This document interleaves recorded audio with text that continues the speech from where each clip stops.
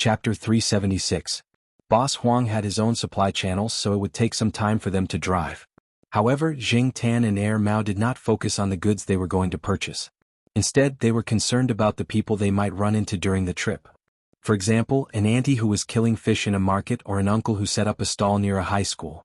Jing Tan felt that they were similar to the sweeping monks in stories. Extreme pretentiousness? Of course, there were more than that.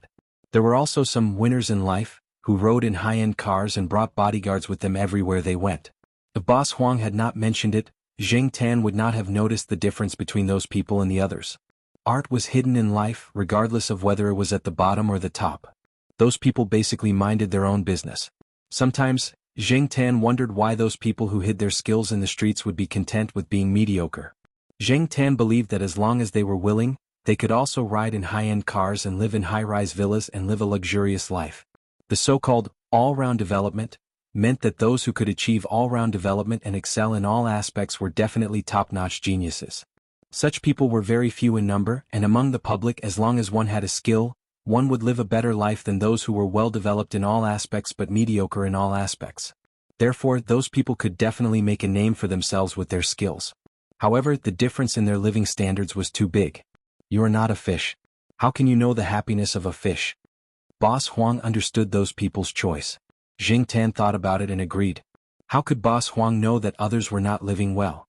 Who knew if they had a different kind of life in the human world? Jing Tan did not have to lament about other people's lives. He was also a different kind of person. Humans had their own lives and cats had their own ways. Even though Jing Tan was a fake cat, he had to follow some of the ways of a cat. If he behaved like a human, he would be courting death. However, after becoming a cat, he felt that some cats had a better life than humans. They were more leisurely. Was it good to be a cat?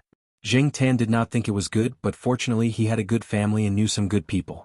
Air Mao, who was looking out of the car window, did not know that the cat behind it was giving them the good person card, in its heart. Because there was a traffic jam at the crossroads, it would probably take a few more minutes to get there. Hey old Huang, that. Air Mao looked in a direction and nodded. Jing Tan stood up and leaned against the window, looking in the direction Air Mao was pointing. There was a patrol officer over there. He looked like a young man in his 20s. Oh, him. I think his surname is Liao, but I don't know his full name. I'm not familiar with him. We only exchanged a few words when we encountered a black male in the middle of purchasing goods. He's quite a capable young man, Boss Huang said. Jing Tan took a look and didn't think there was anything special about that person. But soon he realized that the police officer who was walking slowly had sped up and was heading straight for the fork in the road ahead. Coincidentally, someone ran out from the other side of the fork, and the police officer pounced on him. The person who ran over was pushed to the ground.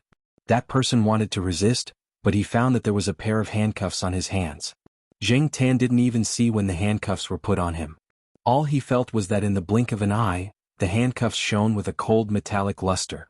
If it weren't for Air Mao and Boss Huang's conversation, Jing Tan wouldn't have noticed the handcuffs at all. Even if he did, he wouldn't have been able to see it clearly. When the police officer lifted the person up, two other officers ran over from the other side of the road, panting heavily. They were also police officers. When they saw the situation, they smiled and chatted with the police officer. Judging from their expressions, they should be with the police officer. A police cruiser approached the roadside and the three officers escorted the suspect into the cruiser. The police officer was the last to enter the cruiser. Before he got into the cruiser, he glanced at Jing Tan and the others. After the police officer left, the crowd was still discussing the incident, but it was only temporary. When Jing Tan and the others finally drove through the crossroads, the surroundings returned to normal.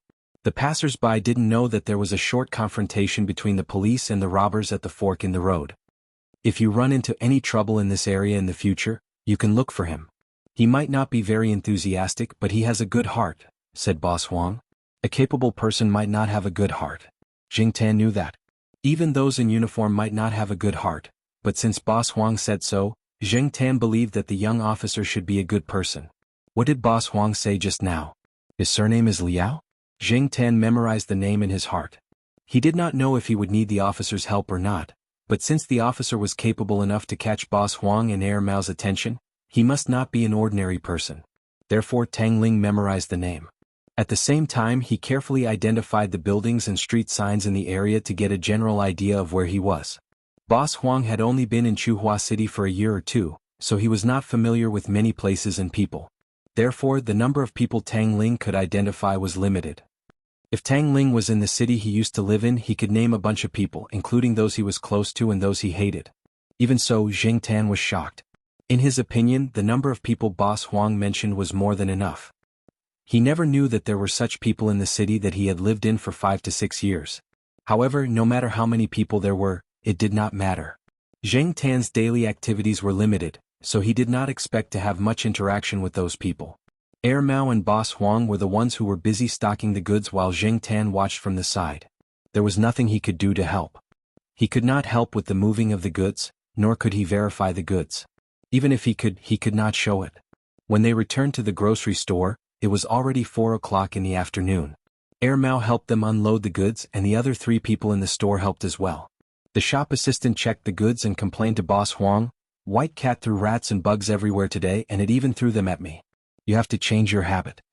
Jing Tan glanced at the white cat, who still had a stern face and a sharp gaze. He secretly pouted. Every cat more or less had a bad taste in them. Initially, Boss Huang planned to unload the goods and organize them before looking for a restaurant to have a meal together.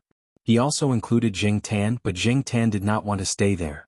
He had been in the truck for a long time today, and he did not even move when they were moving the goods. His daily activities were limited. Even when it was raining, he still had to walk around the house or visit people in the building. Other than that, when they returned home after unloading the goods, the back seat of the pickup truck was filled with a lot of stuff, and Jing Tan's space of movement was even smaller. Even stretching was difficult for him. Jing Tan's obsessive-compulsive disorder made him feel uncomfortable if he did not exercise to a certain extent. Therefore, Jing Tan wanted to walk around more, so he went straight home.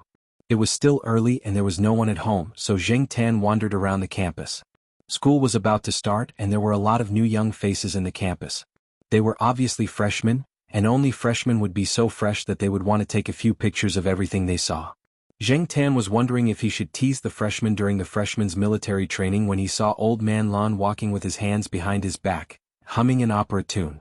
Perhaps he was in a good mood, but the old man walked with a light head. He must have gone to one of his old friends to brag. Jing Tan did not plan to go over, but when Old Man Lon saw Jing Tan he smiled widely, and Jing Tan shook his beard. "Where's Black Charcoal? Out for a walk again?" As he spoke, Old Man Lon waved at Jing Tan, gesturing for Jing Tan to go over. So enthusiastic.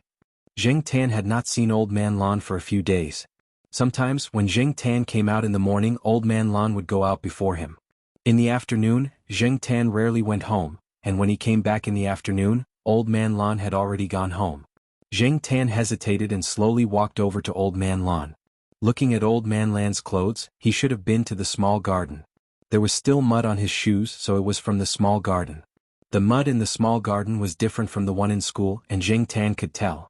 "Black Charcoal, the treasure you gave me is going to bloom," Old Man Lon said excitedly as Jing Tan walked over. "Treasure?" Jing Tan tried hard to recall when he had given the old man any treasure, but the person who spoke was Old Man Lon.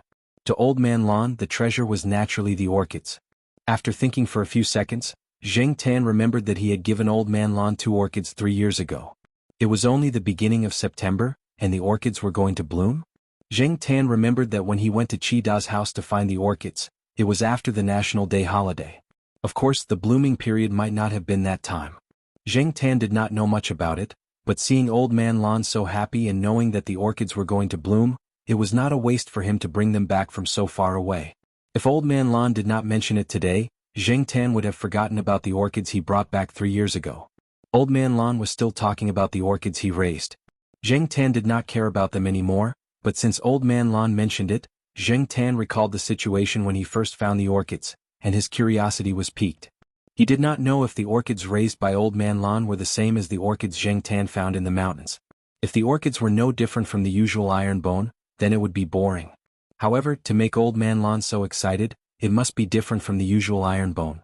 Back then, Jing Tan could stare at the orchids in a daze, and he did not know if he would do the same now. Jing Tan followed Old Man Lon to the small garden. Jing Tan looked at the 5 flower buds, and according to Old Man Lon, they would bloom in 2 or 3 days. Jing Tan sniffed the scent. It was familiar, and the scent was similar to when he first encountered the orchids in the mountains, so it should be right.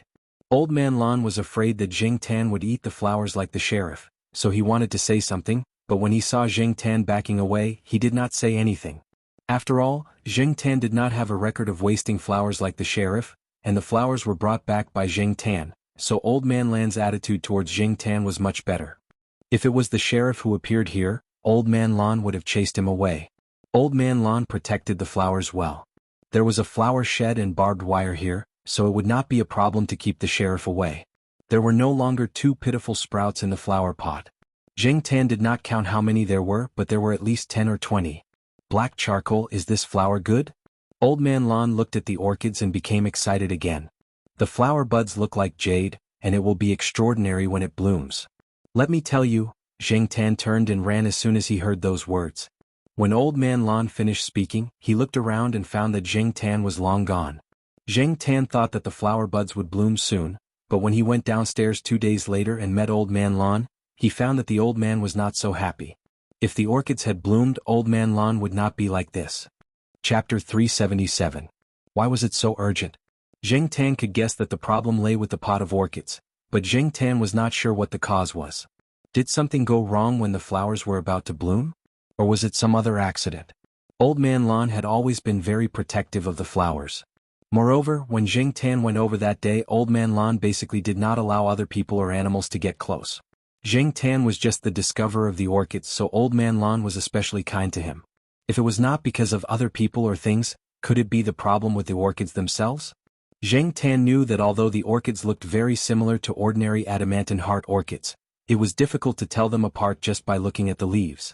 Even Old Man Lan, who had been studying them for decades, did not notice anything wrong when he first saw them. It was only after careful study that he realized the difference. In order to find out the reason, Jing Tan squatted in front of Old Man Lan's door. When Old Lady Zhai was not at home, the door of Old Man Lan's house was basically closed. While Jing Tan was squatting in front of the door, Mao, who went out to throw the rubbish, looked at Jing Tan inexplicably. He did not understand why Jing Tan was squatting there. Jing Tan ignored him. Finally, at around 10 o'clock, Old Lady Zhai came back from outside. After opening the door, Jing Tan followed her in. Old Lady Zhai went into the kitchen to cook. She was not worried that Jing Tan would cause trouble in the house. For the past few years, Jing Tan had never caused trouble here, so Old Lady Zhai was not worried. Old Lady Zhai came out with a small plate of fish balls. She saw Jing Tan looking for Old Man Lan from room to room. She knew that he was looking for Old Man Lan. Old Lady Zhai smiled and said, "He went to the library. Recently, because the pot of orchids has not bloomed, he has become anxious. Sai, when it comes to flowers, he is so stubborn." The flowers had not bloomed? Old Man Lan had said that the flower would bloom in 2 to 3 days. Jing Tan had seen it that day as well. The flower bud did look like it was about to bloom, but for some reason when it was about to bloom, there was no follow-up reaction. The old lady nagged at Jing Tan as she washed the vegetables. What she meant was that even Old Man Lan himself didn't know the reason why the flowers hadn't blossomed. He had looked up a lot of information, but it was all to no avail. Now that Old Man Lan was done flipping through the books at home, he would go straight to the school library. He probably wouldn't come back for lunch if he couldn't find the answer. Whenever he sat there researching, he would lose track of time. Eating was not allowed in the library, but there was a special resting area. There was also a resting area for the staff. The old lady knew the people there and had greeted them. There were 2 reasons why Old Man Lan was so anxious. Firstly, he didn't know why the flowers weren't blooming. Secondly, it was because of the city's flower exhibition in October. In the past 3 years, Old Man Lan didn't continue to research other orchids. After the basic care, he spent most of his time on this strange pot of orchids. Only after raising it did Old Man Lan realize how difficult it was to take care of this pot of orchids. Originally, Old Man Lan thought that it would take 5 to 6 years or even longer to see it bloom. He didn't expect it to bloom in just 3 years. No one could understand the excitement in Old Man Lan's heart when he saw the flower bud. In the past 3 years, people said that Professor Lan had gone crazy over a pot of cheap orchids and laughed behind his back. In the past, during the National Orchid Exhibition every year, Old Man Lan would bring out 1 or several pots of orchids. Each pot of orchids was exquisite. Every pot of orchids brought out would be sold at a high price. It was normal for the price to be around $1 million. Many people in the orchid industry knew Old Man Lan's name. Because of this, everyone also knew that Old Man Lan didn't attend the Rambo exhibition for 3 years because of a pot of cheap orchids. Many people told Old Man Lan that since he had a lot of exquisite orchids on hand, Why didn't he bring them out for everyone to admire? Even if he had already rewarded them before, he could still reward them again.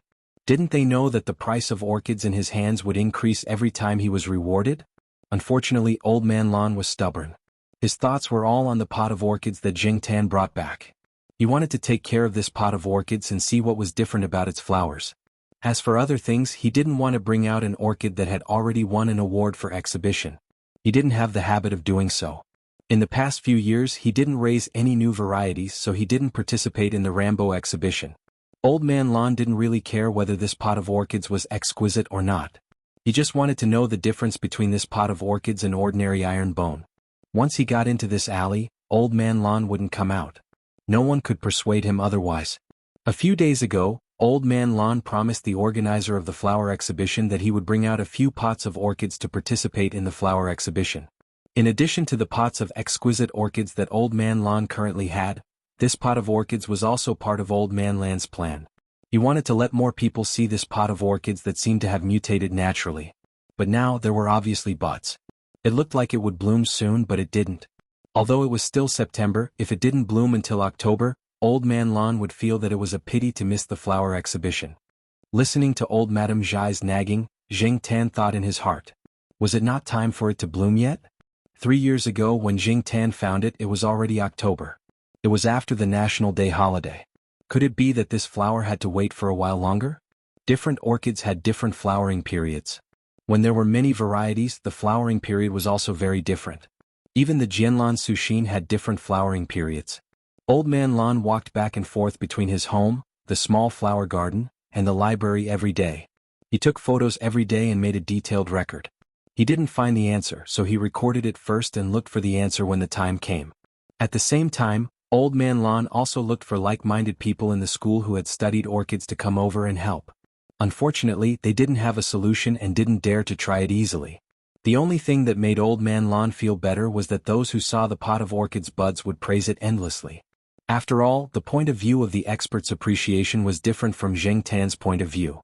Therefore, for a period of time, every time Jing Tan passed by the small flower garden and jumped over the wall to look inside, he would find that the pot of orchids was placed in the place where several old men were gathered. Sometimes they would quarrel for a long time because of a few opinions. They thought the same as Old Man Lon. They felt that this pot of orchids was probably a naturally mutated variety of iron bone and was worth studying.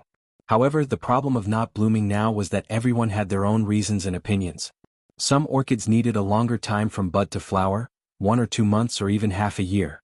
However, now that the pot of orchids buds had grown to such a state, anyone who looked at it looked like it would soon bloom, but it had been frozen here. In short, no matter what the reason is, as long as the flower bud is healthy and normal, it's a good phenomenon, said an old man. They couldn't find a solution, but the orchids were still healthy now. It was just that the bud didn't bloom. It was better than having a disease. If that was the case, there was really no way. It was rare for everyone to be so hopeful this time.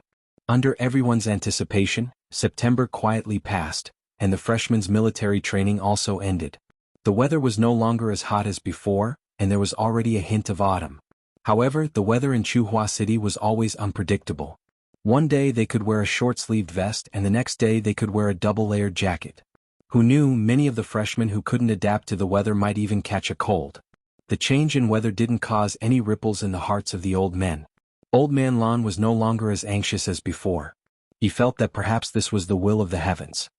Looking at the date of the flower show, the pot of orchids buds remained in the same state as a month ago. Old Man Lon thought that this flower probably had no fate with the flower show. Over the past month, Old Man Lon had asked many of his friends in the circle for help, but they were still helpless. However, it was precisely because of this that everyone in the circle of orchids knew that Professor Lon, a big shot in the circle, was raising a pot of very unusual ferrous bone.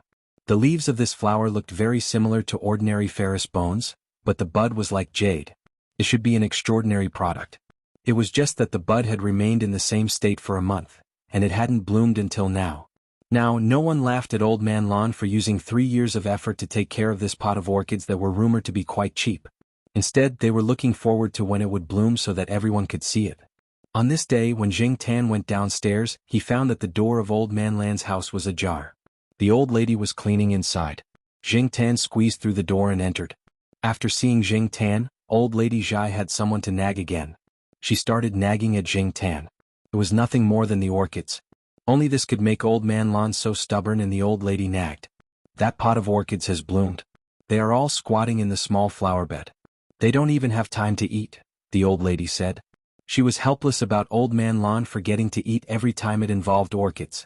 However, Old Man Lan was not the only one who forgot to eat this time. Jing Tan came to the small flower bed. When he climbed in, he found the place where the pot of orchids was placed. There were already 7 old men with white or silver hair squatting in front of the pot of orchids. The 7 old men were all squatting in front of the pot of orchids. They seemed to be in a daze.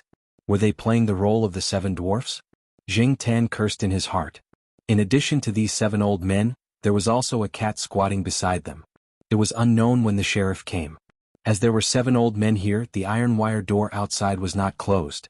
The sheriff, who loved to nibble on flowers, came in when the 7 old men were not paying attention. The 7 old men only cared about looking at the flowers. They did not notice that there was a dangerous person squatting beside them. What was even more strange was that the sheriff, who had an inexplicable obsession with nibbling on flowers, only squatted by the side obediently and did not take a bite. The 7 old men and the cat squatted there just like that. No one knew how long they had been squatting there. Jing Tan felt pain in their legs.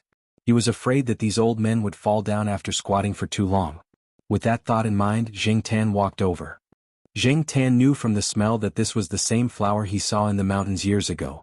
The 5 flower buds had all bloomed. It was the same flower as the one in Jing Tan's memory. It gave off a jade-like feeling. If he did not know that this was a real flower, he would probably think that it was carved out of jade. Back then, Jing Tan was stunned by the flowers.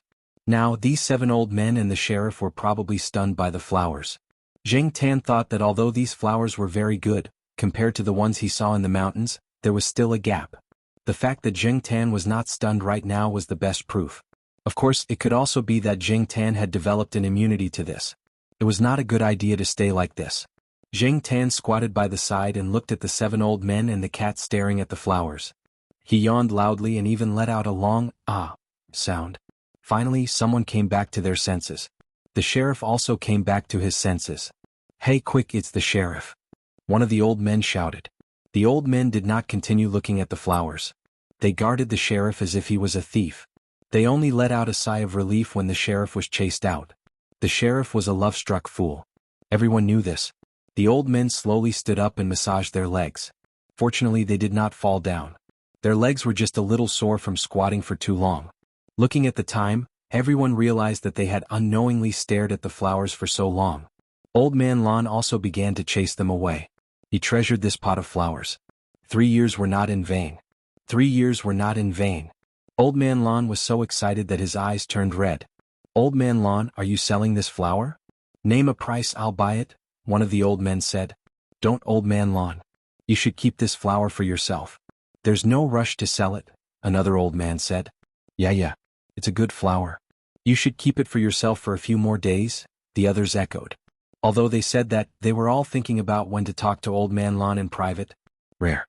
This flower was very rare. When they left, the old men kept looking back at them. They did not want to take their eyes off the pot of orchids.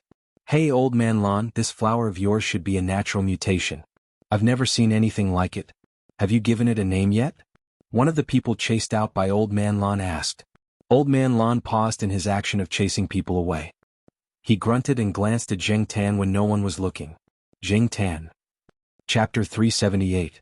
No matter what kind of flower it was, people always liked to give it a unique name. It would make it sound deep and tasteful, fresh and artistic, or cool and crazy. For example, White Crown Lotus Cauldron, Old Cloud, Flying Phoenix, Tang Dynasty Golden Age, Damery Jade Art, and so on. Once a name was given, it would instantly make people feel that it was high-end and classy. As the person who discovered this pot of naturally mutated orchid in the eyes of his friends, Old Man Lan would naturally name it according to the rules of the martial arts world. However, when Old Man Lan received the orchid from the Jiao family 3 years ago, he had discussed it with Jiao Pa. At that time, the Jiao family didn't care much about this pot of orchid and didn't know how to grow flowers. The Jiao family said that it was a gift to Old Man Lan, but Old Man Lan didn't really accept it. At that time, he just wormed his way into the pot and kept it for himself. The Jiao family had already forgotten about it. However, it was different now. Even insiders could tell that this pot of orchids was not cheap, and there were indeed many natural variants. However, this kind of variety that could make people stunned, immersed in it and feel refreshed when smelling it. It was a variety that left people with a lingering fragrance in their nostrils for days on end. If they really wanted to appraise it, it would probably reach a new high. Some people had already set it at 10 million yuan in their hearts. The price was something that others were passionate about. What Old Man Lan was thinking about now was the naming of the orchid. Who discovered the flower? Black charcoal. Who was Black charcoal? The cat of the Jiao family. Looking back, the naming should also be done by the Jiao family. Even though Old Man Lan reflexively thought of many names when the flower bloomed, logically speaking, it was indeed difficult for him to decide. Therefore, after Old Man Lan carefully arranged the anti-theft and anti-cat nets in the flower bed, he paced back home with this problem in mind. Jing Tan had already left when the old men left.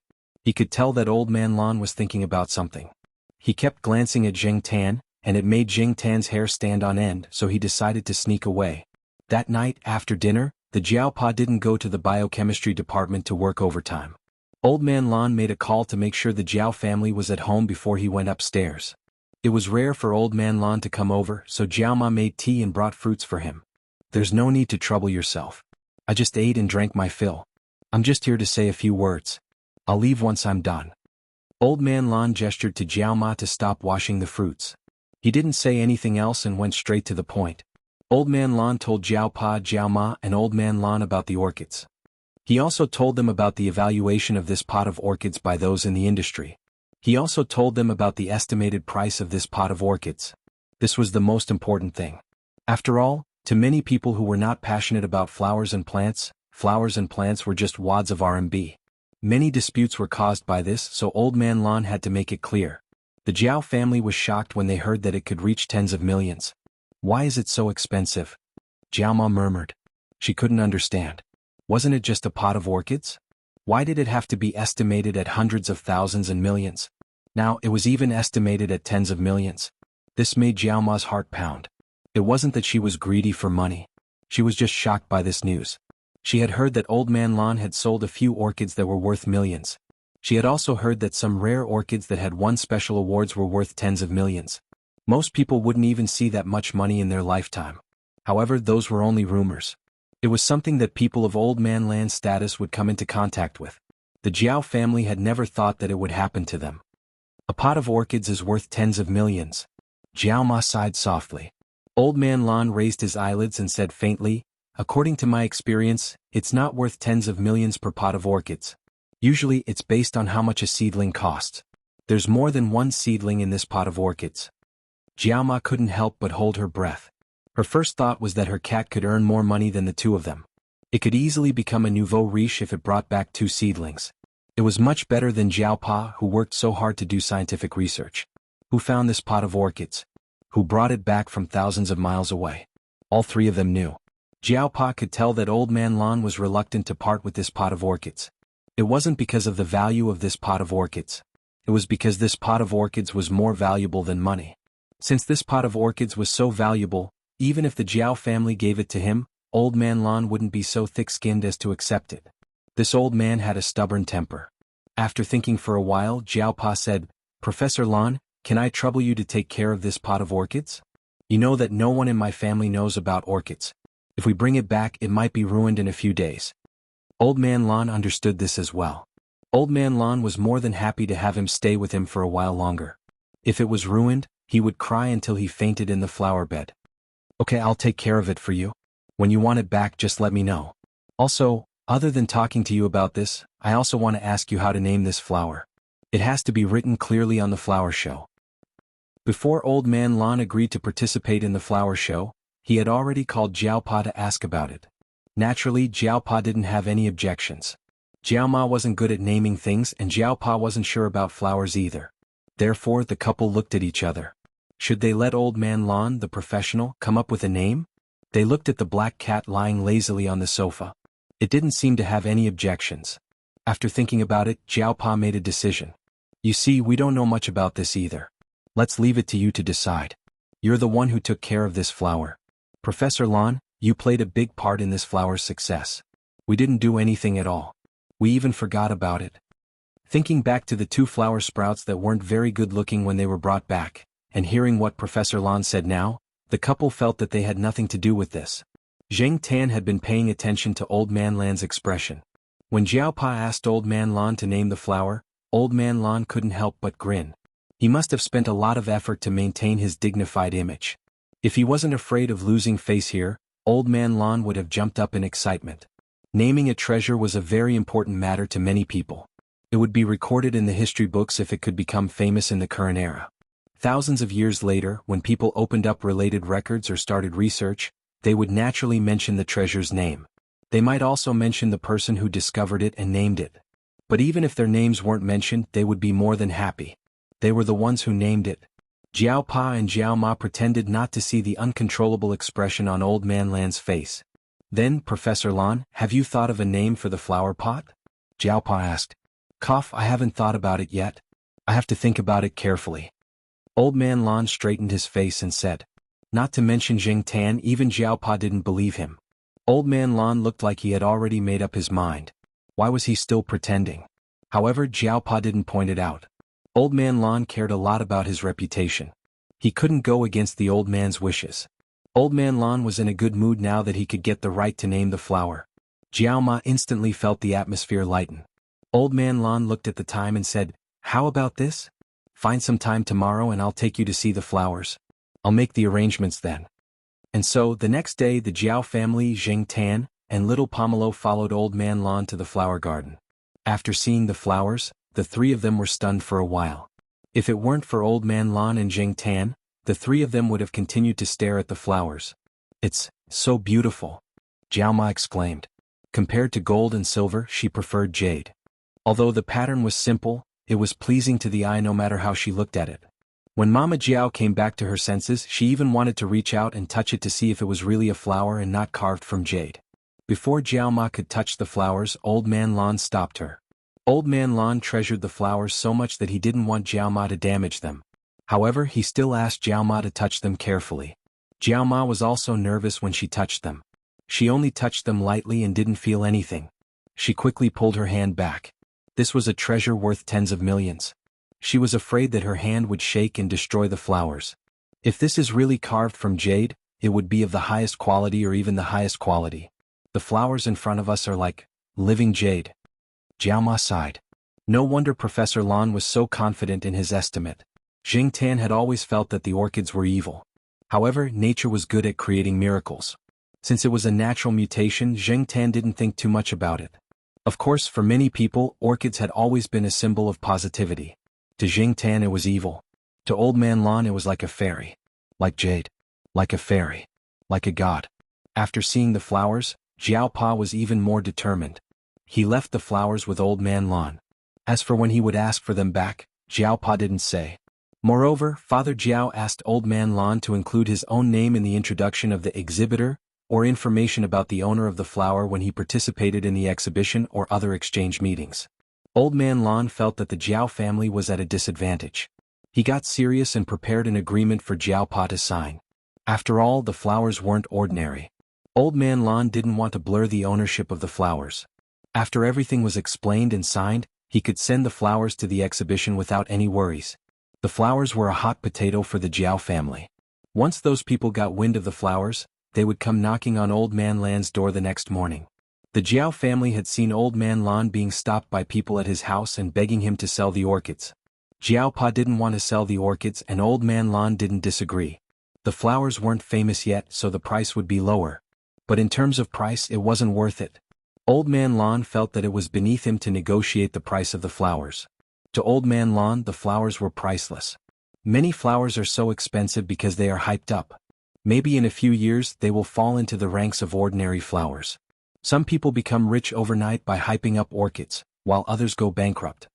Old Man Lan said. But this flower is different. It doesn't even need to be hypnotized. Even after a few years, people will still be fascinated by it. The next day, Old Man Lan came to visit the Jiao family again. He even brought an ink painting that he had drawn himself. It was the pot of orchids, and beside it were the words Iron Bone Celestial Cat, written in semi-cursive. Therefore, Jade Cat Celestial was the name Old Man Lan gave to the flowers. When the time came, no matter if it was exhibited or brought to the exchange meeting, the name Jade Cat Fairy would be marked in the inscription name column of the flower's information. In the future, when people mentioned this flower, they would call it Jade Cat Fairy. The members of the Jiao family naturally knew the meaning of this name, but the other old men were puzzled after hearing it. Jade Cat Celestial was one thing. They admitted that the flowers looked quite divine. But why was there a cat? Chapter 379.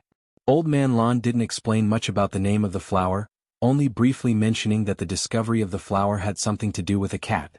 When people asked for more details, Old Man Lan kept his mouth shut and refused to say anything. Fortunately, everyone's attention was now focused on the pot of flowers. Although they found the word cat in the flower's name strange, now wasn't the time to think about the name. Everyone wanted to take a few more looks at the pot of flowers.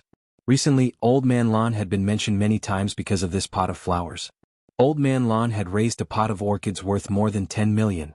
This matter had become a hot topic in the family courtyards of the two districts. Old Man Lan used to be very famous because of his orchids, but now he was even more famous. Wherever Old Man Lan went recently, people would ask him, "Old Man Lan, take out your pot of jade cat for everyone to see. Don't always hide it." Unfortunately, after the flower bloomed and was named, Old Man Lan didn't plan to open his flower garden to the public. Even those who were close to him couldn't think of going in through the back door. Old Man Lan contacted someone and prepared to send the pot of flowers to the botanical garden. Before sending it over, Old Man Lan didn't plan to let anyone see it. Only when a few pestering people annoyed Old Man Lan would he let them take a look at it. As for those who weren't so thick-skinned, they could only be turned away. That was why sometimes one still had to be thick-skinned. Zheng Tan also heard that two old men wanted to see the orchids. They couldn't find Old Man Lan. Seeing that the wall of the small flower garden wasn't too high, they took a ladder and climbed over the wall. In the end, as they were old, their movements weren't very nimble, and their reactions weren't very fast. They almost fell and injured themselves. Old Man Lan laughed at this matter for a long time. No matter what, after 3 years of silence, Old Man Lan's reputation had risen this time. This flower show lasted for a very long time, from 2 days before the 11th to around the 20th. Because this year was the 60th anniversary of the founding of the country, the provincial and city leaders decided to hold a big flower show to celebrate. The flower show was divided into several sub-venues and one main venue. The purpose was to let the citizens living in each district go to the nearest park or square to see the flower show. Old Man Lan and a few professionals set their sights on the main venue of the botanical garden. There would be more famous and precious flowers on display. Many of the flowers in the main hall and the branch halls were collected from the public. However, many of the finale flowers were provided by Old Man Lan and the others who were acquainted with flowers in the circle. They didn't bring all the famous flowers they had to the botanical garden. They would leave 1 or 2 pots at the other branch halls so that they could display the famous flowers there for the public to see. Of course, there were also special security personnel in charge of the venue, so there was no need to worry about damage. However, the old men would still bring their favorites to the main venue of the botanical garden. It was a trump card flower species that could be used to boost their own reputation and slap the other party's face. There were professional displays and protective windows, as well as more professional talents and connoisseurs. Although this was not an exposition in a sense, it was already regarded by some as a small exchange meeting. What was the purpose of the exchange meeting? Exchanging experiences in raising flowers? Yes, of course. And then? Just like a class reunion, there was no lack of showing off and showing off. It was just that while others were showing off their carriages, they were showing off their plants and flowers. The old men felt quite good about themselves. This was also an art, a high-level spiritual enjoyment, not a vulgar exchange of money. Every time Zheng Tan heard the old men in the courtyard talk about these things proudly, he would despise them in his heart. A bunch of old urchins. Although they acted like masters in front of college students and young teachers, they were actually old children in private. They would still compare themselves with each other, argue with each other, and do things that made people not know whether to laugh or cry, such as the incident of climbing over the wall in the past 2 days. In the morning, Zheng Tan went out with the Jiaopa. When he walked around the small flower garden, he happened to see Old Man Lan coming out of the small flower garden like a thief. When he came out, he looked around to see if there was anyone he knew. When he saw that there was no one, he quickly locked the courtyard door and went home. It was so early in the morning, but Old Man Lan had already finished arranging the flowers inside. He didn't know when he woke up, but he probably came out at around 5 in the morning. This was obviously to prevent others from finding him. When he saw Zheng Tan, Old Man Lan's face was full of wrinkles again. Black charcoal, the flower exhibition will continue for a week, but tomorrow we old men have agreed to bring the flowers over. When the time comes, you can go with your cat father and the others. Old Man Lon and the others would definitely not keep their precious treasures on the stage. One day of interaction was enough. Why would they need a week? Other than the full house during the golden week of the National Day, the botanical garden was much more relaxed now. There would not be any disturbances, so they were relieved. Old Man Lan's words just now also revealed two things. First, the old men's precious treasures would be on display tomorrow. Second, the little Jiao that Old Man Lan mentioned was the Jiaopa. Since he said so, it meant that the Jiaopa and the others would all go. Tomorrow was a Saturday and the Jiao Yuan and little Pomelo would be there, so the whole family could go. Third, according to the rules, pets were not allowed in the botanical garden. However, on normal days there were few people, so the people at the botanical garden would turn a blind eye to it. However, it was currently during the flower exhibition, so it was difficult for pets to go in. Since Old Man Lon was willing to let Jing Tan go with them, he must have taken care of the people at the botanical garden. Perhaps he had already given the required documents to the Jiao Pa. Jing Tan was naturally very happy to be able to go with the Jiao family to the botanical garden to watch the flower exhibition. He could go on a long trip with his family and be in touch with nature. What a good time to relax. He enjoyed another privilege. Jing Tan also knew that Old Man Lon had told the Jiao Pa and the others that if they wanted to sell this pot of flowers, his suggestion was to hold it for the time being. They were not in a hurry to sell it, so they were not afraid of the collapse of Lon City. Every year there were some orchids exchange meetings and expositions. They were all attended by famous people in the circle. Some were from the country and some were from abroad. Many of them were not open to the public. After all, everyone brought their favorite orchids to the exchange meeting. They were expensive and could not afford to make mistakes. If they brought the orchids to the exhibition, as long as the orchids became more famous, more people would want to buy them. The price would naturally increase and it might even increase by a few times. The Jiaopa did not seem to have any intention of selling it. This made Old Man Lon feel relieved. Naturally, his mood became better because this meant that the orchids would be in his hands for a few more years. After Old Man Lon left, Jing Tan did not plan to climb over the small flower bed to look at the flowers. He was actually not that interested in them. Besides, since Old Man Lon had been to the small flower bed before, he must have done a good job of protecting it. He would not be able to see the pot of flowers even if he went in. Just as he was about to leave, Jing Tan's ears twitched. He looked over. The sheriff jumped down from a tree at the corner and walked around the perimeter of the wall for a while. He glanced at Jing Tan. Seeing that Jing Tan had no intention of jumping in, he moved on his own and climbed over the wall. Like those people who were thinking about orchids, the sheriff had been thinking about the pot of orchids ever since he saw it. However, Old Man Lon was already experienced in guarding against it. He did not let the sheriff see the pot of flowers again. Even if the sheriff came over every day to guard it, he still did not have the chance. Did the sheriff not understand Old Man Lan's warning? Not necessarily. As someone who had known the sheriff for 6 years, Jing Tan knew that there was nothing wrong with the sheriff's IQ. Cats who had been in contact with humans for a long time could also understand some words. Don't think that they didn't understand. They just didn't want to do it and were playing dumb. The sheriff repeatedly stepped on the line because it knew that Old Man Lon couldn't do anything about it. It also wanted to see the flowers and nibble on them, so it just pretended that it didn't understand. No matter what people said, it just shook its ears and threw away the words it heard. Jing Tan jumped onto the wall and looked around. Sure enough, the sheriff could only wander around outside the cat net.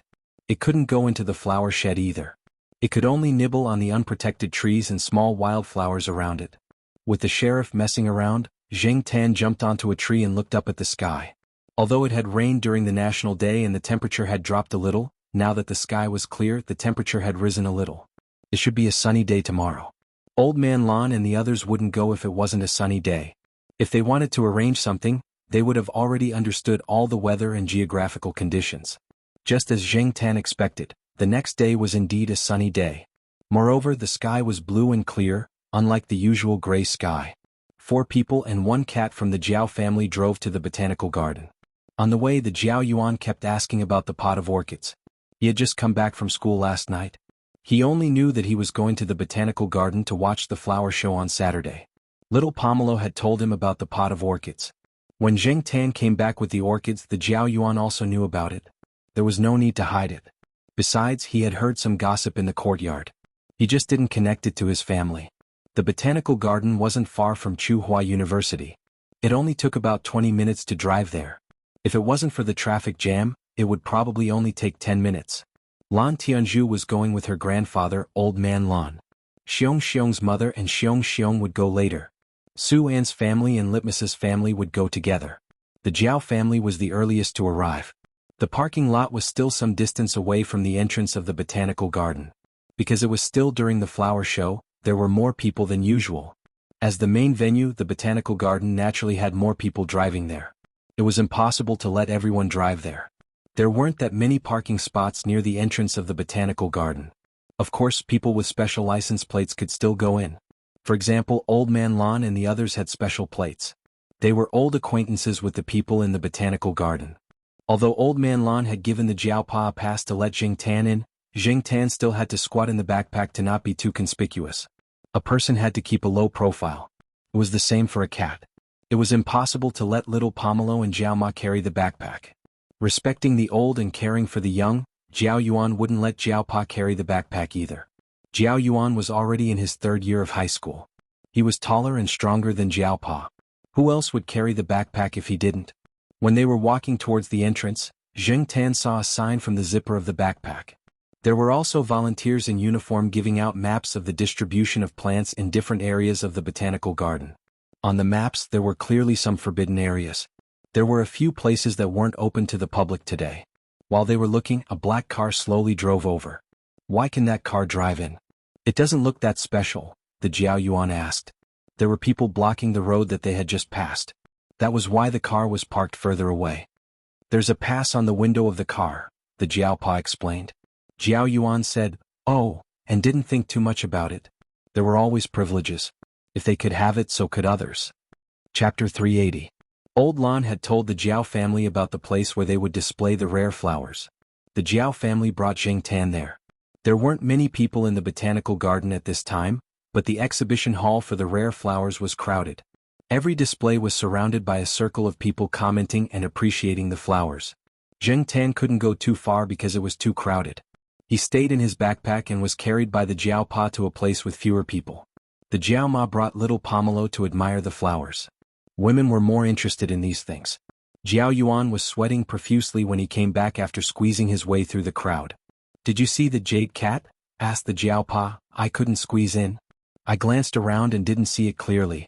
There were too many people, said Jiao Yuan. He was squeezed out before he could take a few more glances. The people squeezing him were a few uncles in their 40s and 50s.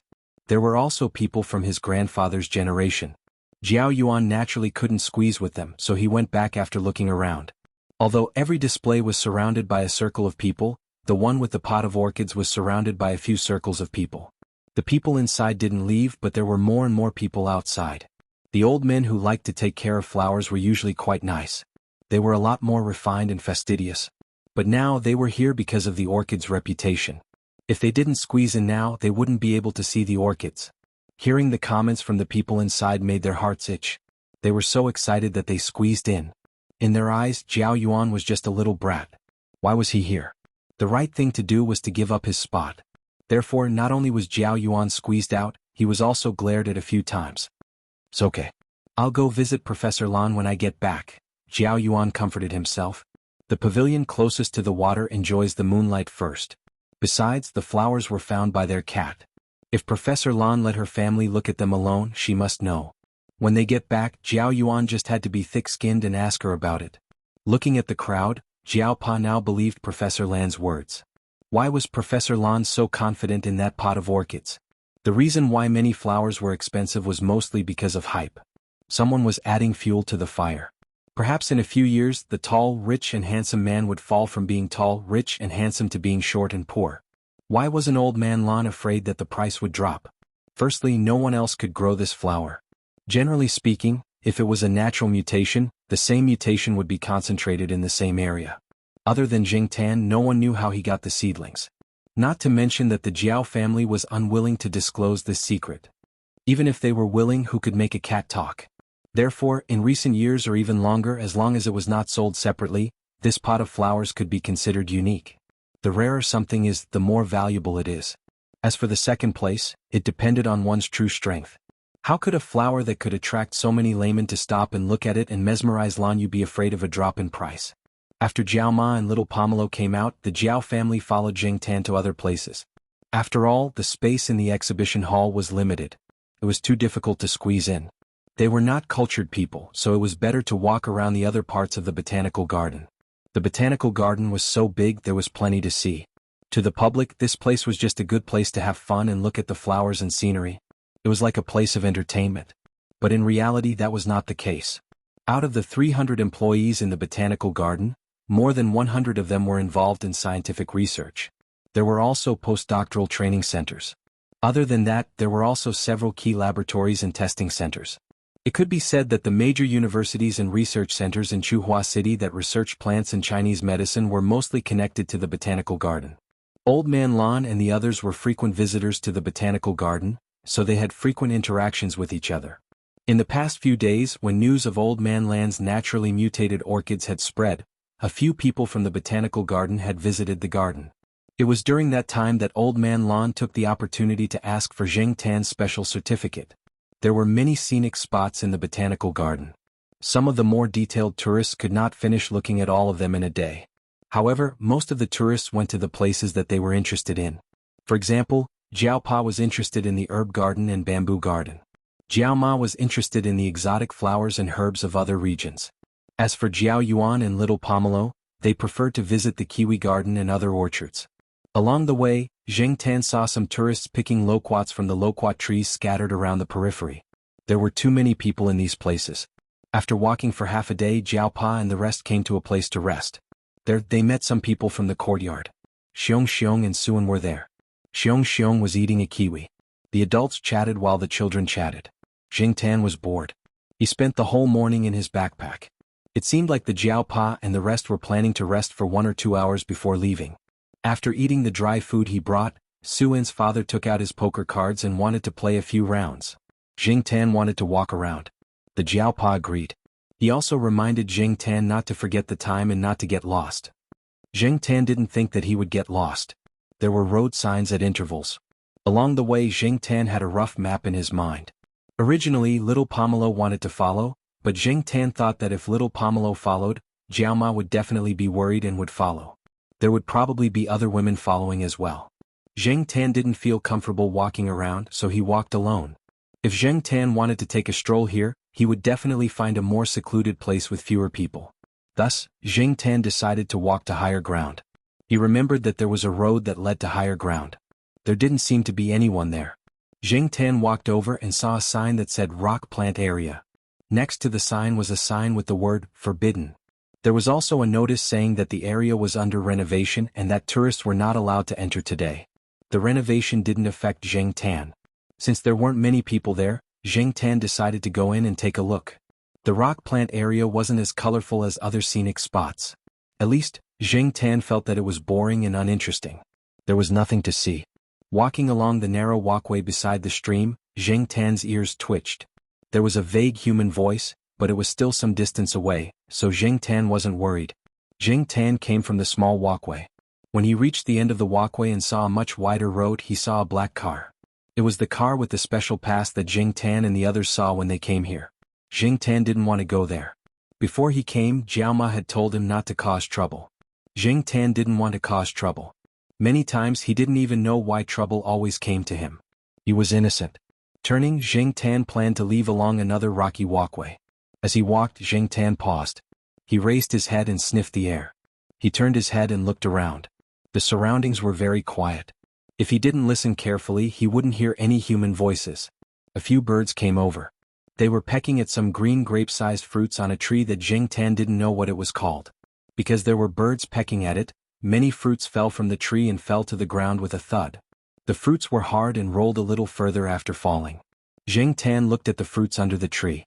There were a lot of them. However, no one ate the fruits and they didn't need to take root or germinate. No one would care. It was no wonder that the birds dared to peck at them. Looking around, there were all kinds of grass and plants that he didn't recognize. There was nothing else. However, Jing Tan knew that he wasn't the only one here. Besides the birds on the tree, there was another lurker. Jing Tan didn't disturb the birds. He just quietly squatted by the side. He knew that the lurker had discovered him. However, the other party's target was the birds. Jing Tan waited and watched.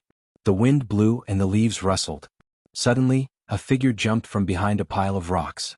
Using the rocks, it jumped again. A series of movements were completed in the blink of an eye. The birds that were pecking at the fruits were frightened. They stopped pecking and immediately flew up. However, there was an interceptor in the air. A bird that was pecking at the fruit on the branch was bitten by the interceptor as soon as it flew up. The other party's target was the bird. The action was too fast, silent, and the bite was fierce. Jing Tan didn't know what this bird was called. It had gray feathers and was about the same size as the gray magpies in school. For the catcher that bit it, the bird's size was actually nothing. Jing Tan looked at the big cat that jumped out from behind the rocks. He didn't expect to meet the Monsignor here. Yes, the big cat that was biting a bird was the Monsignor. Just now, Jing Tan smelled the scent and realized it, so he didn't run away. The Monsignor wouldn't attack him. It seemed that the black car that they saw just now belonged to the Tang 7th? And the person who was watching Jing Tan in the car was the Monsignor? Thinking about it, this scenic area was open to the public yesterday, but it was closed today. Could it be because of the Tang 7th? Without thinking too much, the Monsignor bit the prey, glanced at Jing Tan and left. The unlucky bird only struggled in the Monsignor's mouth for a while before it died. Jing Tan was curious about why the Monsignor was catching birds here, so he followed. The Monsignor was neither fast nor slow. He looked very relaxed and at ease. He seemed very familiar with this place, as if he had lived here for a long time. Jing Tan had never seen the Monsignor like this before. Thinking back, when Jing Tan first met the Monsignor, it was the summer vacation of 2004. At that time, the Monsignor was 10 years old. Even if it was the second generation of CFH, the Monsignor should be at least 9 years old, if not 10 years old. Now, 5 years had passed, but the Monsignor was still the same as before. He didn't look like an old cat. Looking at the series of actions that it had taken to catch the bird just now, it could still beat ordinary young cats by a few streets. 5 years ago, the Monsignor had shocked Yi Hao for a long time when he killed people. Now this guy could probably still kill people easily. Jing Tan followed the Monsignor all the way. They came to a place and climbed up a slope. There was a big pine tree there. The open branches of the pine tree revealed a large shadow. When Jing Tan climbed up the slope, the Monsignor was digging a hole under the tree. With the Monsignor's claws, digging a hole was a very simple thing. Jing Tan didn't know why the Monsignor was digging a hole there. Generally speaking, dogs would dig holes to bury bones and food. In some houses with mud floors, dogs would also dig holes to squat in when they were hot in summer. For cats, digging holes basically meant that the cat was peeing or pooping. Jing Tan didn't walk in that direction. He felt that the Monsignor wouldn't want anyone to come close. Chapter 381.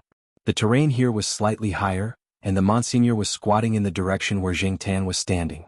From here, he could see the scenery below the slope, as well as the other trees in the botanical garden in the distance. However, Jing Tan did not think that the Monsignor was staring at him. It was only looking at the scenery in the distance.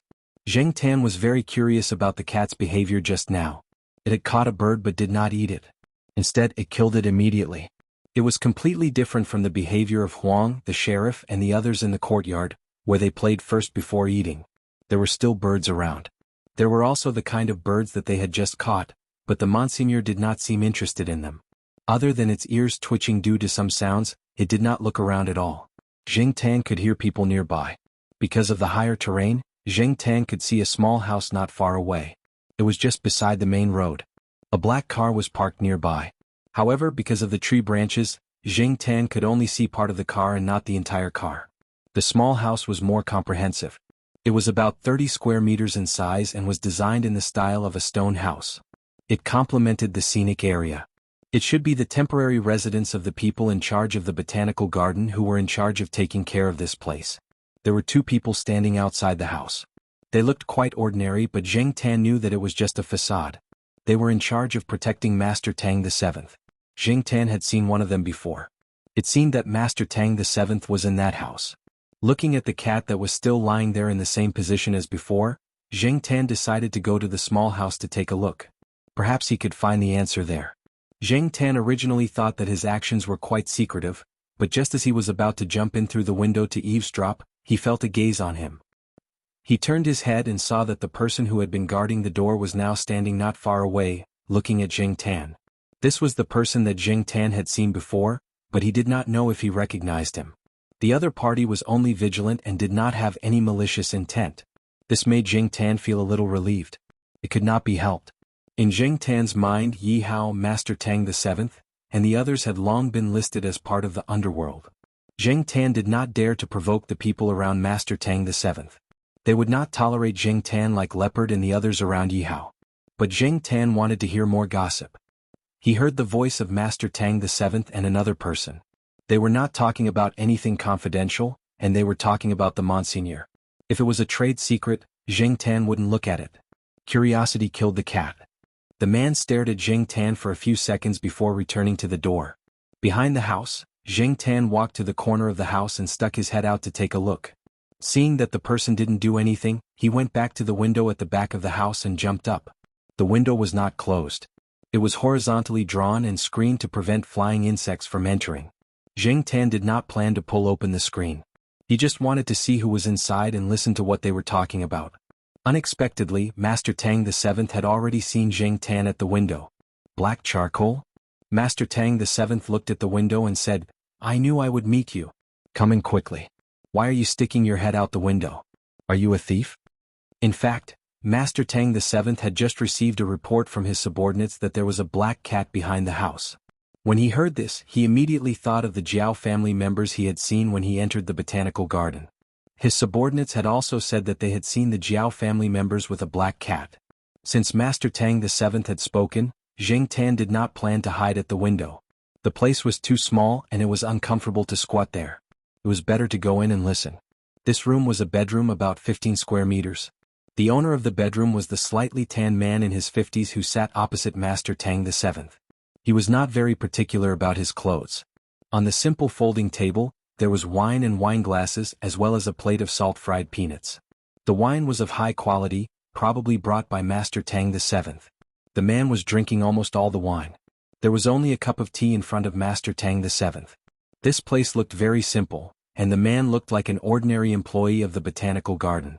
If he had not seen the thick Chinese and English books on the bookshelves, Jing Tan would have made a wrong judgment based on his first impression. The man drank a little too much. His slightly tanned face had turned black and red. "Whose cat is this? It's well taken care of." As he spoke, the man reached out to Jing Tan, but Jing Tan avoided him. Master Tang VII had only said that it belonged to a friend. The man did not question why he brought the cat in. He drank a mouthful of wine, picked up a few peanuts with his chopsticks, and continued to talk to Master Tang VII. At this time, Ami should have caught some birds. I'll go take a look after you guys leave. Hey, including today's catch, there are probably 49 birds under the pine tree.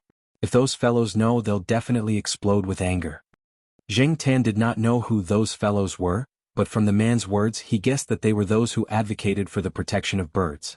No one knew how many mice, birds and insects a cat could kill in its lifetime. Felines were killers. Even a seemingly good-natured and lazy pet cat that slept at home had a desire to kill. It's still okay now. It only comes here once a year to kill and it kills one every time. When the old master was still alive, it would run out to catch birds whenever he neglected it. After catching them, it would not eat them. It would just put them in a conspicuous place for the old master to see, as if it was venting its anger. The old master was so angry that he could only use a stick to hit a stone because he could not bear to hit the cat. At that time, some people would talk a lot when they were drunk. Even if they had said things that others had heard so many times that their ears had grown calluses, they would still talk excitedly. This also allowed Jing Tan to learn more about the Monsignor. After hearing this man's words, Jing Tan matched the Monsignor with the Ami mentioned by the man. It turned out that the Monsignor had lived here before he left. Back then, Jing Tan had also suspected that the Monsignor had hidden in the botanical garden and avoided the strict investigation of CFH for the first 2 years. Now no one cared about CFH anymore. They could not even wait to cover up their embarrassment, so who would still mention it? But he did not expect that not only was it hiding here, it even had people covering for it. At that time, Jing Tan felt that the Monsignor could understand a lot of human language. If it had not interacted with people for a long time, it would not have understood so much. If it had really grown up in the wild, it would not have been willing to follow Master Tang VII and the others. The man who was speaking was a researcher of rock plants. Just like his father, the old man he spoke of had passed away in 2003 in October.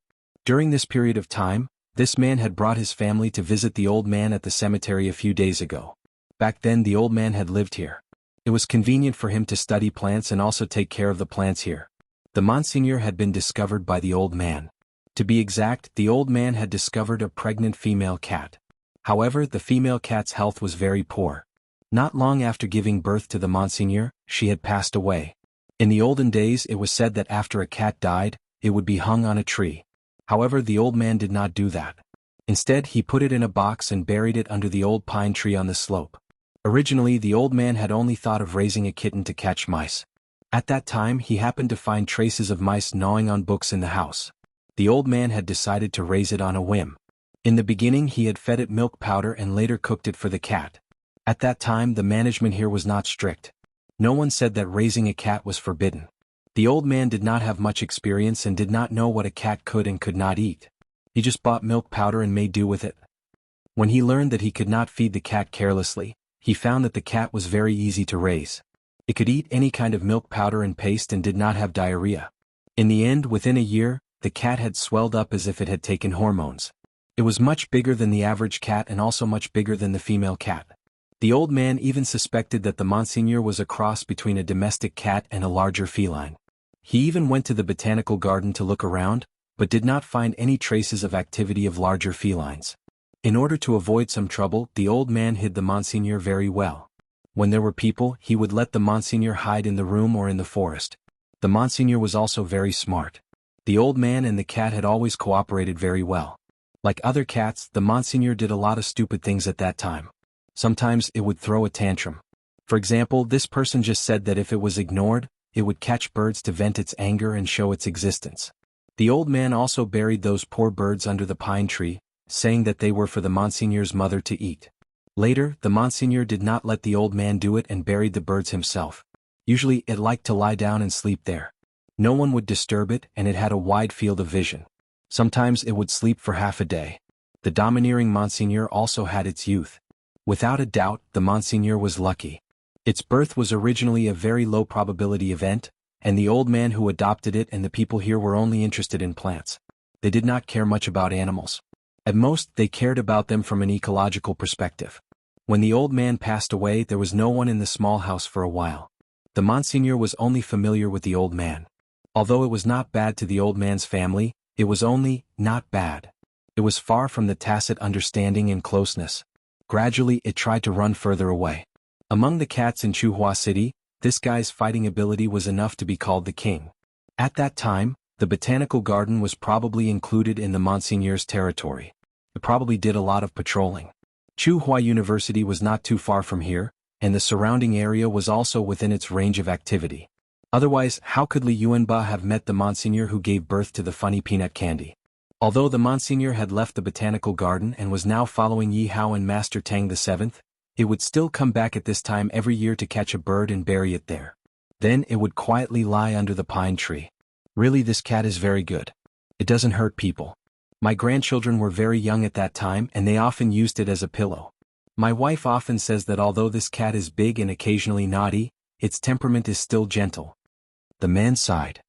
Master Tang VII, who had been silent all this time, laughed. Not to mention Master Tang VII, even Jing Tan would not equate Lord Ju's words with the word gentle, after seeing how Lord Ju slaughtered people. Ami is very affectionate. It comes back at this time every year to pay respects to the old man. The man sighed again.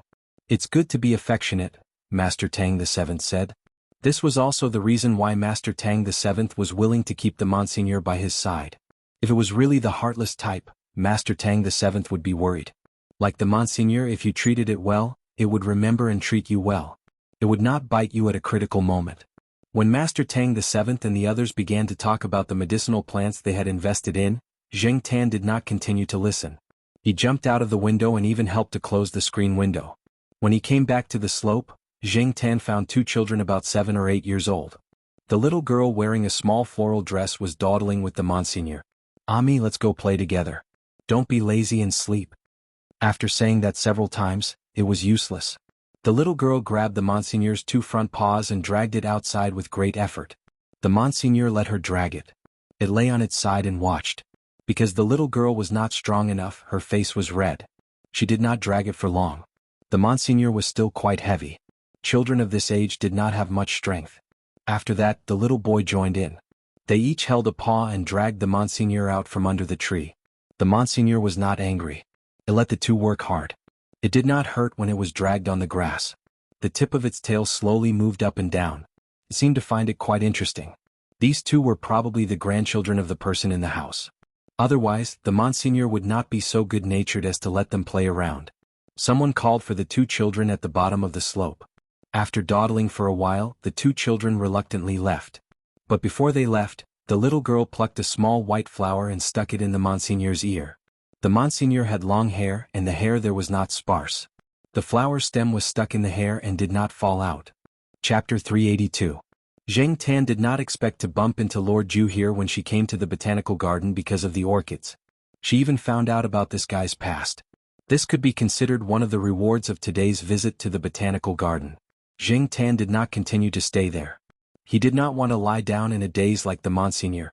After roughly calculating the time, Zheng Tan went to a few more places before returning to the place where the Jiao family was resting. When Zheng Tan arrived, the several families sitting there were thinking about packing up and going shopping. Zheng Tan's timing was just right. Many people liked to visit the botanical garden in autumn because there were not many mosquitoes and the temperature was good. In addition to the flowers that bloomed in autumn, there were also orchards worth visiting. There were orchards that were in season and out of season. There were also fruits that were sold in the botanical garden. They were sold cheaply. Of course, they were not allowed to pick fruits randomly. Those who secretly picked fruits avoided the person in charge of the botanical garden. In spring and summer there were also honey, royal jelly and pollen sold here. In another month, some of the leaves would turn yellow and red, but it was not time for them to wither. The scenery was very beautiful. There were many tropical plants in the greenhouse. Although many of them could be grown in Chuhua City, they did not grow as well as those in the tropics because of the climate. Only in some special places like the botanical garden could you see all kinds of tropical plants growing well. Many students from the Academy of Biological Sciences were brought to the botanical garden in their freshman and sophomore years to learn about the plants. There were special teachers to guide them. Although many of the trees had signs with the names and annotations of the species, there were many that did not. They had to be told by the teachers. In addition to fruits, there were many souvenirs and potted plants near the gate of the botanical garden. Every time the botanical garden held a large-scale exhibition, the business here was quite good. There was a stall selling four-leaf clover ornaments similar to artificial amber. It was a real plant species with one leaf, not a four-leaf plant that grew from 3 leaves due to mutation or natural mutation. Zheng Tan had seen 5-leaf, 6-leaf and even 9-leaf plants, but he was not interested in these at all. As for amber, he himself had picked up a real piece of amber with archaeological significance. He was even less interested in these. As they walked back to the exhibition hall, Zheng Tan, who was in a daze, noticed that there were many people standing outside the exhibition hall with cameras in their hands. They looked like reporters. The exhibition hall is full. There's a limit on the number of people. These people are all queuing up, someone said. Fortunately we went there early, said Jiao Ma. I've never seen so many people before. Besides, it's already afternoon. It's almost lunchtime. Why are these people still lining up here? Shouldn't it be over? Litmus's father asked curiously. Next to them, a person with a botanical garden staff card explained, they're all here to see the jade cat. I heard that the jade cat fairy, that Professor Lan sent to the exhibition is valued at 10 million per sprout. One sprout, not a whole pot. As people who already knew, Jiao Pa and the others were relatively calm. However, some of the tourists beside them were shocked. They were originally planning to go home when they were tired, but now they were carrying their bags and running towards the exhibition hall. Wasn't it just a short line? It was better to go and see a $10 million flower with their own eyes. Isn't it just a pot of flower? Who would buy that for no reason? Only those nymphomaniacs would do that, said a tourist. The staff member looked at that person meaningfully and said faintly, at this price, there are still many people clamoring to buy it. There are businessmen and jade lovers. When I came out half an hour ago, someone offered 2,000 to 3,000. I heard that person is the boss of a big company. 2,000 to 3,000? What else? The staff member shook his head. They could only watch from the sidelines. As people who were still paying off their mortgage, they couldn't come into contact with the material and spiritual aspects. Because of this staff member's words, many tourists wanted to use their connections to enter the exhibition hall. The sign at the entrance of the exhibition hall had already stated that the exhibition hall would only be open for one day. They couldn't see it again even if they wanted to. Zheng Tan only felt that this matter was a little exaggerated. It was out of his expectations, but he didn't know that the popularity of the exhibition hall was even more explosive than what the staff member had said. Because the exhibition hall was full, not only were there experts in the field, but there were also many media outlets. At the same time, the person in charge of the botanical garden kept calling. Among them were some big shots who often interacted with the botanical garden. These big shots who could shake the relevant research circles when their names were mentioned weren't from Chuhua City. They were usually busy, so they didn't get the news immediately. After a lot of people talked about it, their interest was piqued, but they couldn't rush over in time. Thinking about the flower exhibition, wasn't there still a week? After the flower exhibition, there would be a special chrysanthemum exhibition. Calculating the date, it would be delayed until November. So what if the orchids in the exhibition hall were displayed for a few more days? Communication was only possible when there were many people. There were only a few people, and some of them were just bystanders. In just one day, these big shots didn't show up, so how could they communicate? The person in charge couldn't afford to offend them. Every time he received a call, he would apologize one by one. The sweat on his forehead never stopped. The reason why these big shots were called big shots showed that not only were they big shots, but they also had a big temper. Although it was an honor to receive a call from them at this time, the person in charge's heart was galloping. In addition to the calls from these big shots, there were also many media outlets who wanted to negotiate with them. Some were local, some were from other places, and even the central government wanted to rush over for an interview. The people in the botanical garden really didn't expect this. Since so many people had spoken, they could only contact the people who sent the flowers to the exhibition one by one to discuss how to extend the exhibition for a few more days. In fact, they knew in their hearts that the most important thing was Professor Lan's pot of jade cat fairy. According to the current development of the situation, there might be people from other countries coming over tomorrow. At that time, it wouldn't be up to them, small shots, to decide. They had to invite a few experts to come out and support them. After being persuaded, Old Man Lon left the flowers there. He also stayed at the botanical garden to take care of the orchids. The people in the botanical garden also sent people over to pick up Old Lady Zhai. They knew that if Professor Lon was alone, they wouldn't be able to control his temper. Old Lady Zhai had to step in. After Zheng Tan and the others returned, they saw a large number of articles on the morning, evening, and metropolitan newspapers the next day. There were also photos on the color pages. One was a photo of the orchids, and the other was a sign placed beside the flower pot. The name of the species, the name of the inscription, the sender, and the serial number were mentioned. Zheng Tan felt that it was indeed a good idea to let Old Man Lon take the lead. Otherwise, if people saw that the sender was a member of the Jiao family on the sign, there would be a lot of people coming to stop them. Then they wouldn't be able to have peace. It was better to let the experienced Old Man Lon take the lead, Zheng Tan said happily. After being silent for 3 years, Old Man Lon finally let out a sigh of relief. Yesterday, when Zheng Tan and the others left the botanical garden, Old Man Lon took the time to meet with the Jiao Pa and said a few words. Although he mostly complained about those old guys who didn't play by the rules, Zheng Tan could see that Old Man Lon was still proud of himself. The exhibition hall in the botanical garden was originally open for 2 days, but it was now open for 3 days. Moreover, it was a limited number of people. The staff in charge of the exhibition hall was increased by 3 times to prevent any problems. After Mao knew about this and saw the flower pot with his own eyes, he went to Old Man Lon for a long time. He also went to the Jiao Pa's office to stop him. After an hour of discussion, he finally ordered a few seedlings. When Zheng Tan heard the words, "a few seedlings," his beard trembled. He knew that Mao didn't lack money. This guy actually didn't lack money to this extent. According to the price, it was definitely more than 10 million yuan. Mao had ordered a few seedlings in one go. He was really a hidden tycoon. However, he wasn't sure how many seedlings he wanted. Could be 1 or 2, or it could be more. Even Old Man Lon couldn't say for sure. He still needed to raise it for a few more years. Mao wasn't in a hurry now. He asked Old Man Lon to give him a small pot when the time came. He planned to give it to his grandfather who was far away in Beijing. It would be best if it could be in time for his grandfather's birthday. On the newspapers and the internet, the term Jade Cat Fairy became a hot topic. Naturally, there were people who asked why the flower had the word cat in its name. After knowing that the flower's discovery was related to cats, some cat owners thought to themselves, why didn't their own cats do the same? They only knew how to eat and destroy flowers. Even the indoor landscape trees in the house were ground to death by these little bastards' claws. They even pooped in the flower pots. Sure enough, Other people's cats were smart, sensible, and also attracted money. Their own cat was just a troublemaker who acted stupid. Apart from these people who were purely curious, there were also a lot of people who were stirring up the water. Most of them were here to hype things up. Because of the hype, Old Man Land's pot of orchids became a hot topic on the internet. People would also talk about it after dinner. For many ordinary people, let alone a treasure of 10 million yuan, even a flower of a few hundred yuan was too expensive. It wasn't economical at all. But as a topic of conversation, it couldn't be better. It was enough for them to talk about it for a long time. Perhaps this was another reason why Old Man Lon said that there was no need to hype things up. He didn't have to do it himself.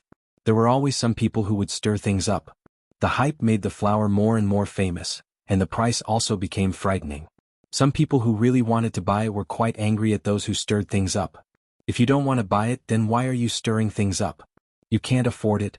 All of you better behave yourselves. Those who stirred things up thought, yes, we can't afford it. Although we can't afford it, we are good at hyping things up. We won't behave ourselves. We will stir up the price and see those rich people arguing with constipated faces. We are only responsible for watching the show from the side. What can you do to us? This flower was very popular now. There were related reports in the newspapers every day.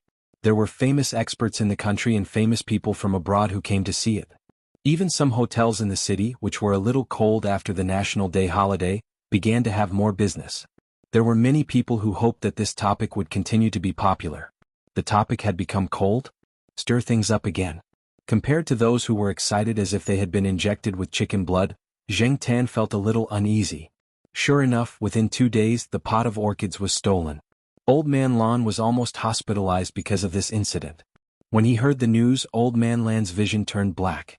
If old Madame Zhai hadn't supported him in time, he would have fallen to the ground. It was understandable that people would steal antiques and other things that were placed in the exhibition hall. But someone would also steal a pot of flowers? Although similar incidents had happened before, it was still considered rare compared to other things. If antiques and other non-living things were stolen, it was fine to find them back after many years. But not flowers and plants. If they were not taken care of properly, they could easily die. Many things were more delicate the more expensive they were.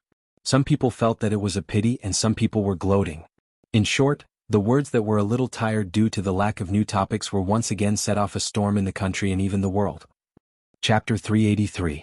The only person Zheng Tan could contact openly was Lu Ba. Moreover, Zheng Tan felt that Lu Ba was an expert in this area. Even if she couldn't help him find the orchid, it would be good as long as she could find some clues. Fortunately, Lu Ba had just finished a big deal recently and came to Chuhua to rest for a while. She could also help Jin Gui a little. When she received Zheng Tan's message, Lu Ba was reading today's news in the newspaper. Jin Gui was gossiping beside her.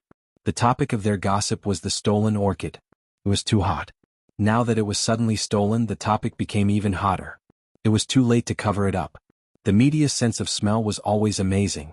There were already many topics about the theft in the newspaper and on the internet. Liu Ba was originally interested in the pot of orchids. Previously, she was not in Chuhua City because she had some work to do. Now that she came back, she missed the best time to look at the flowers. She was a little regretful at first. After the orchid was stolen, she was thinking about whether she should investigate it herself and take advantage of the thief. After receiving Zheng Tan's message, Liu Ba couldn't help but laugh out loud. She wasn't gloating. First, she didn't expect that the orchid was related to Zheng Tan. From the information she learned before, she only knew that the flower was related to cats. Now, it seemed that it was really a cat fairy. Second, Lu Ba was thinking of doing it herself. Unexpectedly, she received a message. After replying to the message, Lu Ba got up and left. Since she had decided to intervene, it was better to do it as soon as possible.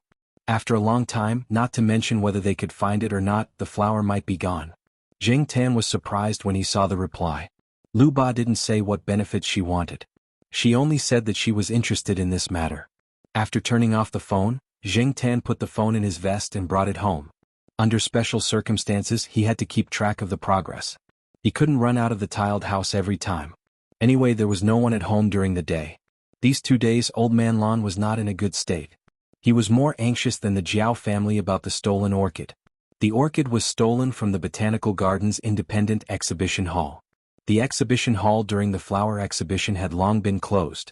Later, because of the Jade Cat Fairy, The botanical garden specially opened an independent exhibition hall to display the orchid so that people from all over the country could enjoy it. If the flowers were stolen, the botanical garden would definitely have to take responsibility. The insurance and compensation would also not be small. However, for Old Man Lon, money was not a problem. The problem was his mental illness. If they couldn't find the orchid, or if they found it but the orchid was already destroyed, Old Man Lon would never be able to get rid of his worries. Originally, Old Man Lon had planned to send her to participate in the November Orchid Exchange on Jade Island, but he didn't expect something like this to happen. He had spent so much effort to raise it like a precious treasure, but it was stolen in the blink of an eye. When Zheng Tan went downstairs with the Jiaopa to visit Old Man Lon yesterday, the old man seemed to be seriously ill. His mental state was far worse than usual. Originally, the Jiaopa wanted to comfort him and tell him that they weren't that obsessed with the pot of orchids, but it was useless. At that time, Old Man Lon was too agitated. His voice was trembling and his eyes were red. Little Jiao, I hate it. I hate it in my heart. He hated the thief who stole the orchid and also hated himself for not protecting it well. Why did he have to be so ostentatious? Wasn't this inviting thieves? Can those thieves take good care of the flowers? They can sell 100,000 yuan worth of flowers for a few thousand yuan. The fate of this pot of flowers. Sigh. Old Man Lon said as he wiped the corners of his eyes with trembling hands. The independent exhibition hall over there has been very well protected. There hasn't been any incidents over the years. Normal people don't have the ability to steal it, and those who have the ability to do so are definitely not normal people. Their vision isn't too small. I think they value that pot of orchids very much and will take good care of it after they get it, the Jiaopa said. He knew that flowers were the most important to Old Man Lon. As long as the flowers were taken good care of, as long as the flowers weren't ruined, everything else was secondary. After leaving Old Man Lan's place, the Jiaopa called Yi Hao and asked them to help find out more information. Zheng Tan also went to look for the blind old man, Elder Kuan. Although Elder Kuan only occupied one area and didn't interfere with things outside of his territory, it was good to know if there were any problems in his territory. As for how Zheng Tan told Elder Kuan, he didn't know. However, he flipped through Elder Kuan's newspaper and found the page about the orchid theft. He put it in front of Elder Kuan and someone would naturally tell Elder Kuan. With Elder Kuan's intelligence, he wouldn't be unable to understand Zheng Tan's intentions. Mao and the others were also helping to search for the orchid. The orchid was stolen at night and the botanical garden's surveillance cameras didn't provide much help. Someone had tampered with it. As for now, no one knew if the stolen orchid was transported out of Chuhua City or if it was still in the city. They could only try their best to investigate. The police couldn't tell Zheng Tan the progress of the case. Even if Old Man Lon was the nominal owner of the orchid, Zheng Tan believed that the police wouldn't tell him much. Instead, they would tell some white lies to appease Old Man Lon. Elder Kuan gave them a license plate number and didn't say much else.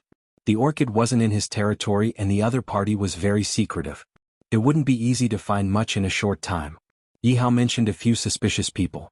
They were only suspicious but not sure. Moreover, Yi Hao and Elder Kuan said that someone bought the orchid at a high price on the black market. As for who the buyer was, whether it was a man or a woman, whether it was a local or a foreigner, they didn't know. Many identities on the black market were fake. Sure enough, the hype was a tragedy. It attracted the attention of many troublesome people. No wonder Zheng Tan felt that something was going to happen those few days. Zheng Tan sent the license plate number given by Elder Kuan and the few suspicious people mentioned by Yi Hao to Liuba. How to investigate. Liuba was an expert. The day after Zheng Tan sent the message, Liuba said that she was going to find someone and asked Zheng Tan if he wanted to go with her. Zheng Tan thought about it carefully and decided to go to find out more about the situation. After making an appointment, Liuba drove the Volkswagen to the side gate of the school near the eastern courtyard and picked up Zheng Tan. After jumping into the car, Zheng Tan looked around. Golden Turtle didn't follow him. There was a laptop on the back seat. It was still open and a blank document was opened on the screen. Just type what you want to say, Liuba said while driving. Zheng Tan looked at the computer and then looked at Liuba, who was driving and glancing at the back seat from the rearview mirror from time to time. He didn't move. Seeing that Zheng Tan didn't type, Liuba didn't keep silent. She told him about the person she was going to find. The person she was looking for was called the Poker King. It wasn't because he was the king of poker but because of his poker face. The Poker King loved gambling. However, according to Liuba, the Poker King didn't play in casinos like those gamblers. Relatively speaking, according to the Poker King, he only liked elegant and high-level gambling. He didn't just play poker or casino games. The Poker King played cards, stone gambling, straw gambling, and so on. For the Poker King, who strived for perfection, self-control was a necessary condition for gamblers. However, even the top poker players would give themselves away due to certain situations in the gambling game. Therefore, the Poker King performed a poker wrinkle removal surgery. The so-called poker wrinkle removal surgery was to use an endoscope to remove all twitches, squints, and subtle expressions to create a perfect poker face. Later, many people gave the Poker King this nickname after seeing his poker face. However, the Poker King felt that this nickname was quite nice. Gradually, it became a special title. More and more people knew about the Poker King, but not many people remembered his real name. The Poker King came into contact with orchids after gambling on stones. At that time, many people became rich overnight because of orchids, which attracted the Poker King's attention. It was said that the wild orchids that had just been dug up from the mountains were called down mountain orchids. Generally speaking, the down mountain orchids and the real orchids were quite different in terms of appearance. Hence, they weren't worth much. However, this kind of orchid had a certain degree of variation. After a few years of cultivation, it could become mature grass and become worth tens of thousands of yuan. Because the price of the down mountain orchids was cheap, some people bought them in large quantities, hoping that there would be one or two best plants in the pile of weeds. This segment was called straw gambling. At that time, there were many lankers who made a lot of money from straw gambling. Since it was gambling, it meant risks. The Poker King was lucky and made a lot of money at that time. According to the information that Lu Ba learned, the Poker King made hundreds of millions of yuan from straw gambling. However, now that Lan City was in turmoil, the Poker King didn't pay much attention to it. Although he didn't pay much attention to it, the Poker King was still very clear about the news in the Lankers circle. Whether it was on the surface or in the black market, it was worth consulting. Lu Ba had helped the Poker King once by chance. Later they met again. The relationship between the two wasn't very good, but it wasn't too bad either. The place where they met was a small tea house. The tea house was relatively remote. With the classic decoration style, it looked a little classy. After the waiter at the door saw the note that Lu Ba handed out, he took Lu Ba upstairs. The third floor was a special VIP room. Zheng Tan looked at the name of each room outside. Most of them were named after plants and they were all only one word, such as plum, orchid, bamboo, chrysanthemum, and so on. The waiter took them to the orchid room. There was already someone sitting inside. A middle-aged man in his 40s or 50s was sitting at a wooden table, drinking tea with a cup in his hand. When Lu Ba entered the room, he just turned his head slightly and glanced at them without much expression. He looked quite unfathomable. Sure enough, he has a poker face. Zheng Tan thought to himself. There were 3 people standing behind the middle-aged man. They should be bodyguards or something like that. There was some evil spirit on them, but they didn't have any malice now. They were just vigilant and stuck to their duties. The Poker King raised his hand and pointed at the seat opposite him, motioning for Lu Ba to sit. His eyes stayed on Zheng Tan, who followed Lu Ba in for 2 seconds, but he didn't say anything. There was only one chair in the seat opposite him. Lu Ba moved a small stool from the side of the private room and asked Zheng Tan to sit on it. Are you talking about this cat? The Poker King glanced at Zheng Tan and said to Lu Ba, I don't think there's anything special about it. Keep a low profile, keep a low profile. This is a secret weapon. How can it be called a secret weapon if it's too high profile? A cat's nose is much more sensitive than a human's, don't you think so? Lu Ba's words were more casual. It was unknown whether it was intentional or because of her relationship with the Poker King. The Poker King nodded slightly. It was unknown whether he was nodding at the first half of Lu Ba's words or acknowledging the latter half of her words. He didn't continue to talk about this topic. Instead he said, I've seen that pot of orchid. It's so beautiful. Perhaps it was because he had long been used to keeping a straight face.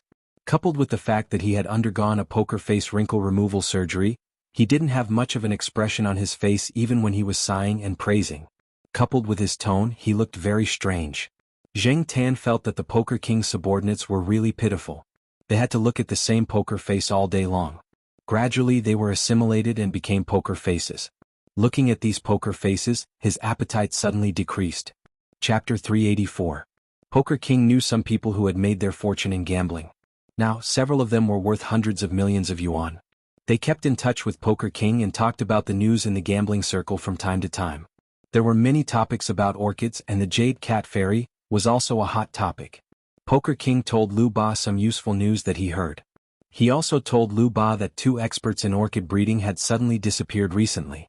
According to Poker King, the 2 people had either met with an accident or had something important that made them unwilling to contact the outside world. Thinking about the theft of the orchids, Poker King guessed that the 2 people had probably been asked to leave. After all, it was not easy to raise orchids well, let alone the Jade Cat Fairy, an orchid with a new high price. In addition to the 2 experts in orchid breeding, Poker King also mentioned the name of a person nicknamed Mole, who happened to be one of the suspicious people on the list given by Yi Hao. After seeing the name, Lu Ba frowned. This person? Now several people are looking for him. Is he still in Chuhua City? He probably won't be here tomorrow, so you have to hurry. That guy is very slippery and runs away very fast.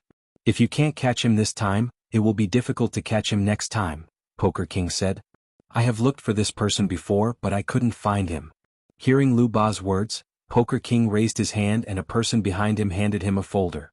Poker King opened the folder and took out a piece of paper from it. To be exact, it was a partial picture cut from a map.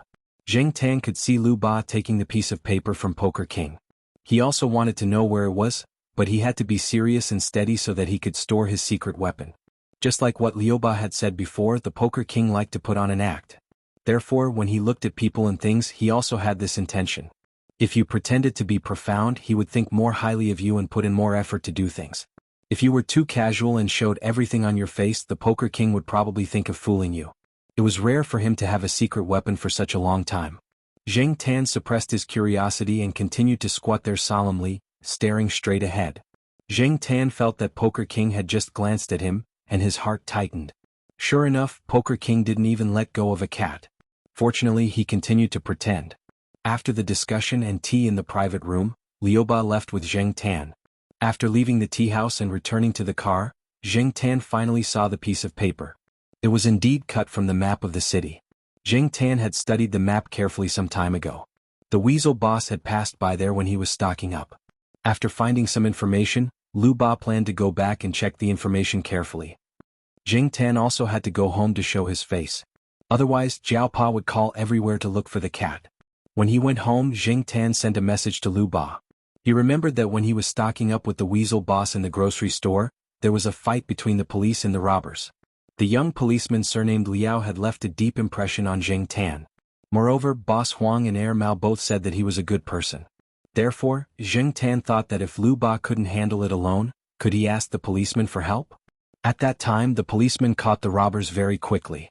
Didn't Poker King say that if he couldn't catch the robbers in one go, the mole would have to run away? Although Zheng Tan didn't know much about policeman Liao, in order to find the orchid as soon as possible, he still trusted the weasel boss and Air Mao. As for Lu Ba, he could always get in touch with her. After receiving Zheng Tan's message and suggestion, Lu Ba checked on policeman Liao. She found something interesting and thought that it was no wonder that the cat recommended him.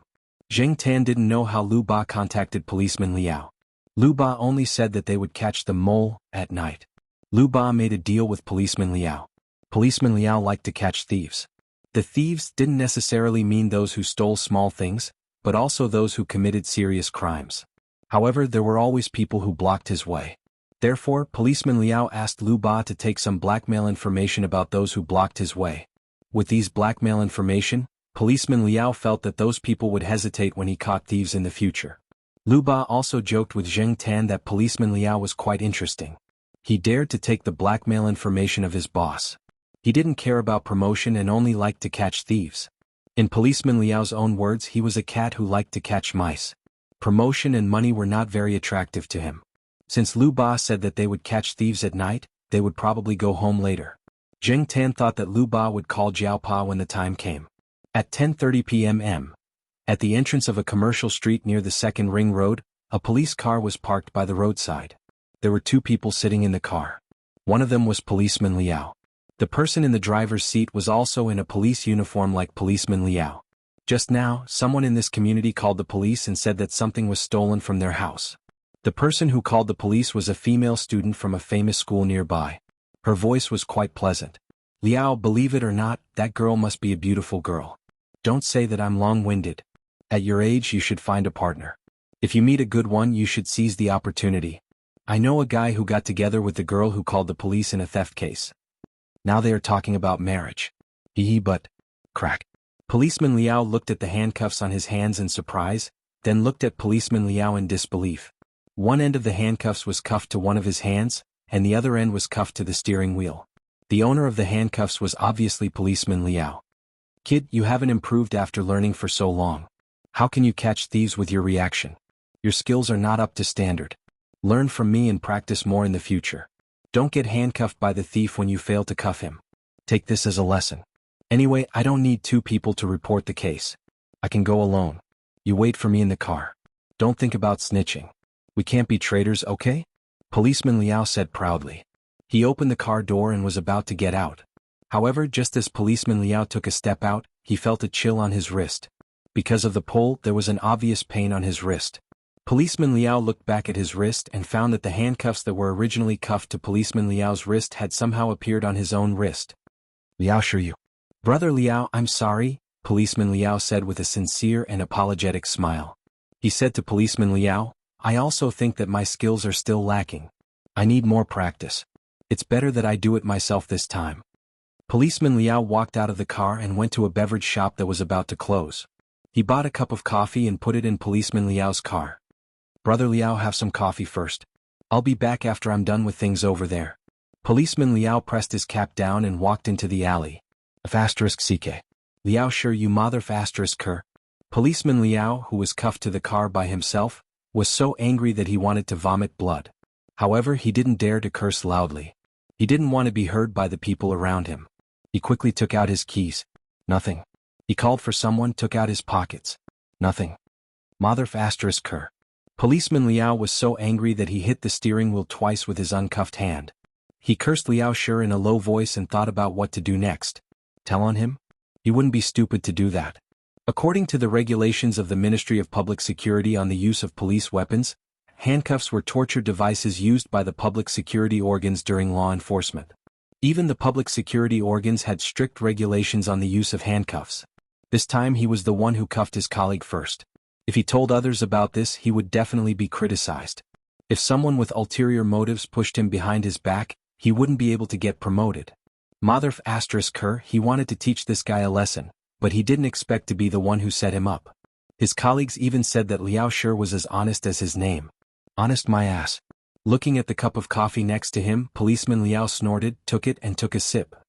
*CK. It's iced. Doesn't he know that the temperature is lower tonight? Shouldn't he have bought a warm one? Policeman Liao was so angry that he hit the steering wheel twice more. When Zheng Tan and Lu Ba arrived at the agreed location, Liao Shi had already finished. There were 4 people lying on the ground. 3 of them looked very young. It was unclear whether they were working or students. The other one was in his 30s. He wasn't tall and was slightly plump. He was the mole that Zheng Tan and Lu Ba were looking for. The mole had planned to escape tonight. Before he left, he wanted to deal with some goods in his hands. That way he could escape more smoothly. However, he didn't expect that a young man in a police uniform would interrupt the transaction. Before he could escape successfully, he was knocked unconscious on the ground. "I'll give you the person. Remember to send me the goods." Liao Shi pointed at the mole lying on the ground and said to Lu Ba. Lu Ba nodded. "I remember." After getting the assurance, Liao Shi asked, "Do you want to interrogate this person?" "Yes, there are some things that I want to know," Lu Ba said. "Oh." Liao Shi paused and said, "If it's something important or urgent, it might be a little troublesome. It's not easy to pry open this person's mouth. He has been tortured many times before." "So?" Lu Ba looked at Liao Shi. "So, I suggest that you find someone to help you." "Who?" "That cat knows." Liao Shi pointed at Zheng Tan, who was squatting in the shadows not far behind Lu Ba, and smiled sincerely. Zheng Tan was speechless. "Why are you pointing at me? I don't know shit." Zheng Tan always encountered people who spoke halfway and did not understand what they were trying to say, but strangely, these people were able to understand what they were trying to say. This made Zheng Tan anxious about his own IQ. "Since you gave me this information," Officer Liao took out a notebook, wrote down a string of numbers and handed it to Lu Ba. "This is his number. However, if you go alone, he won't care about you. Let the cat take you there. The success rate is higher." After speaking, Liao Shi raised his hand to press down the brim of his hat and left. He didn't care about the other 3 people who had been stripped naked and were lying on the ground in the cold wind. Lu Ba injected the mole with a tube of medicine that would ensure that the mole would continue to sleep soundly. After stuffing the mole into the trunk of the car, Lu Ba looked at Jing Tan and asked, "Who was the person that Liao Shi was talking about?" Jing Tan was also at a loss. F***CK, how would I know who Liao Shi was talking about? After carefully thinking about the people he knew and the people that Liao Shi might know, Jing Tan guessed that Liao Shi was talking about that weasel. Weren't they not close? But other than that weasel, who else could it be? Mao? Or someone else? Lu Ba called the number that Liao Shi left behind. She deliberately increased the volume of the call. Jing Tan jumped on the back of the chair and listened carefully with his ears perked up. After ringing for a while, the other side picked up. A muffled voice that sounded like a sleepy person was heard. Hello. Chapter 385. It was late at night, and only the orange streetlights on both sides of the street were lit. Only a few of the houses around were still lit. There were barely any pedestrians on the road, and the road that was crowded during the day had fewer cars now. In the grocery store, Boss Huang took out a cigarette from the pack and put it in his mouth. He took out his lighter and was about to light it up when someone knocked on the door. Boss Huang stayed in the room behind the grocery store at night, so the person who knocked on the door was the back door of the grocery store. He was not in a hurry to light the cigarette. With the cigarette in his mouth, he walked to the door in his slippers and opened it. He did not know the person standing at the door. Lu Ba wanted to say something, but Boss Huang spat out the cigarette in his mouth. The cigarette hit Lu Ba's body, but he quickly caught it before it fell. Lu Ba had a feeling that if the person in front of him did not have a cigarette in his mouth, he would have spat at him. Therefore he was glad that the person spat at him was a cigarette and not a spit. When Lu Ba told Boss Huang on the phone that Officer Liao had introduced him to Boss Huang, his tone was not very friendly. Lu Ba's instincts told him that there was some conflict between him and Officer Liao, but he still came because of the orchids. Putting the cigarette back into his mouth, Boss Huang looked down and saw the familiar black cat squatting beside him. He took a deep breath and did not say anything. He just tilted his head and gestured for them to come in. When Boss Huang heard Officer Liao's introduction, he did not plan to help. Even if he wanted to help, he would not do it so easily. He wanted to extort some money first, but he did not expect the black cat to follow him. No matter what, the black cat had done a free advertisement for his store, so his business was doing well. Moreover, the black cat knew Mao, so it did not seem right to chase it away. Lu Ba heaved a sigh of relief when she saw Boss Huang's action. As long as the black cat was allowed in, it meant that he would help. Lu Ba went back to the car and looked around. After he made sure that no one was paying attention to them, he brought the unconscious man in. Jing Tan had only checked the store in front of the grocery store, so he did not go to the lounge at the back. The lounge was only around 10 square meters, but it was not messy. In comparison, Boss Huang did not seem to be in a good mood at night. Even though he looked mean, he was usually nicer to people during the day, unlike now. He seemed to be holding back his anger and had no intention of holding it in. She was probably angry because she was woken up? Boss Huang looked at the mole on the ground and took a puff of his cigarette before he said, "I hate being woken up at night. That Liao guy must have asked you to disturb me on purpose. JSK young people are so petty." This time, Jing Tan was sure that Boss Huang and Officer Liao must have had a little conflict because of something. Back when Jing Tan followed Boss Huang to purchase goods, he did not know their names, but now that he thought about it, he was more familiar with them. It was likely that the two of them had some friction after that, but it wasn't a big deal. Although it seemed like they were creating trouble for each other, it was also a form of communication. That was the truth. At the end of September, Boss Huang and Officer Liao were invited to the wedding of someone they knew. Boss Huang and Officer Liao sat at the same table, and they had a drinking contest. Officer Liao lost and was tricked by Boss Huang and a few other older men into making a fool out of himself. Officer Liao remembered these old men and would cause them trouble whenever he was free. It was the same this time. Officer Liao knew that Boss Huang did not like to be disturbed at night, but he still called Boss Huang and asked him to come over.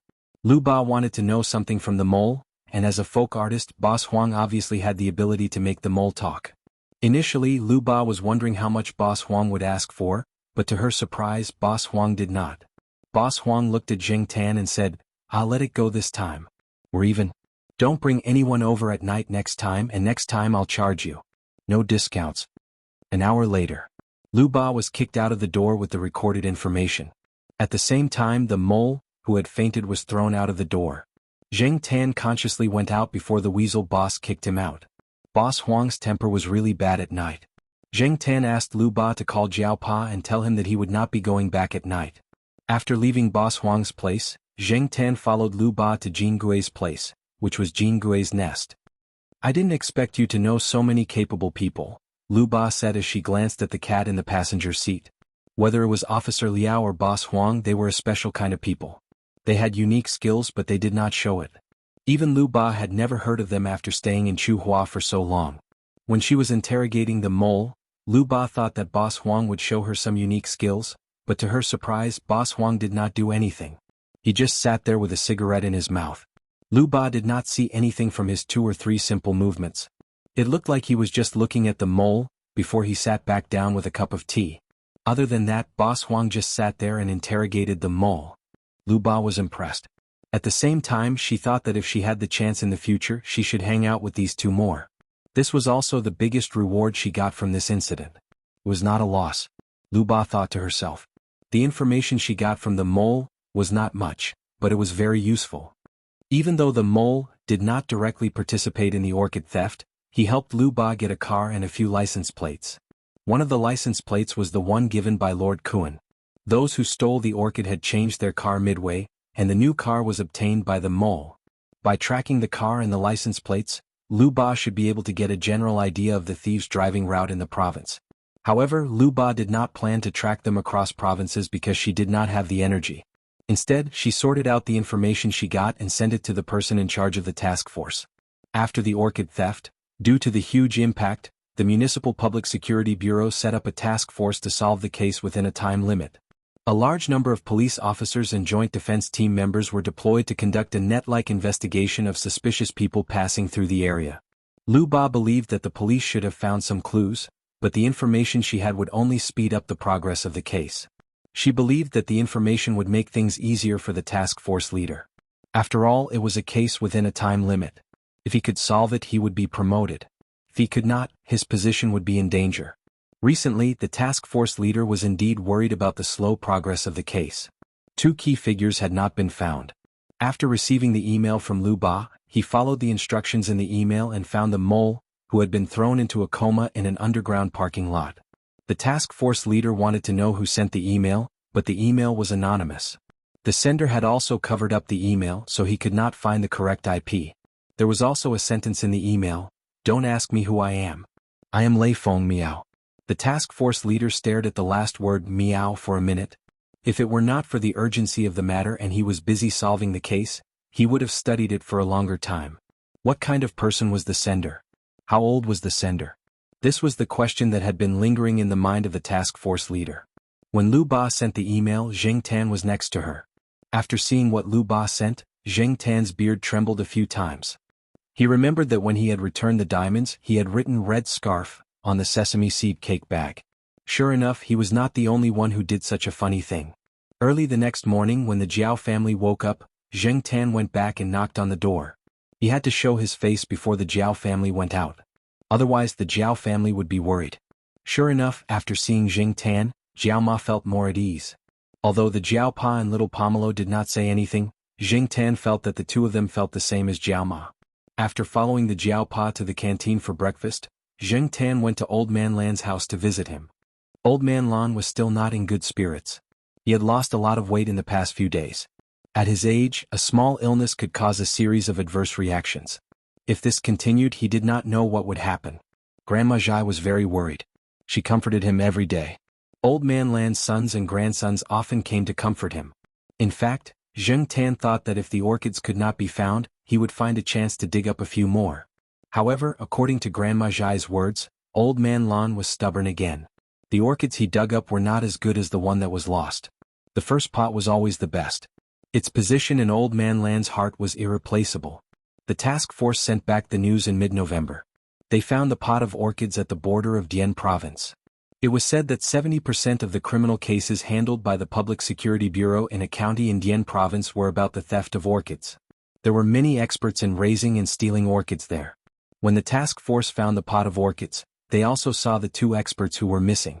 As Poker King expected, the 2 experts were hired to take care of the orchids with a high salary. It was said that they were going to take care of the orchids and ship them out of the country. Unexpectedly, they were intercepted. As for the bidder in the black market, it was said that he was abroad. It was not easy to find out. As for whether this was true or not, let's not talk about it for now. To Old Man Lon, finding the orchids was the best consolation. When the orchids were shipped back, Old Man Lon was supported by Grandma Zhai. He trembled as he walked over. When he saw the pot of orchids that were still in full bloom, tears flowed down his face. After that, Old Man Lon slept soundly for a day and a night. After that, he began to feel better. Mood had a direct impact on one's condition. After the orchids were found, Old Man Lan's recovery was gratifying. As soon as the old man recovered, he found someone to rebuild the small flower bed. Old Man Lon implemented a series of anti-theft measures in the small flower bed. He found a few professionals who were on good terms with him to help. He used steel bars, iron nets, and anti-theft doors to reinforce the flower shed in the flower bed. He also installed automatic alarms, high-voltage pulse power grids, TV surveillance and video systems, and hired people to guard it. The school security office and some people from the logistics department nearby worked together to defend it. The school fully cooperated. In addition to these, Old Man Lon also had an idea. He wanted to raise a dog. Electronic devices were not completely reliable. Just like in the botanical garden, weren't there all kinds of electronic anti-theft measures? Wasn't it still tampered with? Therefore, Old Man Lon planned to use a multi-pronged approach. In the future, he would raise more orchids. Old Man Lon was confident that he could raise more high-quality orchids. The anti-theft measures must be done well. Since he had decided to raise a dog, Old Man Lon encountered another problem. He only knew about flowers and plants. He didn't know much about dogs. Usually he only saw a few dogs in the courtyard. However, when it came to guarding, Sahara, who was always out of bed, and the good-tempered St. Bernard's little flower were definitely not good enough. Could he find a dog like Niu Zhuangzhuang? However, he heard that that dog was not easy to train. Moreover, it was a little too fierce. Although the small flower bed had to be guarded against thieves, there were often people who came to visit. What if it accidentally bit someone? Recently, there were many people who gave Old Man Lon ideas. Because there were so many suggestions, Old Man Lon didn't know who to listen to. Therefore, one day when Jing Tan went out for a walk, he was stopped by Old Man Lon, who came back from a walk. Chapter 386. Jing Tan was baffled. This old man is really... Why are you asking me if you want to raise a dog? Have you ever seen anyone ask a cat for advice when raising a dog? Jing Tan glanced at Old Man Lon and decided to ignore him. How would he know what kind of dog to raise? Even if he knew, he wouldn't be able to answer. However, Old Man Lon wasn't going to let Jing Tan go just like that. He stopped Jing Tan, who was about to leave, and walked towards the small flower bed. Jing Tan didn't quite understand what the old man wanted to do, but he still followed him. Seeing that the old man had finally recovered, Jing Tan decided to give him some face. At the moment, there were two people guarding the small flower bed. One was guarding the main door and the other was guarding the side door. Although Jing Tan called it the small flower bed, it wasn't small. One person might not be able to guard it. The flower bed had also been remodeled. Compared to before, the security level was a few levels higher. After Old Man Lon walked into the small flower bed, he didn't stay for long. Instead, he rode out on a three-wheeled scooter that he used to transport flowers. The scooter behind him still had some dirt left from the last time he transported flowers. "Come, Black Charcoal, get on. Let's go buy a dog," Old Man Lon said to Jing Tan, who was standing beside him. During this period of time, many people had given Old Man Lon advice. Old Man Lon hadn't decided on a dog to buy. He didn't want to wait a few more months for the dog he wanted. He wanted to get this done as soon as possible so that he could feel better. Otherwise, he would always feel like something was hanging in the air. He heard that there were people selling small pets near the main school gate. There were also people selling dogs at the market at the end of the old street. Therefore, Old Man Lon decided to take a look. The dogs sold there definitely weren't expensive breeds. However, Old Man Lon wasn't too keen on expensive breeds. The breed didn't matter as long as it could guard the door. A friend of his had a small Pekingese that looked after the house. It was better than some dogs that only grew in size. Therefore, the dog didn't matter if it was expensive or big. As long as it could guard the house against thieves, Old Man Lon was satisfied. Buy a dog? Jing Tan hesitated for 2 seconds before jumping into the car. He still didn't understand what Old Man Lon buying a dog had to do with him. However, it was good to join in the fun since he had nothing to do at home anyway. There were indeed people selling small pets at the entrance of the school. During spring and summer there were many goldfish, turtles, and so on. During autumn and winter, some turtles and other animals had to hibernate, so the students were not interested in them. However, hamsters, guinea pigs, rabbits, kittens, and so on were more popular. In the past few years, Jing Tan had seen many abandoned animals in school. Not to mention stray cats, there were many abandoned cats in school. Hamsters and guinea pigs would probably be targeted by cats if they ran out. In the beginning, the students wanted something new. But after the novelty wore off, they began to think about abandoning them. Sometimes, Jing Tan would go to the artificial lake or stroll to the scenic lake nearby.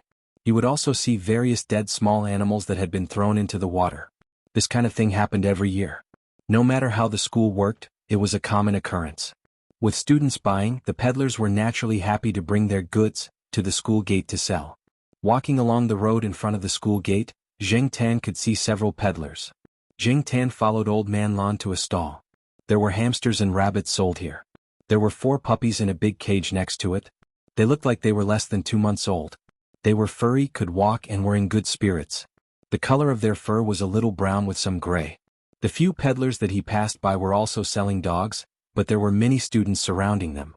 There were Pekingese puppies, golden retrievers, and some not-so-proper huskies. Old Man Lan didn't seem to care about those.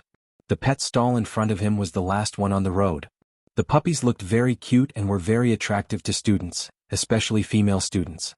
However, the few in front of him would probably start to attract attention in a month, because their appearance as native dogs would become more and more obvious. Compared to other dog breeds such as Pekingese and golden retrievers, native dogs were indeed very unpopular among students. However, when it came to guarding the door, Old Man Lan was still very satisfied with native dogs. Otherwise, he wouldn't have stopped in front of this small stall. According to the peddler, he was selling for a friend.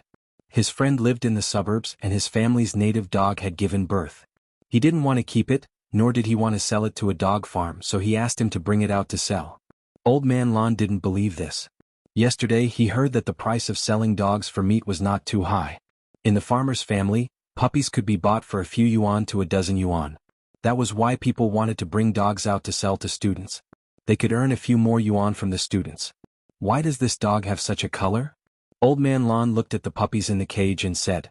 When the peddler saw Old Man Lan's intention, he smiled and said, "Don't think that it's a little gray now. It will be different when it grows up. It will definitely be a big yellow dog like a bitch.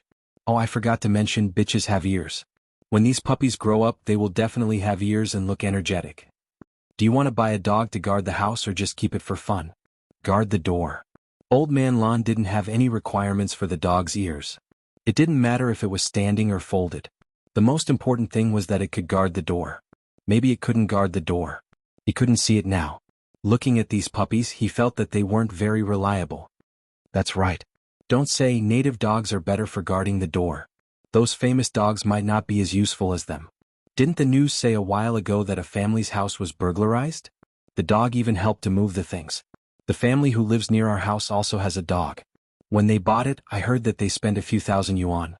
But that dog, Tieske, when someone knocks on someone else's door, his dog barks loudly. But when his own door is knocked, the dog doesn't make a sound. Look at how ridiculous it is. The peddler spoke with great enthusiasm. Old Man Lan also nodded, but didn't express his opinion. You couldn't generalize what kind of dog behaved like. No matter what breed of dog, there would always be good and bad. The peddler was still there praising. Different customers had different requirements.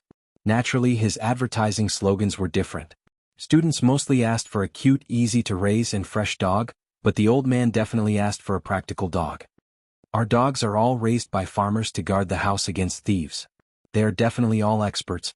My friend's big yellow dog has even caught thieves stealing chickens a few times. The peddler didn't finish his words. His friend's chickens were bitten to death by dogs. He definitely wouldn't say this. If this old man's family also raised chickens, once he said this business would be done. So, when it came to catching thieves, all he had to do was say that he caught thieves. It was better not to mention chickens. Old Man Lan was a little tempted. A dog that caught thieves was good, but which one should he buy? Or buy a few more? Old Man Lan was really inexperienced when it came to this, so when he looked at the 4 puppies in the cage that looked about the same size and appearance, Old Man Lan couldn't make up his mind. Thus, he shifted his gaze and looked at Black Cat, who was squatting on the car and looking at the cage. He said, "Charcoal, what do you think? Which one should we buy?" The peddler didn't pay attention just now. Now that he heard Old Man Lan, he stretched his neck to take a look. Had this old man bought a dog with a cat? Who bought a dog with a cat? "Hey old man, your cat is really well raised," the peddler said. Everyone was willing to listen to good words. Old Man Lan nodded proudly. "Yes, it's not mine." The peddler. If it's not yours, why are you showing off? Jing Tan ignored the peddler. Old Man Lan asked him to choose a dog. How could he choose a dog? He didn't even know how to pick a cat, let alone a dog. These 4 dogs all looked the same. They were all male dogs with their small ears folded. When they looked at people, they gave people a pitiful feeling. Dogs were always easy to arouse people's sympathy. After the 4 dogs in the cage saw Jing Tan, they all squeezed to the side of the cage facing Jing Tan. They were very curious about Jing Tan's cat. Jing Tan stood in front of the cage and could see the appearance of these 4 dogs clearly. The peddler also saw that Old Man Lan was in a difficult position, so he said, "Actually, every dog is the same. Raising a dog is like raising a child. The education they receive is different, so they will definitely look different in the future. It still needs to be trained." What he meant was that they could just pick any dog and buy it to raise it well. Let a cat pick a dog? Ridiculous. Then they might as well close their eyes and pick one themselves. In fact, the temperament of these puppies could also be seen. When they were at the pet center, Jing Tan saw Xiaogua and the others examine the kittens' bodies. They also checked each kitten's temperament. Some cats were obedient when you caught them, while others struggled hard, scratched, and bit. However, Jing Tan looked at the 4 dogs in front of him. Their temperaments seemed to be about the same. None of them were particularly noisy, and none of them were particularly quiet. No wonder Old Man Lan found it difficult to decide. Black Charcoal, don't worry and choose boldly. Choose any one of them. If they go astray in the future, I won't blame you. That's my responsibility. Old Man Lan said. In fact, Old Man Lan's idea was that the dogs in the courtyard were all good. Since Jing Tan's cat had a good relationship with the dogs, then the dog he chose wouldn't be too bad, right? At least it would be more reliable than him, who was only interested in plants and was basically a layman when it came to animals. Jing Tan didn't know what Old Man Lan was thinking. When he heard Old Man Lan say that, he raised his hand and patted the cage. Over there, a puppy was squeezing with its 3 brothers. When it saw Jing Tan patting the cage, it even opened its mouth as if it thought it was very funny. That one. Old Man Lan pointed at the puppy and said. The stall owner found it funny. He thought that the black cat was just waving its paw at the dog in the cage. It wasn't picking a dog. However, since the customer said so, he wouldn't explain more. He happily opened the cage and carried out the puppy that he just pointed at. Do you think it's this one? It's just weaned. You can feed it some rice paste or something like that. The stall owner handed the puppy to Old Man Lan. Black Charcoal, is this the one? Old Man Lan looked at Jing Tan. When he saw that Jing Tan had already returned to the car, he looked at the puppy in his hand. He looked at it and didn't see any injuries, so he asked for the price. I originally planned to sell it for 80 to 100. Old man, you're the first one to buy a dog today. I'll give you a discount. 60. The stall owner said. 60? Are you trying to scare me? A few days ago, I heard that a 3-month-old dog was only sold for 50. Your price is a bit too low. Old Man Lan said. He didn't think it was expensive. He was just speaking the truth. Hey, you can't say it like that. Old man, you should be willing to pay any price for a dog. This dog is really good. It inherited its parents' ability to guard the door. It's not like other pampered dogs. Many dogs in the city have forgotten how to guard the door. In the end, the puppy was sold for 60. However, the stall owner gave them a cage. The cage wasn't big enough to hold 2 puppies of this size. It was just that the workmanship wasn't as good. After putting the cage in the car, Old Man Lan said to Jing Tan, Black Charcoal, help look after it. Let's go to the market over there to take a look. Chapter 387. The wet market that Old Man Lan was talking about was not the one near Chuhua University. They still had to ride a bike to get there. On the bike, the dog in the cage didn't seem to be used to the unfamiliar environment. There was no familiar scent in the surroundings, so it wasn't as energetic as before. After a few grunts, it saw Jing Tan and stuck its nose and mouth out of the gap in the cage's iron mesh. It bit the iron wire and even stretched out its paws to scratch it a few times. Jing Tan looked at the dog playing with the iron wire. He raised his hand and patted its nose. He didn't expect the little guy to open its mouth and bite. Jing Tan had nothing to do, so he patted the dog's nose and played with it. The dog's reaction wasn't fast, so it couldn't catch up. No matter how hard it tried, it couldn't bite Jing Tan. The dog didn't bite because it wanted to bite something. It was just playing. Jing Tan chose this dog because it wasn't as good or smart as Old Man Lan thought. Jing Tan couldn't tell what was so good about this puppy. In fact, the main reason was that this dog had the biggest mouth. Jing Tan carefully compared it just now. This dog's mouth was indeed a little bigger than its 3 brothers. Finally, he found a difference, so Jing Tan chose this dog. 20 minutes later, Old Man Lon rode the bike to a wet market and pushed the cart in. At this time, the wet market had passed the morning rush hour. There weren't many people in the wet market. Generally, young people wouldn't go to the wet market to buy dogs. Firstly, it would give people the impression that they didn't like dogs. Secondly, the wet market basically only sold mutt puppies. Young people didn't like them. Therefore, the people who came to buy dogs were mostly middle-aged and old people. Old Man Lon only knew that mutt puppies were sold here because he didn't have this kind of experience before. After asking, Old Man Lon walked in the direction that someone pointed to. There were people selling dogs there. Dogs were sold in the vegetable market.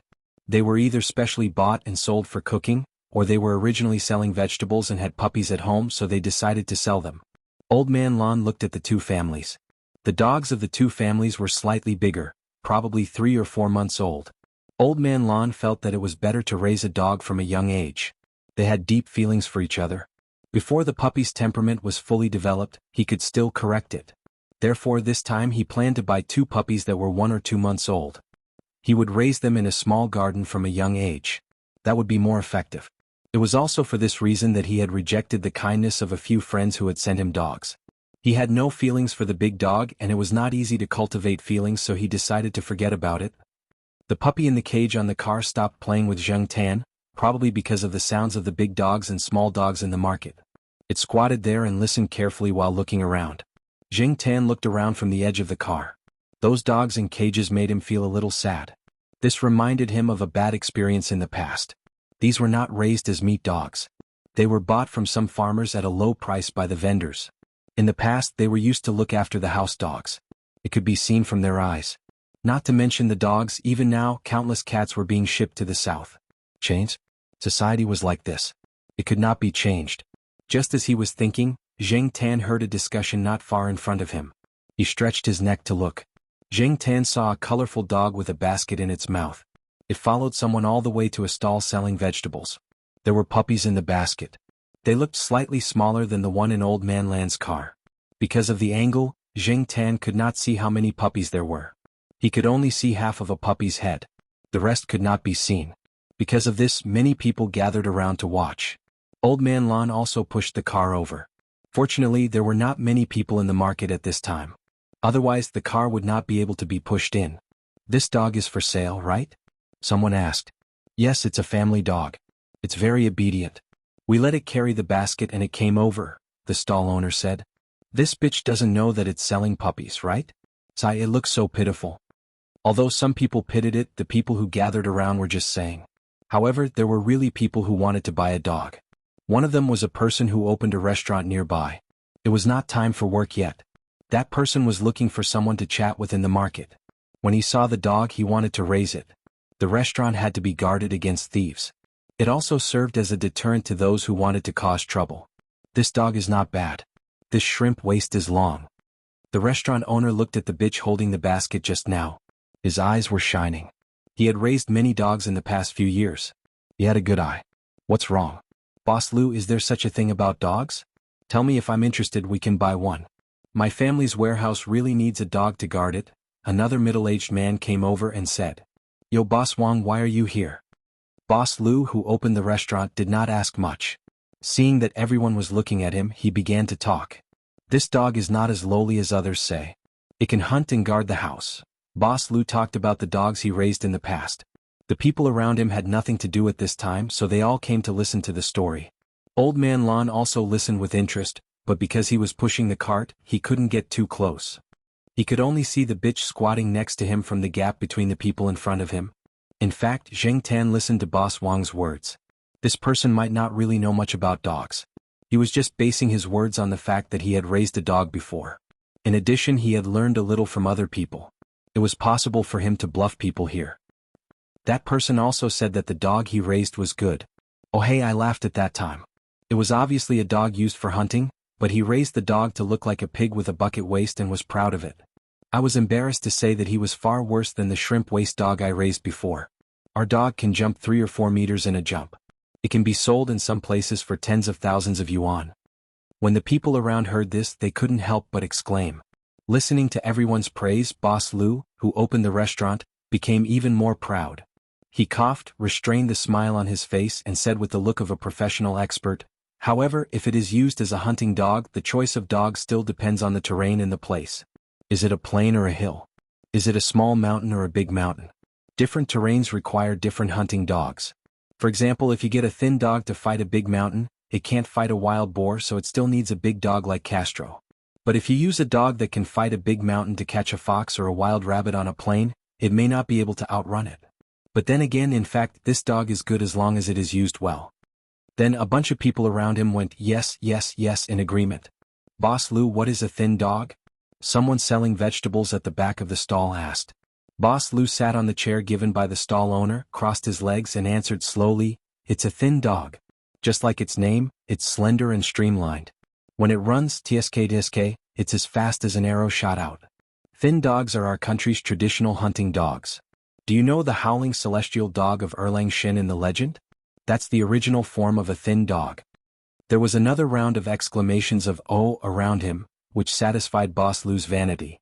Feeling that it was about time, Boss Lou didn't say anything more. He got up and patted the inconspicuous dust on his legs, saying, "But it's hard to find a good dog now. It's always not perfect. It's hard to find a good dog." After saying that, Boss Lou walked to the stall of the person who wanted to sell the puppies. The female dog that was squatting next to him had been taken away by the female owner. If the dog was sold, it wasn't good for the female dog to stay here. It could easily cause trouble. Although the female dog came over with the basket in her mouth, she might not know that the puppies in the basket were going to be sold. To be on the safe side, it was better to take the puppies away. "How much is your dog?" Boss Lou asked the stall owner. "Don't sell it for tens of thousands of yuan just because of what I said just now. I won't do it." This dog indeed wouldn't go up to tens of thousands of yuan just because of what Boss Lou said just now. This dog sold for tens of thousands? Some people around couldn't help but sneer in their hearts. Whoever bought it was an idiot. No one would buy it for hundreds of yuan. Just listen to the story. As experienced peddlers, these people around them would not be fooled by Boss Lou's few words and stories. How could they sell vegetables if they didn't have a brain? When the stall owner heard Boss Lou's words, he smiled honestly. "How could we? We're only going to sell this dog for 100 or 80 yuan. In fact, they originally only intended to sell it for 30 or 40 yuan. They didn't expect Boss Lou to come up with this idea, so they took this opportunity to raise the price. Hey, I gave you a stick and you climbed up. The prices of the neighboring stalls are the price of big dogs. However, I'm interested in your dog's waist. 80 yuan, I'll take this dog." Boss Lou pointed to the puppy in the basket that was almost the same color as the female dog and said. In fact, if the price was really too low, Boss Lou would lose face. After all, he had just praised the female dog. The price of the puppy should be higher than other dogs. It was because of this that he didn't bargain much after hearing the stall owner's offer. "Hey, okay, this dog is guaranteed to be much better than my female dog." The stall owner took out the little colorful dog that was clinging to the edge of the bamboo basket and handed it to Boss Lou. After Boss Lou gave the money, he looked at the puppy. Probably because he wanted to sell it, the stall owner did a simple cleaning for the puppy. It didn't look dirty, so Boss Lou took it and left. After Boss Lou left, Boss Wang, who said that he wanted to buy a dog to guard the warehouse, pointed to the dog in the basket that was mostly black with white limbs. "I like this kind of dog that walks on snow. I'll take this one. Pack it in a bag." The people around listened and laughed. This was like buying a lunchbox, and he even pack it in a bag. The stall owner finally found a snakeskin bag and put the dog in it. He handed it over with a smile. When the two people left, the people around also dispersed. The stall owner looked at the remaining dog in the basket and sighed. Sure enough, this was the most difficult to sell. However, the price of the other two dogs had exceeded his expectations, which was a consolation. If the remaining dog couldn't be sold, he would sell it at a low price. Otherwise, he could sell it to those who bought it as meat dogs. If he kept it, he wouldn't have much food to feed it. Old Man Lon sighed as well. In fact, he had his eyes on the dog with 4 hooves treading snow. Although it wasn't a pure 4 hooves treading snow, it still looked better than the last dog. Even if he couldn't buy this dog, Old Man Lon wanted to buy the one with flowers. He didn't expect that the first to be bought was the little colorful dog, and then the walks on snow was one step ahead. There were only 3 dogs. The 2 that Old Man Lon liked couldn't be bought. As for the remaining one, Old Man Lon frowned. He felt that it wasn't good enough. Not only did Old Man Lon look down on it, but the people around also looked down on it. In fact, as long as the fur color changed, there were still some people who were willing to buy it, but the problem was that many people disliked the fur color now.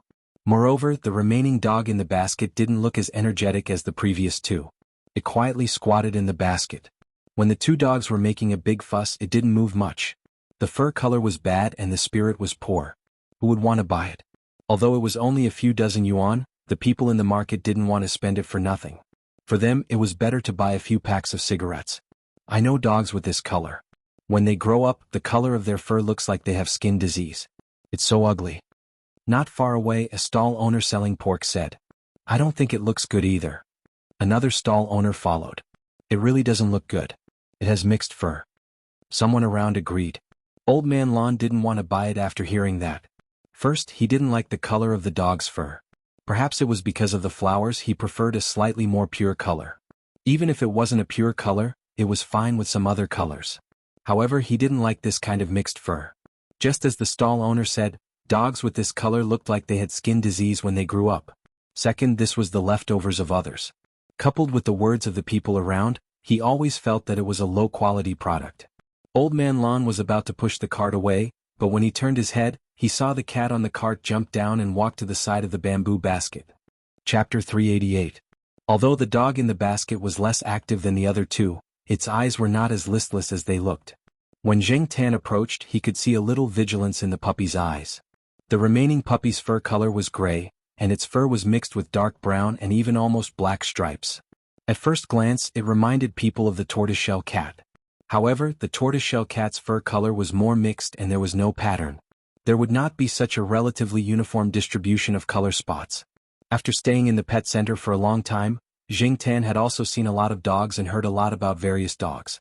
Once, Zheng Tan wandered around the pet center after completing a task at Xiaoguo's place.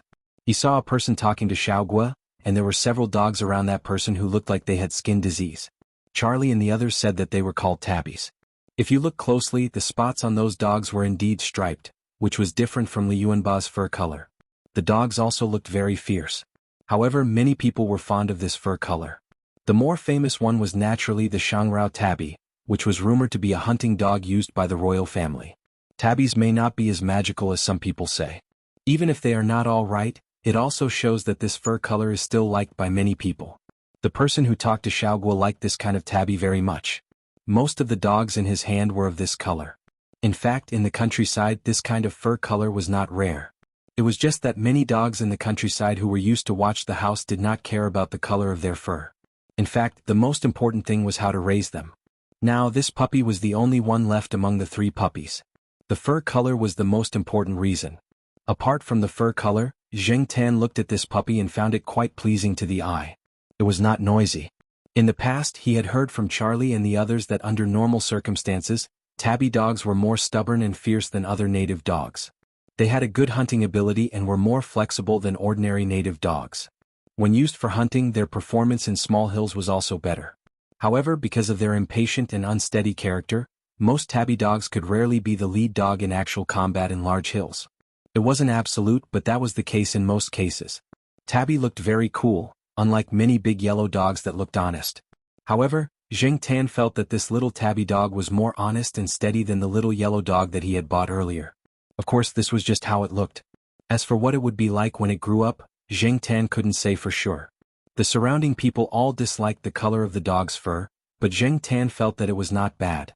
The dog that was originally squatting also stood up as Zheng Tan approached. At first, it did not bark much, but after staring at Zheng Tan for a while, it began to whimper, its little tail wagging. The dog seller was puzzled when he saw the black cat running to the dog basket. Since when did the market have such a black cat? It even swaggered around here. Generally speaking, cats and dogs would not be so calm in the market. The murderous aura was too strong, just like the dogs in cages that were about to be sold. In contrast, this black cat was too different. It was not anxious and it was not afraid of strangers. The stall owner was about to say something, but Old Man Lon had already spoken. What, Black Charcoal, have you taken a fancy to this one? Old Man Lon walked over, squatted down and looked at the dog carefully. He had not planned to buy it, but after seeing Zheng Tan's behavior, he changed his mind. Oh, old man, this is your cat. So brave. The stall owner laughed. Old Man Lon said, and did not say much. He looked at the dog carefully and even picked it up to take a look. Seeing that the dog's fur was a little ugly, but it did not seem to be sick. The awkwardness in Old Man Land's heart eased a little. Looking at the black cat next to him, the balance in Old Man Land's heart tilted a little. Seeing Old Man Lan hesitate, the stall owner wanted to sell the dog quickly, so he said, "Old man, this is the last dog. If you pass this village you won't get another one. This dog is a good dog, or else the two bosses would not have bought it. But I see that you don't like the color of its fur. How about this, I'll give you a discount. The two dogs just now were sold for 80 and this one is sold for 60. How about that?" Old Man Lan did not say anything, as if he was still thinking. In fact, he was observing Zheng Tan's reaction. He could not make up his mind about the dog, so he left the choice to Zheng Tan. Seeing that Zheng Tan's gaze was indeed fixed on the dog, Old Man Lan also had the idea of buying the dog. Forget it, it's just the color of its fur. The most important thing when choosing a dog is the dog's inner character. In terms of appearance, there is no need to be too strict, or else it will not be inverted. Old Man Lan comforted himself in his heart. However, Old Man Lan's silence was seen by the stall owner as his dissatisfaction with the price. Looking at the old man in front of him, there was nothing special about his attire, and he did not look like a rich person.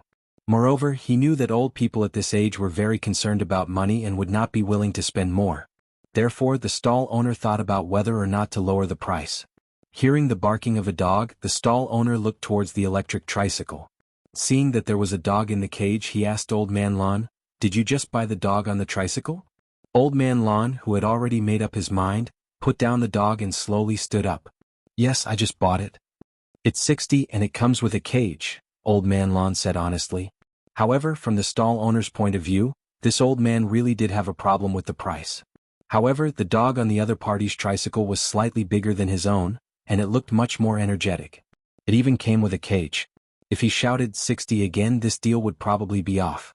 Seeing that no one around was interested in this dog, the stall owner thought for a moment and said, "How about this, I also want to sell this dog quickly. My wife left with the big dog and will be back soon. Before she comes back with the dog, I want to sell the dog. How about 40? That's half price. In fact, apart from the color of its fur, this dog is really not bad. After it grows up, it will definitely be dedicated to guarding the house. Look at its eyes, this is the type that is willing to bark when it sees strangers. Moreover, it will bark more fiercely than other dogs. It won't be scared into silence." The stall owner looked very honest and seemed very sincere when he spoke, but in fact, the stall owner thought in his heart that 40 yuan was more than they had originally thought. No matter what, it was more than they had earned, and it was not a loss. As for praising the dog, it was pure nonsense. How could he know how to judge a dog? He just learned from Boss Lu and made up a few sentences. Old Man Lan, who had originally planned to pay and leave, paused when he heard that the price was reduced again. He looked at the stall owner, shook his head silently, and then took out the money and handed it over. The people around thought that Old Man Lan was still not satisfied with the dog and the price, and just reluctantly accepted it. However, Zheng Tan knew that Old Man Lan was speechless. The old man didn't care much about these dozens of yuan, but he didn't expect that just a few sentences less would make the stall owner directly reduce the price. The dog basket stall owner didn't intend to give it away, and Old Man Lan didn't want it either. The cage and the tricycle could still hold one more puppy. The two puppies could just squeeze together. Anyway, they would be able to go back soon. The two puppies squeezed into the cage. They were both puppies, so they didn't fight much. However, the little yellow dog was more lively and took the initiative to tease them a few times. Zheng Tan watched from the side. Two puppies, less than 100 yuan combined, how cheap it was. They were both dogs, but compared to those expensive breeds, the price was 100 or 1,000 times higher, or even more. Zheng Tan didn't dare to guarantee how these two puppies would grow up in the future. Didn't Old Man Lan say that it was Old Man Lan's own responsibility if he raised them wrongly in the future? It had nothing to do with Zheng Tan. After returning to school, Old Man Lan placed the two puppies in the small flower bed and didn't bring them back to the family building. Old Madame Zhai cooked some rice paste and mixed some ground meat for the two puppies to eat. The two puppies ate happily. Old Man Lan gave the two puppies names. The little yellow dog was called Chen Li, and the one with Tabby was called Shun Feng.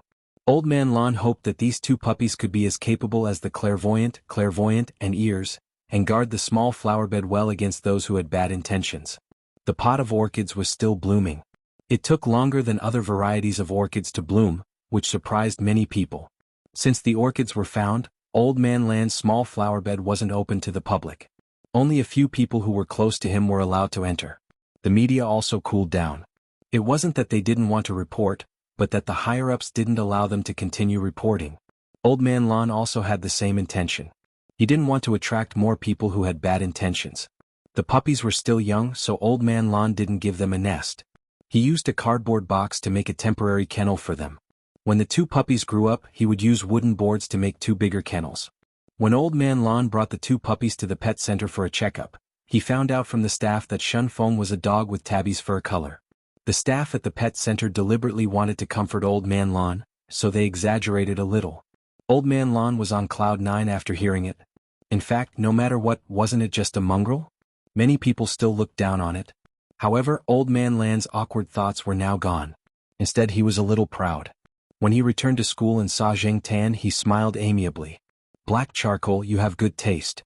Zheng Tan looked at the old man humming a tune as he walked away, thinking that he was still young. When he grew up, he would know whether his taste was good or not. However, every time he heard Old Man Lon say Shun Feng, Zheng Tan always felt that something was wrong. He would consciously add the word delivery in his heart. Later, Old Man Lon probably also felt that it sounded like a delivery man, so he changed it to Shun Zi.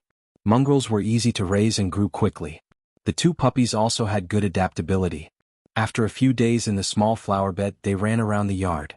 Besides Zheng Tan, the first cat the 2 met was Sheriff. Originally, Sheriff ran to the small flower bed to eat the flowers. Now he ran to the small flower bed frequently because of the 2 puppies. Zheng Tan already knew that Sheriff was more interested in dogs than cats. At first, the Sheriff was just curious and didn't go over to play with the 2 puppies. Instead, he stood on top of the flower shed and looked at the 2 puppies playing below. He stretched his neck very long as if he wished he had a giraffe's neck. His gaze followed the 2 puppies. After discovering the cat squatting on the flower shed, the 2 puppies came to the bottom of the flower shed. The little yellow Qian Li opened his mouth and barked at Sheriff with an obvious cry of a young dog. The roof of the flower shed was sloped. The highest part was about 3 meters from the ground, and the lowest was less than half a meter. The place where Sheriff was squatting was about 1 meter from the ground. Otherwise, the 2 puppies wouldn't have noticed him. Shun Zi didn't speak, but he also looked up at the cat on the flower shed. Zheng Tan saw the extent of Sheriff's tail swinging and knew that this guy really wanted to go down and play with the 2 puppies. He just probably wanted to observe more. Chapter 389. Sheriff's crouching position wasn't high. 1 meter was a piece of cake for a healthy adult cat. Even though he didn't expect to be kicked by Zheng Tan in the back and panicked a little, Sheriff was still able to land steadily. Sheriff wasn't the only one who was shocked by the sudden kick. The 2 puppies were also shocked and hurriedly took a few steps back. The little yellow dog Qian Li even flapped and barked a few times. The mud tiger Straight was a little calmer, but it also looked at Sheriff warily and didn't even swing its tail. However, soon the thick-skinned Sheriff broke the deadlock. Within a few minutes, the cat and 2 dogs were playing together. Sheriff was no stranger to dogs. Dealing with the 2 puppies was even easier. After getting used to the 2 puppies, he started playing. The puppies had teeth. When they bit Sheriff, it hurt a little, but he could handle it. After all, they were just puppies. Zheng Tan squatted on the flower shed and watched the 2 puppies run happily behind Sheriff. He thought to himself, with Sheriff leading the way, Old Man Land's flower garden wouldn't be peaceful. Although they were just puppies because they were mud dogs, the 2-month-old puppies already had some weight and were still active. Sheriff couldn't handle the 2 puppies at the same time. However, after playing around, their relationship became better and better. In the end, they got tired of each other. Sheriff even went to the puppy's plate to eat some dog food, then squeezed into a nest with the 2 puppies to sleep. That box was originally prepared by Old Man Lon for the puppies. There was still some space for the 2 puppies to sleep inside. Puppies grew fast. In Old Man Land's plan, this box would last for at least a month, right? But now that Sheriff was squeezed in, it seemed very narrow. Sheriff's 2 hind legs were still exposed. However, cats were soft. They could sleep in any position. Zheng Tan looked at the 3 of them squeezed in the paper box and was happy. He estimated that in a few days this paper box would be scrapped. It wouldn't be scrapped, but it would be tossed around until it was scrapped. Looking at the sky, Zheng Tan jumped down from the flower canopy and left. It was time for lunch. In a while the students would be dismissed. It was inconvenient to move around with so many people. Zheng Tan decided to have lunch at Jiao Wei's small restaurant today. He left the small garden and went to the school gate. However, on the way to the school gate, Zheng Tan passed by a building near the school's logistics department. Just as he was thinking about how much trouble Old Man Lon would be in for in the future, he wasn't paying attention to his surroundings. Suddenly he heard a shout, "Be careful." The next moment, he felt as if a bucket of cold water had been poured over him. Jing Tan's fur was all wet. He turned his head and looked helplessly at the surprised auntie who was standing at the door with a basin in her hand. That auntie obviously didn't do it on purpose. Under normal circumstances, no one would come here and she was used to splashing water. Who knew that a cat would suddenly appear? It was probably the water used to wash fruit. Jing Tan could even smell a bit of fruit. The auntie holding the plastic basin was stunned for a moment. Then she said to Jing Tan, "Hey me, come here. Auntie will help you wipe it." As she said that, she took out a pack of tissues from her pocket and waved at Jing Tan. Jing Tan looked at the auntie's figure. She was, well, a strong woman. Her arms looked very strong. Jing Tan thought about it and decided to leave. After he left, Jing Tan saw that there was no one around. He stopped and shook his fur twice. Not much water came out. He looked up at the sun in the sky. The sun was not bad. It should be fine after a while. Jing Tan didn't think much of it. He ran out of the school gate with water stains all over his body. However, although there was sun today, it was already December. The temperature wouldn't be high. When the wind blew, it was a little cold. When Jiao Wei's parents saw Jing Tan, his fur was still wet. Jiao Wei's mother joked that Jing Tan had gone swimming or catching fish. Although she said that, Jiao Wei's mother still took a hairdryer for Jing Tan to dry. After drying, he felt much warmer. However, when Jing Tan walked back from the small restaurant after eating, he felt a little dizzy and sneezed a few times. It seemed that his nose was running. Jing Tan couldn't find any tissues to wipe his nose, so he raised his hand to wipe his nose. "I'll wipe it on my fur first. I'll wash it when I get back." Originally, Jing Tan wanted to go to the small garden to see how the three of them were doing. He wanted to see if they had rebelled in the small garden. However, because he didn't feel well, he decided to go home and take a good nap first. Jing Tan didn't know if it was his imagination, but he felt that the temperature had dropped a little. It was a little cold. He ran home quickly and jumped onto the sofa. He grabbed a roll of toilet paper from the coffee table and wiped his nose with it. His head felt even dizzier. Jing Tan was too lazy to move. He just lay on the sofa and slept. He originally planned to take a nap, but this nap exceeded his expectations. Jiaoma came back around 6 p.m. The last class at affiliated high school ended at 5 p.m., and she took the bus back home. Every day she would arrive home around 6 p.m. Therefore, the Jiao family's dinner was usually after 7 p.m. Little Pamela was now in her third year of junior high school. She was in her last year of junior high school, so the school was rather strict on her. Although the school did not set up an experimental class, the teachers would still give special treatment to the few top students after class. They would leave some students behind to answer their questions. Therefore, little Pamela came back later than Mama Jiao. Jiaopa didn't come back until dinner time. Therefore, Jiaoma was the first one to come home. Jiaoma stood at the door, wondering if her cat had forgotten the time and hadn't come home yet. If Jing Tan was at home, he would turn on the lights in the living room and leave the wooden door open. Everyone in the Jiao family knew to turn on the lights and open the door. They had gotten used to it over the years. Jiaoma took out her key to open the door. It was dark in the house. The lights in the hallway weren't very bright. They couldn't illuminate much of the room. Jiaoma turned on the lights in the living room. Then she saw the black fur ball on the sofa. "Black Charcoal, why don't you turn on the lights? You're sleeping on the sofa. Don't catch a cold. There's a blanket next to you." Jiaoma put the vegetables on the floor and changed into slippers at the entrance. However, Jiaoma didn't hear any response from Black Charcoal. She changed into slippers and looked at the sofa. It was still in the same position as the black fur ball. Jiaoma knew that under normal circumstances, her cat rarely curled up like other cats. When Black Charcoal slept alone on the sofa, it would stretch out and lie on its stomach, as if it wanted to occupy the entire sofa. Sometimes it would lie on its side. However, Jiaoma had never seen Black Charcoal curled up like this. It looked like Black Charcoal was curled up because of the cold. She had just said a few words, but Black Charcoal didn't respond at all. The windows in the living room weren't closed. The night breeze blew in, bringing with it the coolness of winter. Jiaoma shivered. The keys in her hand fell from her trembling hand. She didn't pick them up and quickly walked to the sofa. "Black Charcoal! Black Charcoal!" Jiaoma shouted a few times, but there was still no response from Black Charcoal. She reached out her trembling hand and found that Black Charcoal was still warm and soft. Jiaoma slowly recovered from the suffocating feeling. Soon Jiaoma realized that Black Charcoal was probably sick. She picked up Black Charcoal from the sofa and quickly walked out without even changing her slippers.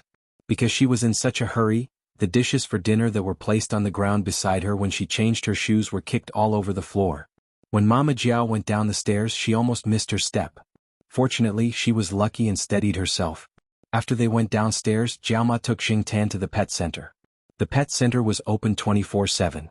Jing Tan, who was in a deep sleep, didn't know what was going on around him. He couldn't feel anything. After he fell asleep, it seemed like a long time before he heard a sound. The sound was getting louder and louder. There were all sorts of noises around him. There were people shouting, laughing, chatting, and strong electronic music. He struggled to open his eyes, and in his blurry vision, there were all sorts of lights flashing. He could only see the blurry figures moving around, but he couldn't see them clearly. Even though he couldn't see or hear clearly, Jing Tan felt strange and familiar at the same time. Aside from the blurred vision, the sounds around Jing Tan made her already dizzy head hurt even more. It was as if someone was drumming beside her ears, causing her to feel dizzy and dizzy. A figure approached him. Even though it was close, Jing Tan couldn't see what the person looked like. "Jing Tan, are you really drunk? You can't hold your liquor at all." His voice sounded indistinct and indistinct. It had been a long time since someone called him Jing Tan. When he heard it, Jing Tan didn't react. Even after he reacted, he couldn't remember who the owner of the voice was. Jing Tan tried to open his eyes wide to see who was in front of him, where he was and what was going on. But it was still in vain. He was so close that he could touch him, but he seemed to be thousands of miles away. This made Jing Tan feel conflicted. This feeling didn't last long. Jing Tan found that the world was gradually out of balance and became distorted. His blurry vision was distorted and he couldn't see anything. The people and things around him seemed to be farther and farther away. Jing Tan wanted to say, "Wait, I haven't seen clearly yet." But the world became quiet again and there was nothing around him. After a long time, Jing Tan gradually heard a vague sound. The sound gradually became louder and clearer. It wasn't as blurry as before. Jing Tan felt that he was poked. It wasn't hard, just a light poke, and it was a little itchy. Then Jing Tan heard a familiar voice. "Why isn't Brother He awake yet?" Oh, it was Air Yuan from Air Mao's family. Air Yuan was almost 2 years old now. With Air Mao's talkative father around, Air Yuan learned to speak very quickly. "Air Yuan, don't mess around. Brother He is just sick and sleeping. He needs to rest." It was another voice. It was Fatty Wei, Celestine's brat, who was getting rounder and rounder. "Sick?" Air Yuan asked. "Yes, my dad said so." His original words were He. What's Brother He's name?" Fatty Wei wanted to repeat his dad's words, but he forgot what He was. What was his name again? Fatty Wei suddenly couldn't remember. They usually only called him Brother He and had almost forgotten Jing Tan's cat name. "Air Yuan, what's Brother He's name?" Fatty Wei asked. He. Air Yuan tried hard to remember how his dad called him Brother He. After thinking for a few seconds, he slowly said, "It's He Bun." Chapter 390. When Jing Tan opened his eyes, he found himself in a small room of about 10 square meters. There were some medical equipment in the room, and there was an unpleasant smell of medicine in the air. The only people in the room were Fatty Wei, Yuan Air, and Yuan Air's mother. When the two children were talking, Yuan Air's mother, Gong Qin, was sitting at the side reading a book about how to take care of sick pets. As for the black steamed bun that Yuan Air mentioned, she had misheard and remembered wrongly. Air Mao kept calling Jing Tan black coal, and Yuan Air only remembered 3 words. After thinking for a long time, she thought that it was probably black steamed bun. She had eaten steamed buns this morning, so she directly thought of the word steamed bun. Fatty Wei and Yuan Air were arguing about whether Brother He's name was 2 or 3 words. When they saw Jing Tan open his eyes, the two children were stunned for a moment, then shouted loudly, "Mom, Mom!" Brother He woke up. "Dad, come in quickly." Brother He opened his eyes. Celestine and Air Mao were talking outside. When they heard the voices inside, they opened the door and came in. When they looked at the cat bed, the cat on the bed was stretching his limbs and yawning. "Yo, Black Coal woke up." Air Mao laughed. After saying that, he called Xiaogua and informed the Jiao family. "It's good that he woke up. He's fine now that he's awake," Celestine said. When Jing Tan was unconscious, Xiaogua asked someone to check on Jing Tan. They suspected that he had caught a cold, but what was strange was that after injections and medicine, his body temperature returned to normal, and his breathing returned to normal. He recovered much faster than other cats, and it seemed that there shouldn't be any major problems. However, Jing Tan didn't wake up. It was as if he was in a deep sleep, and he maintained this state for a week. This really worried the Jiao family. Xiaogua also invited a lot of specialists and even asked some famous veterinarians, but none of them could solve the problem. He could only wait. Now, after learning that Jing Tan had woken up, Xiaogua brought some people to give Jing Tan a comprehensive checkup. The result of the checkup was that everything was normal, and its condition was much better than that of other cats of the same age. Whether in terms of bones or muscles, it was much better than other cats of the same age. There was no sign of aging at all. The Jiao family breathed a sigh of relief when they received the diagnosis. However, when they asked if something similar would happen again, the doctor at the pet center could not give a definite answer. Compared to humans, the treatment methods for pet diseases were not as perfect. All kinds of situations were possible. All they could do was record the case and then discuss it. If they couldn't find the answer, there was nothing they could do. So, the best way is to pay more attention to the cat. Don't let the cat get sick so it can stay in good condition for a longer time, Xiaogua said to the Jiaopa, Jiaoma and Jiaoma. Since everything was normal, Jing Tan didn't want to stay in the pet center anymore. He went straight home with the Jiaopa, Jiaoma and Jiaoma. Jing Tan was sick for a week. During this week, Jing Tan stayed in the pet center. Xiaogua specially prepared a separate room for Jing Tan. This was a special treatment. The Jiao family was very worried when they found out that Jing Tan was sick. They blamed themselves for neglecting Jing Tan because they were busy with their own things. That was why Jing Tan caught a cold. It wasn't a big deal for humans to catch a cold, but it was different for animals. A small illness could be dangerous if it wasn't treated properly, let alone Jing Tan, who was gradually entering his old age in everyone's eyes. During his hospitalization, the Jiao family came to visit him several times a day. Their phones were turned on 24 hours a day in case something happened. Little Pomelo and Jiao Yuan were in their third year of middle school and high school respectively. Both of them had their monthly exams at the end of November. Because of Jing Tan's illness, their exams were affected, especially little Pomelo. If it weren't for the Jiaopa's supervision, she would have missed the exam. As for the Jiao Yuan, Jiaopa, Jiaoma didn't intend to tell the Jiao Yuan. Unexpectedly, the Jiao Yuan noticed something was wrong from Jiaoma's condition. He called several eyes and ears in the villa complex to find out what was going on. Only then did he know that Jing Tan was hospitalized, so he asked for leave and went back home that day.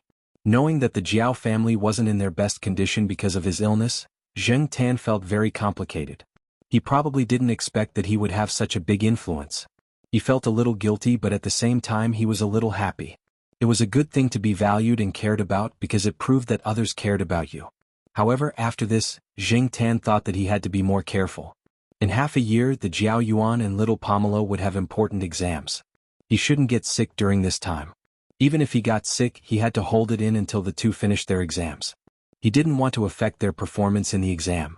At that time, the Jiao family didn't spread Jing Tan's condition, but Heir Mao, who lived in the same building, found out very quickly. After he found out, Celestine also found out very quickly. The two of them even came to visit Jing Tan a few times when they were free. It was just that Jing Tan hadn't woken up at that time. Today, Celestine got off work early, so she brought Fatty Wei over. Heir Mao also brought Heir Yuan.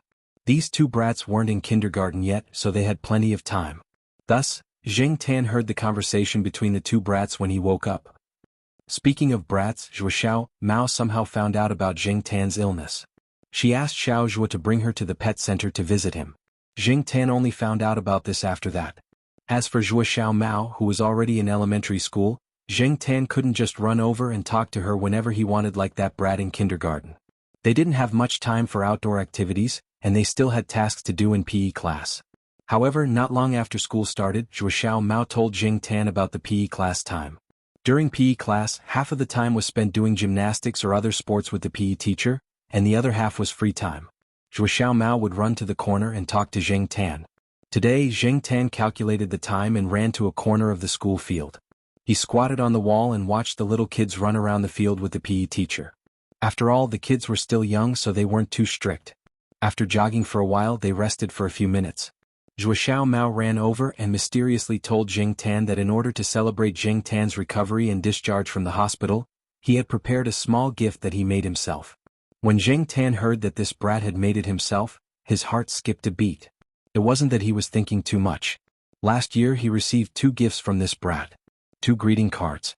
One was given during the Dragon Boat Festival. When the card was given, it came with a bottle of grape juice. Jing Tan thought that it was for him to drink, but he didn't think that the bottle of grape juice was for the greeting card. Zheng Tan went home with mixed feelings and poured the grape juice on the open greeting card. Not long after, he saw a large abstract-style dumpling painting on the greeting card. As for the second greeting card, it was given by Zhuoxiao Mao during the Mid-Autumn Festival. This time there was no grape juice. Very good, but Zheng Tan used the time when there was no one at home to open the greeting card in his room. Then, according to Zhuoxiao Mao's instructions, he held little Pomelo's hairdryer and blew on the greeting card for a long time. When the greeting card was hot, something appeared on it, an abstract-style painting of a mooncake. Zheng Tan's feelings at that time. Therefore, now that Zhuoxiao Mao said that he wanted to give Zheng Tan a small gift to celebrate his recovery, Zheng Tan's beard trembled. He was afraid that this brat would come up with an especially funny gift. The PE teacher blew the whistle to gather the students. Zhuoxiao Mao quickly said to Zheng Tan, "The gift isn't ready yet. I'll give it to you after Christmas." Then he ran away. Zheng Tan shook his head. Forget it, he didn't want to argue with this brat.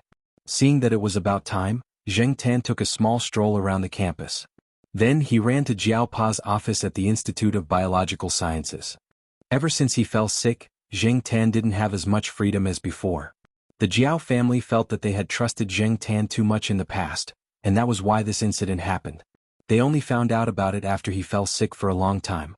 If they had found out about it a little later, would there have been an accident? The Jiao family was worried. Therefore, after he recovered, he was grounded at home for a week. After that, he ate specially prepared nutritious meals for a week. Zheng Tan couldn't take it anymore. It was too disgusting. Eating nutritious meals for a week was the result of his tolerance. After protesting several times, Zheng Tan finally stopped eating nutritious meals. However, the Jiao family felt that Zheng Tan's diet shouldn't be the same as before because he was gradually entering the old age stage. The food that was too strong and not good for cats was reduced. This made Zheng Tan feel very uncomfortable. However, this was already the Jiao family's concession. The Jiaopa even told Yi Hao, Boss Kai, and Feng Baijin that even if Zheng Tan went to the Institute of Biological Sciences, he wouldn't be able to eat the delicious meal that he was looking forward to. Mao even joked that Zheng Tan wasn't hungry. If he was really hungry, he could eat anything. Zheng Tan didn't refute this. However, he wasn't starving right now, was he? Zheng Tan thought to himself cheekily. In fact, Zheng Tan really wanted to say that he was very healthy. He was so strong that he could easily lift the dining table at home. However, he couldn't say that. Moreover, the Jiao family was scared this time. They no longer listened to Zheng Tan's wishes like before. If it was possible, the Jiao family even hoped that Zheng Tan wouldn't go out and stay at home. Unfortunately, this was impossible. The Jiaopa had already prepared lunch. After heating it in the microwave, it was Zheng Tan's lunch. After eating, Zheng Tan took an afternoon nap in the Jiaopa's office. After that, he climbed out of the window and wanted to stretch his body. It had been a long time since he went to the small forest at the edge of the neighborhood. Zheng Tan decided to go for a run. He quickly jumped and shuttled through the forest. He was as fast and as familiar as before. He wasn't rusty. I'm not old, Zheng Tan thought. I'm still young. After running for a while, he felt much better from his gloomy mood. Zheng Tan squatted on a tree branch to rest. He looked at the fallen leaves in the forest that had already turned yellow. They swirled and fell as the wind blew. Zheng Tan remembered the dream he had when he was sick. It was strange. He could still remember the dream so clearly after waking up. Moreover, Zheng Tan gradually remembered where that dream had been. It was a place where demons ran wild. It was a place he used to like to pass time. Sometimes, when he was in a bad mood, he wouldn't even go to class. He would call a few of his friends and go there. However, was that really a dream? Zheng Tan lowered his head and looked at his cat paws. He let out a long sigh. After jumping down from the tree, Zheng Tan planned to go home.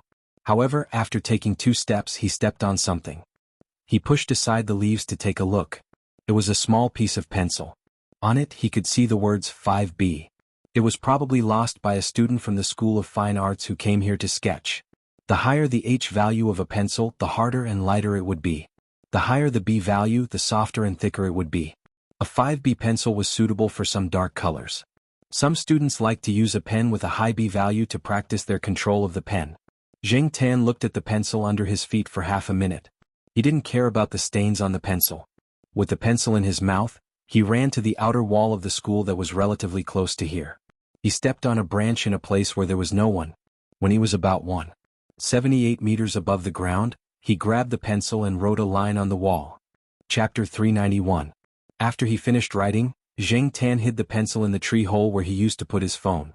He would need it in the future, so he was not in a hurry to throw it away. Although Zheng Tan had not been to the tree hole for a long time, there were no other animals living there, so it was quite clean.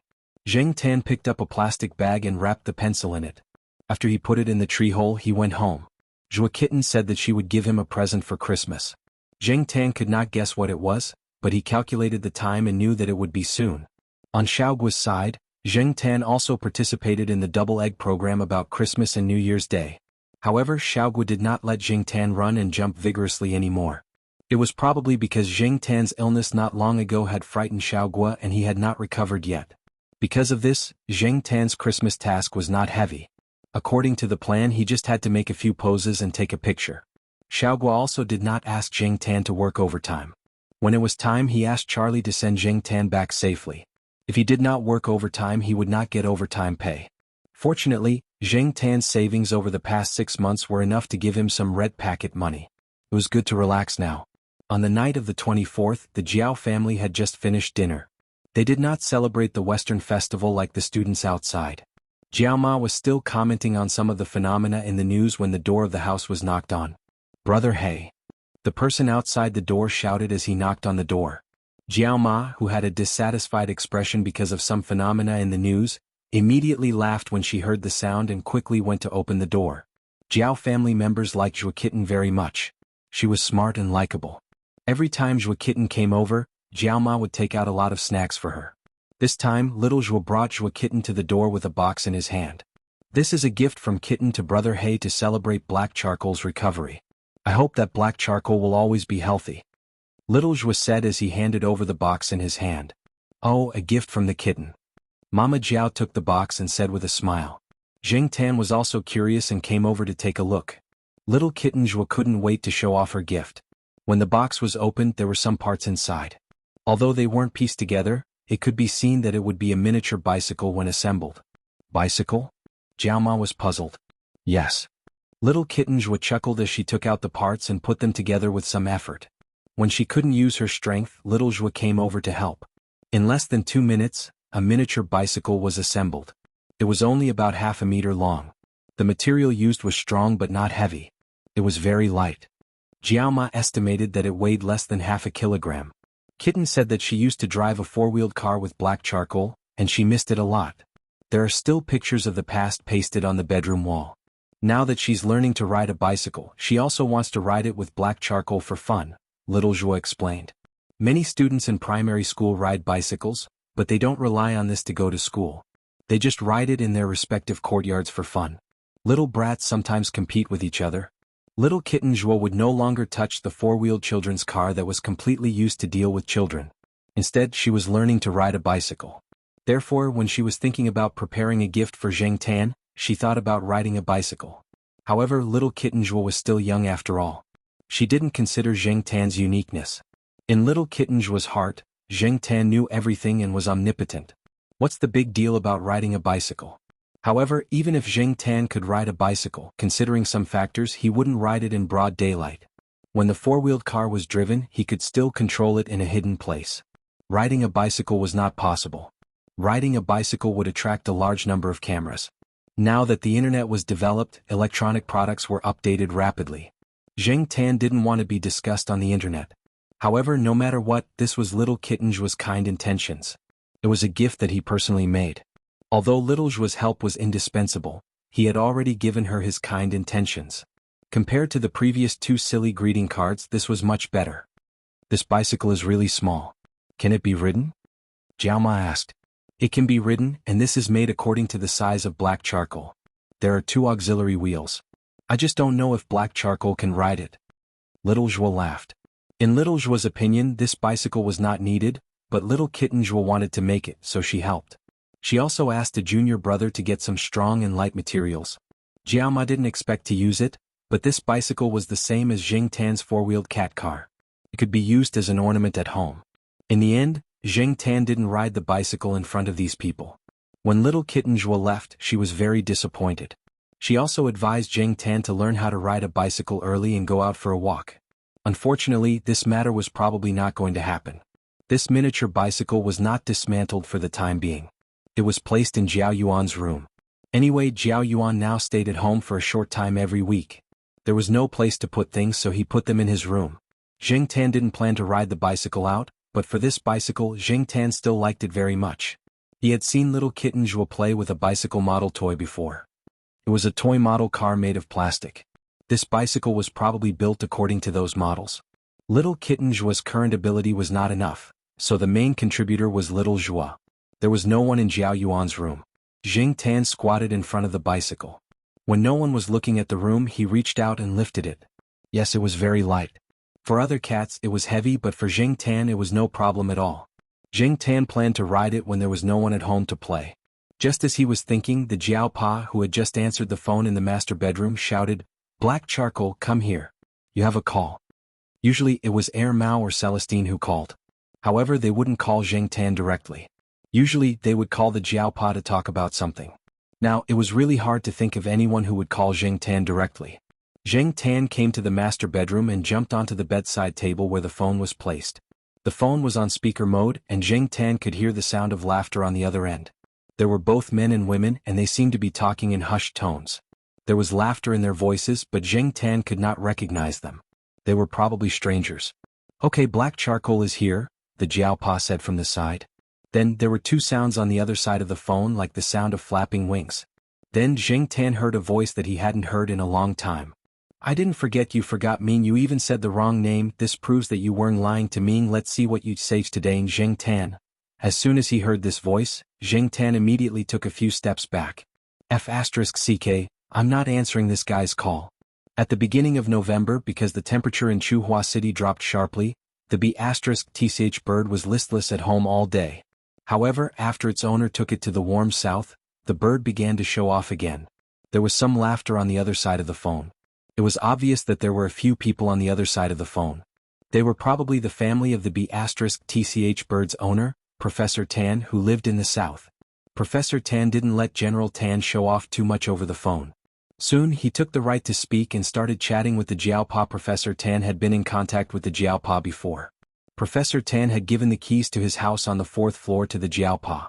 There were some plants in the house that needed to be watered. Although there was an automatic watering machine, he still had to check on them from time to time.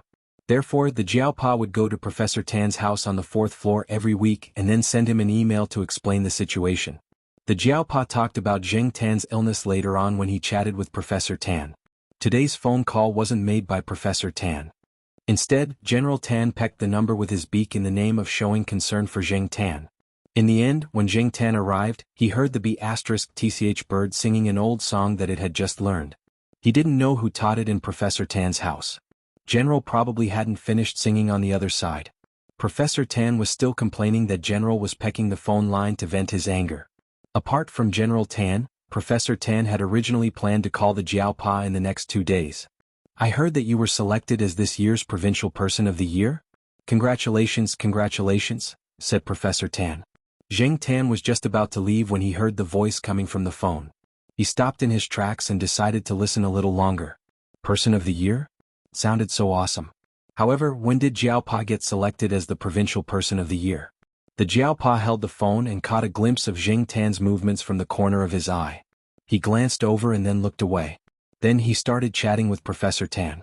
Only then did Jing Tan know that the so-called Person of the Year was actually an annual event held in the province to select outstanding people who had made outstanding contributions to the province, achieved impressive results, and embodied the spirit of the times. There were people from academia, finance, sports, entertainment, and other circles. Jiao Pa was one of the top 10 outstanding young teachers. In the eyes of some people, it was just an empty title. However, it was not easy to get this title. Not only did one have to be strong, but one also had to have a good relationship with others. Listening to the conversation between Jiao Pa and Professor Tan, it seemed like the two of them did not care much about this title. Generally speaking, people who did not care about this title were either jealous or sour grapes. Otherwise, they were people like Jiao Pa and Professor Tan who had already received better titles. Actually, if it were not for the previous accolades, the honor of this kind of annual awards would not have been given to Jiao Pa. Speaking of which, Jiao Pa had worked very hard for the past 2 years. He was so busy that he was rarely seen. His influence in the Institute of Biological Sciences was also getting bigger and bigger. Once, Zheng Tan even overheard the Institute of Biological Sciences students talking about who would be the next person to carry the banner of the institute. Among the candidates, Jiao Pa's popularity was very high. The leaders of the institute also gave face to Jiao Pa. Even without talking about his ability, that red mouse was still jumping around in the laboratory. When the bosses of the related research teams voted, they had to consider Jiao Pa's contributions to the institute, right? The institute was planning to use this opportunity to do more public relations. This time it was not only to the academic circle but also to the general public. The award ceremony would also be broadcasted on the provincial TV station. Because it involved a wide range of people, including big entrepreneurs and CEOs of big companies, as well as more well-known sports and entertainment celebrities, the program's viewership ratings would also be higher. With this opportunity, how could the institute let go of this opportunity to make its presence known? Professor Tan had experience with this before, so this time he called Jiao Pa to teach him some techniques. After all, it was not just about attending an award ceremony. He would also have to come into contact with famous people from all walks of life, including political figures. He could not afford to make any mistakes. Don't think that you can ignore people from other walks of life just because you are in the academic field. Otherwise you will suffer. Chapter 392. In fact, another teacher had almost squeezed Jiao Pa out of the running for the Young Teacher of the Year award. After all, the quota was limited. There were so many schools in the province, and the selection was not only limited to universities but also primary and secondary schools. Even if some people did not care for this award, the competition was still quite fierce. After all, this was an honor with a certificate. As for why that teacher was squeezed out, Zheng Tan later found out when he was on his way to Jiao Pa's office. He overheard a few students from the Institute of Biological Sciences talking about it. That young teacher had a strong background. One of his parents was a well-known professor, and the other was a successful businessman. His family also had people who were active in the political system.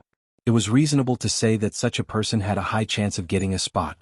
Unfortunately, that person was not very lucky. In addition, he attracted too much hatred on a daily basis. Therefore, he was tricked by his students. During the selection and voting period, that professor was a little too high profile and had a conflict with one of his graduate students over some things. The next day, that graduate student betrayed his boss. He exposed the professor's money laundering on a relatively influential forum on the internet. He also revealed that the professor was a scumbag who pretended to be a very good person.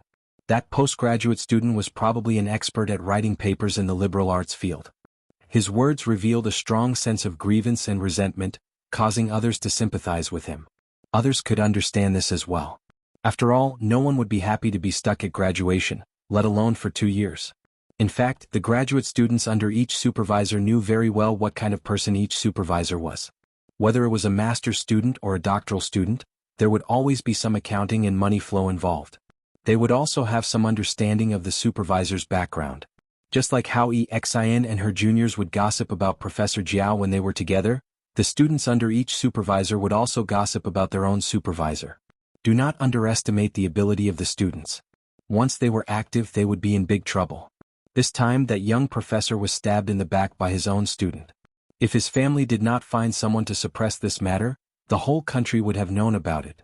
However, even if the matter was suppressed, his quota was revoked. Therefore, Jiao Pa had the opportunity to replace him. Otherwise, in terms of background, achievements, and political influence, Jiao Pa would not be able to compete with Jiao Pa. It was precisely because of the exposure of the teacher's money laundering that the school's leaders had specially looked for the Jiao Pa for a discussion. Whether or not the teacher had laundered money was not important. What was important was whether or not the teacher would make a mistake at a critical moment, such as being stabbed in the back by his own student. In short, money laundering was fine, but it had to be done cleanly. Otherwise, not only would the teachers lose face but the school would also lose face. The school leaders had no choice but to take this seriously. Although Tsinghua University had always boasted of its position as the leading university in the province, over the years, another university in the city had also begun to shine. Dazzling results came one after another, and their public relations were also very good. They spread a lot of positive energy, and the public's evaluation of them was very high. The number of applicants increased year by year, and when people talked about these two universities, it gradually became a trend of the Chu City Derby. The other party wanted to find an opportunity to step on Tsinghua University a few more times. The reason why the other party didn't mention the money laundering incident was because everyone felt guilty about it. In fact, things like money laundering were done by many school teachers, regardless of whether it was a third-rate university or a few top universities. As for money laundering, there were many ways. For example, transferring the country's scientific research funds out of the country for private use. Or buying equipment that was reported as 5 million yuan, but actually only 3 million yuan was actually purchased, and a large amount of rebates would be put into private coffers. Or buying insurance, eating, drinking, and other expenses could be reported with invoices. In the private words of some teachers, why was it so important to apply for project funds? Money laundering was to make a fortune. The Institute of Biological Sciences Lumpy Liu, who had a lot of dark history exposed by the students in private, used collaborative research to launder money. For example, a large project worth tens of millions was reported as a collaborative research project, but in private, it was agreed that the other party would name a high price and send the money over. The two of them would then split the loot and receive rebates. In addition to this, a large amount of scientific research approval funds were in the hands of a few administrative officials who didn't understand technology. In a controversial phrase, they were laymen leading professionals. They had the power to decide life and death. The scientific research funds obtained by the universities could also be used as a source of bribes to the officials and some experts. Because of this, there was a popular saying in universities, running the Ministry of Finance to get money in. This ministry represented the Ministry of Education, the Ministry of Finance, the Ministry of Science and Technology, and other relevant departments. Fortunately, Jiaopa had never used money laundering to make a fortune. Most of his money came from Yuan Ziyi's company, not from the project shares. When the company was established, Jiaopa had contributed to it and had shares in it. Over the years, the company had grown in scale and had opened a branch in the south. This time, Yuan Ziyi's appearance at the provincial annual gala was enough to explain the situation. Jiaopa had gained a lot of experience from Professor Tan and other experienced teachers. Jiaoma had specially bought a suit for Jiaopa to wear to receive the award. As for the suit, Jiaopa couldn't buy something too extravagant. Otherwise, it would be difficult to explain himself if someone investigated. Instead, he would be accused of money laundering.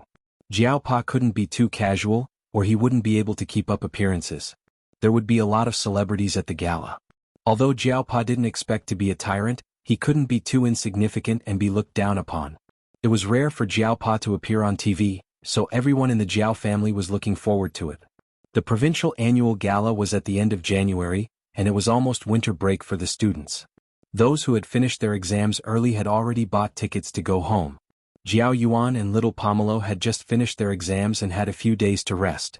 They would go back to school to collect their results after the results were out. On January 30th, the provincial annual gala started at 2 p.m.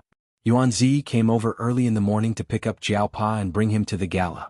Today Yuan Ziyi was dressed like a big boss. He was dressed more casually than Jiaopa. His clothes were worth at least 100,000 renminbi, and he had specially chosen his car. It was low-key and luxurious. Jiaopa had wanted to drive himself, but Yuan Ziyi looked down on him. Jiaopa's car was too embarrassing for Yuan Ziyi. Anyway, they had the same destination and they could just give each other a lift. Jiaopa went to attend the gala, and the Jiao family sat in front of the TV. Actually, the gala was not broadcasted live. The provincial TV station's news would report about the gala, and tomorrow's newspapers and internet would report about it. Even though the Jiao family knew they couldn't watch the gala live, they still sat in front of the TV and waited. Jiao Yuan even turned on his computer to surf the internet. Unfortunately, he didn't find anything until lunchtime. During the gala, Jiaopa's phone was set to silent. It was not convenient for him to answer the call while he was sitting in the hall. Dinner will be served in the afternoon, and Jiaopa called home at 6 p.m. He said he would not be home for dinner and would be home later. Jiaoma didn't want to ask too much over the phone. She was relieved to know everything was going well. Jiao Yuan, little Pomelo, and Zheng Tan listened to Jiaoma while she was on the phone. Jiao Yuan still wanted to ask Jiaopa to ask those celebrities for autographs, but Jiaoma had already hung up. At 7:30 p.m., CCTV's news ended, and the provincial TV station's news followed suit. This time, the Jiao family's 3 people and 1 cat were all watching the news attentively. They didn't want to miss a single detail. "It's out! It's out!" Jiao Yuan said excitedly. On the TV, the provincial TV station's news was talking about the annual gala that was going to be held today. The venue was huge and it looked very grand. There were several special shots of the provincial leaders. Jing Tan saw Mao's father. He looked quite similar to Air Mao, but he looked more serious. He looked more like Air Mao's older brother. Well, to be a leader one had to look mature. For someone like Air Mao, who often made silly mistakes, it was better for him to be a freelancer. Most of the shots were focused on the provincial leaders. Jing Tan also saw a few familiar faces such as Mr. Liu. However, Fang Xiaokong was more familiar with Mr. Liu. Jing Tan was more familiar with Mr. Liu's son, Liu Yao. He used to race cars with Mr. Liu. Now that Mr. Liu had grown up, he didn't play with remote control cars anymore. Instead, he played with the small sports car his father had custom-made for him. The rest of the people were mostly shown for a short time. A few celebrities could be seen. Jiao Pa was not very conspicuous in that short time, but he was still found out by the Jiao family. Yuan Zi was also found out. Among the top 10 outstanding young teachers, the one who was shown the most was a woman in her 30s who was teaching in a mountainous area. Everyone could understand this. Therefore, everyone was relieved that Jiao Pa was only shown for a short time. When Jiao Pa came back in the evening, Yuan Zi came up to talk with him. Compared to Jiao Pa's calmness, Yuan Zi was in a good mood. It was not because of the award ceremony, but because of what he had seen and heard during the gala. Jiao Pa knew that children in their teens liked to chase after celebrities. Without Jiao Yuan telling him, Jiao Pa brought a book to the celebrities to ask for their autographs. When the celebrities arrived, Jiao Pa gave each of them an autograph. Jiao Yuan and little Pomelo looked at the autographs while listening to Yuan Zi talk about the award ceremony and what happened at the buffet after the ceremony. When they heard that Jiao Pa had asked for an autograph, one of the celebrities was very cold and impatient. Jiao Yuan, little Pomelo, and Jing Tan stopped what they were doing. Which celebrity? Jiao Yuan asked. That one. Yuan Zi thought for a long time before he finally remembered the name of the celebrity. After Yuan Zi left, when Jiao Pa and Jiao Ma were not paying attention, Jing Tan saw Jiao Yuan tear the page with the cold celebrity's autograph from the book and throw it into the wastebasket in the toilet. Deske this kid. Well done. The next day, there were indeed a lot of discussions about yesterday's ceremony in the newspapers and online forums. In the more political pages of the newspapers, the ones who were mentioned most were the typical ones who had been selected by the provincial government. The others were just names and there were only 1 or 2 sentences at most. However, in the entertainment section there was a huge report. There were also many large photos of the celebrities sitting in the seats at the venue. There were also many articles that touched on many topics such as which brand the celebrities were wearing at the venue, whether they had plastic surgery, what their hairstyles were like, how their breasts were, whether there were any family conflicts, whether the recent scandals were true, and so on. It was fine if it was in the newspapers. After all, it was in the entertainment section. But what about online? If one did not look at the entertainment section, one would look at the large community forums. On some of the more active public communication platforms, the majority of the articles were still about the celebrities. From their clothes, family conflicts, and their recent movies, everything was mentioned. Although there were some studios and promoters involved, there were too many articles. Some of the photos taken by the reporters at the gala were mostly celebrities. In the photos there were many famous celebrities. Compared to the celebrities who were being chased by the reporters and getting autographs, interviews and photos taken with them, the rest of the people seemed to be reduced to the background. There were more photos of the financial figures. People like Jiao Pa, who was a young teacher, were not paid much attention to. Jiao Yuan found a photo. The majority of the photo was of a celebrity with exquisite makeup. The people next to her and diagonally behind her were not mentioned in the article. They were reduced to mere passers-by. Many people replied to the post with words like, awesome. The reason why Jiao Yuan saved this photo was because it was the only photo of Jiao Pa that he could find. Although in the photo, Jiao Pa was only a passerby. This was a very common phenomenon. Many people who saw it felt that it was natural. Jiao Yuan had an argument with the people on the forum. He had just replied, the fame and attention of a celebrity is already high enough.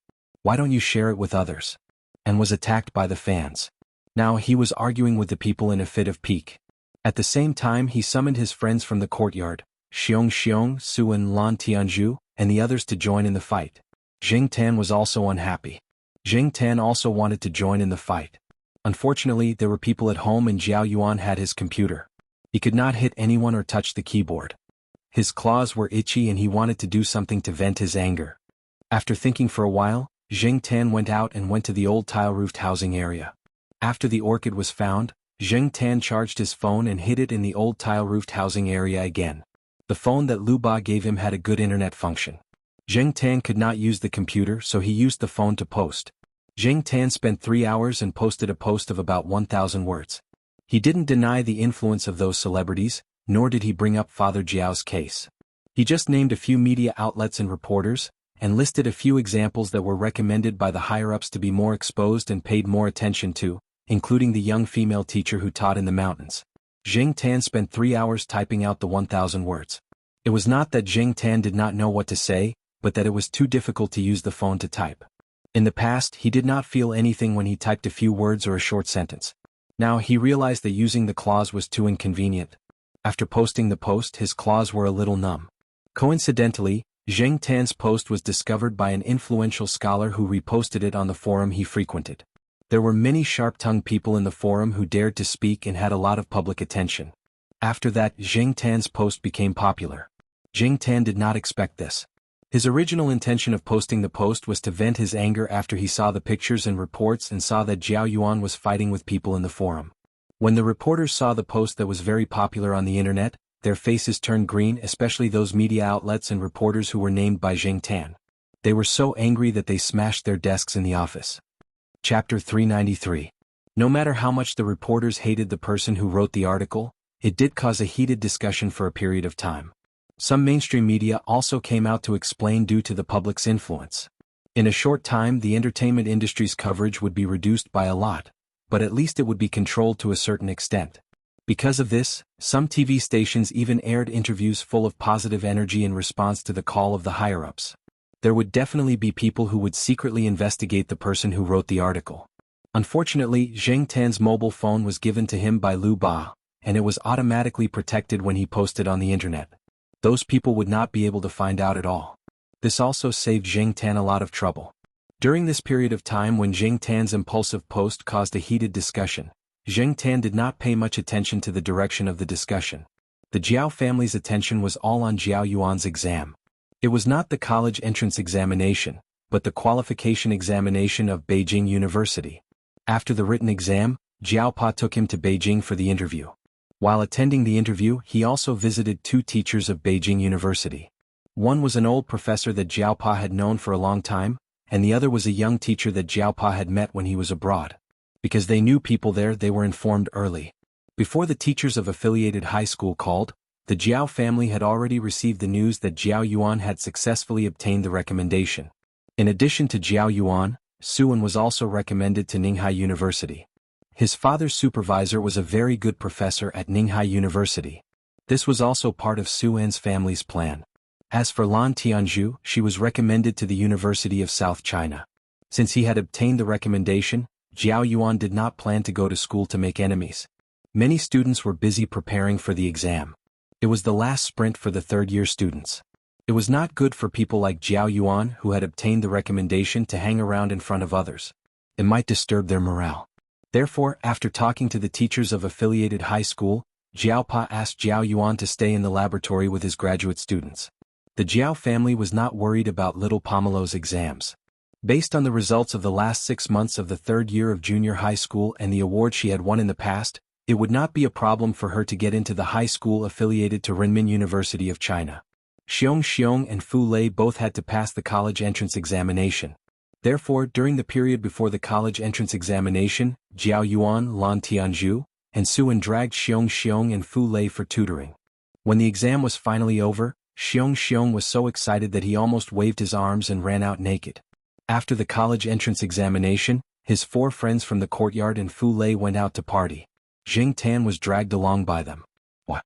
This was because Jiao Yuan and the others had long wanted to go to Victorious Return, and Jing Tan was a very good pass. Therefore, Jing Tan brought the 5 guys who already had personal IDs into the private room in Victorious Return that belonged to Jing Tan. Although the 5 of them weren't all 18 years old, this was a special situation. Because of Jing Tan's special access card, the person in charge of Victorious Return didn't want to bicker with these youngsters who were still in a state of excitement after finishing their college entrance exams. While the 5 of them were discussing Jing Tan's special cat room treatment, which was even better than that of a person, Jing Tan was thinking about whether or not he should give them something if they were to graduate. Thinking back, when these guys were still primary school students with backpacks, knocking on the door and rummaging through the fridge, EXN was just a first-year nanny. Now, these primary school students had entered adulthood and were about to start a new life at a turning point in their lives. Xin had now returned from abroad and was working as a teacher at the Institute of Biological Sciences of Tsinghua University, working together with Jiaopa. Jiaopa was now teaching a lot of graduate students, but among these people, whether it was Jing Tan or the other members of the Jiao family, Xin was still the most amiable. As Jiaopa's first student, Xin had been his assistant and nanny back then, so the Jiao family had the deepest feelings for him. Now, in the Institute of Biological Sciences, Su Chu and Zheng Jing had already graduated and started working. Among Jiaopa's current students, most of them were used to calling Xin's senior brother E instead of teacher E, because it felt more intimate to call him senior brother E. Jing Tan thought back and lamented that time really flew by. Xin, who broke the chain of a bicycle while pedaling, was now a teacher, and the naughty kids had also grown up. Looking at the 5 people drinking with beer bottles in hand, Jing Tan pondered whether or not he should give them a gift for their graduation. After all, he had watched these guys grow up. Even after the 5 of them had reveled all night and slept until noon the next day, Jing Tan still couldn't think of a gift to give them. Since he couldn't think of a good idea, Jing Tan decided to simply give them money. After returning home, Jing Tan took out 5 red packets from his drawer. These were the extra red packets he had hidden from Grandpa Jiao during the new year, just in case. Now was the perfect time to use them.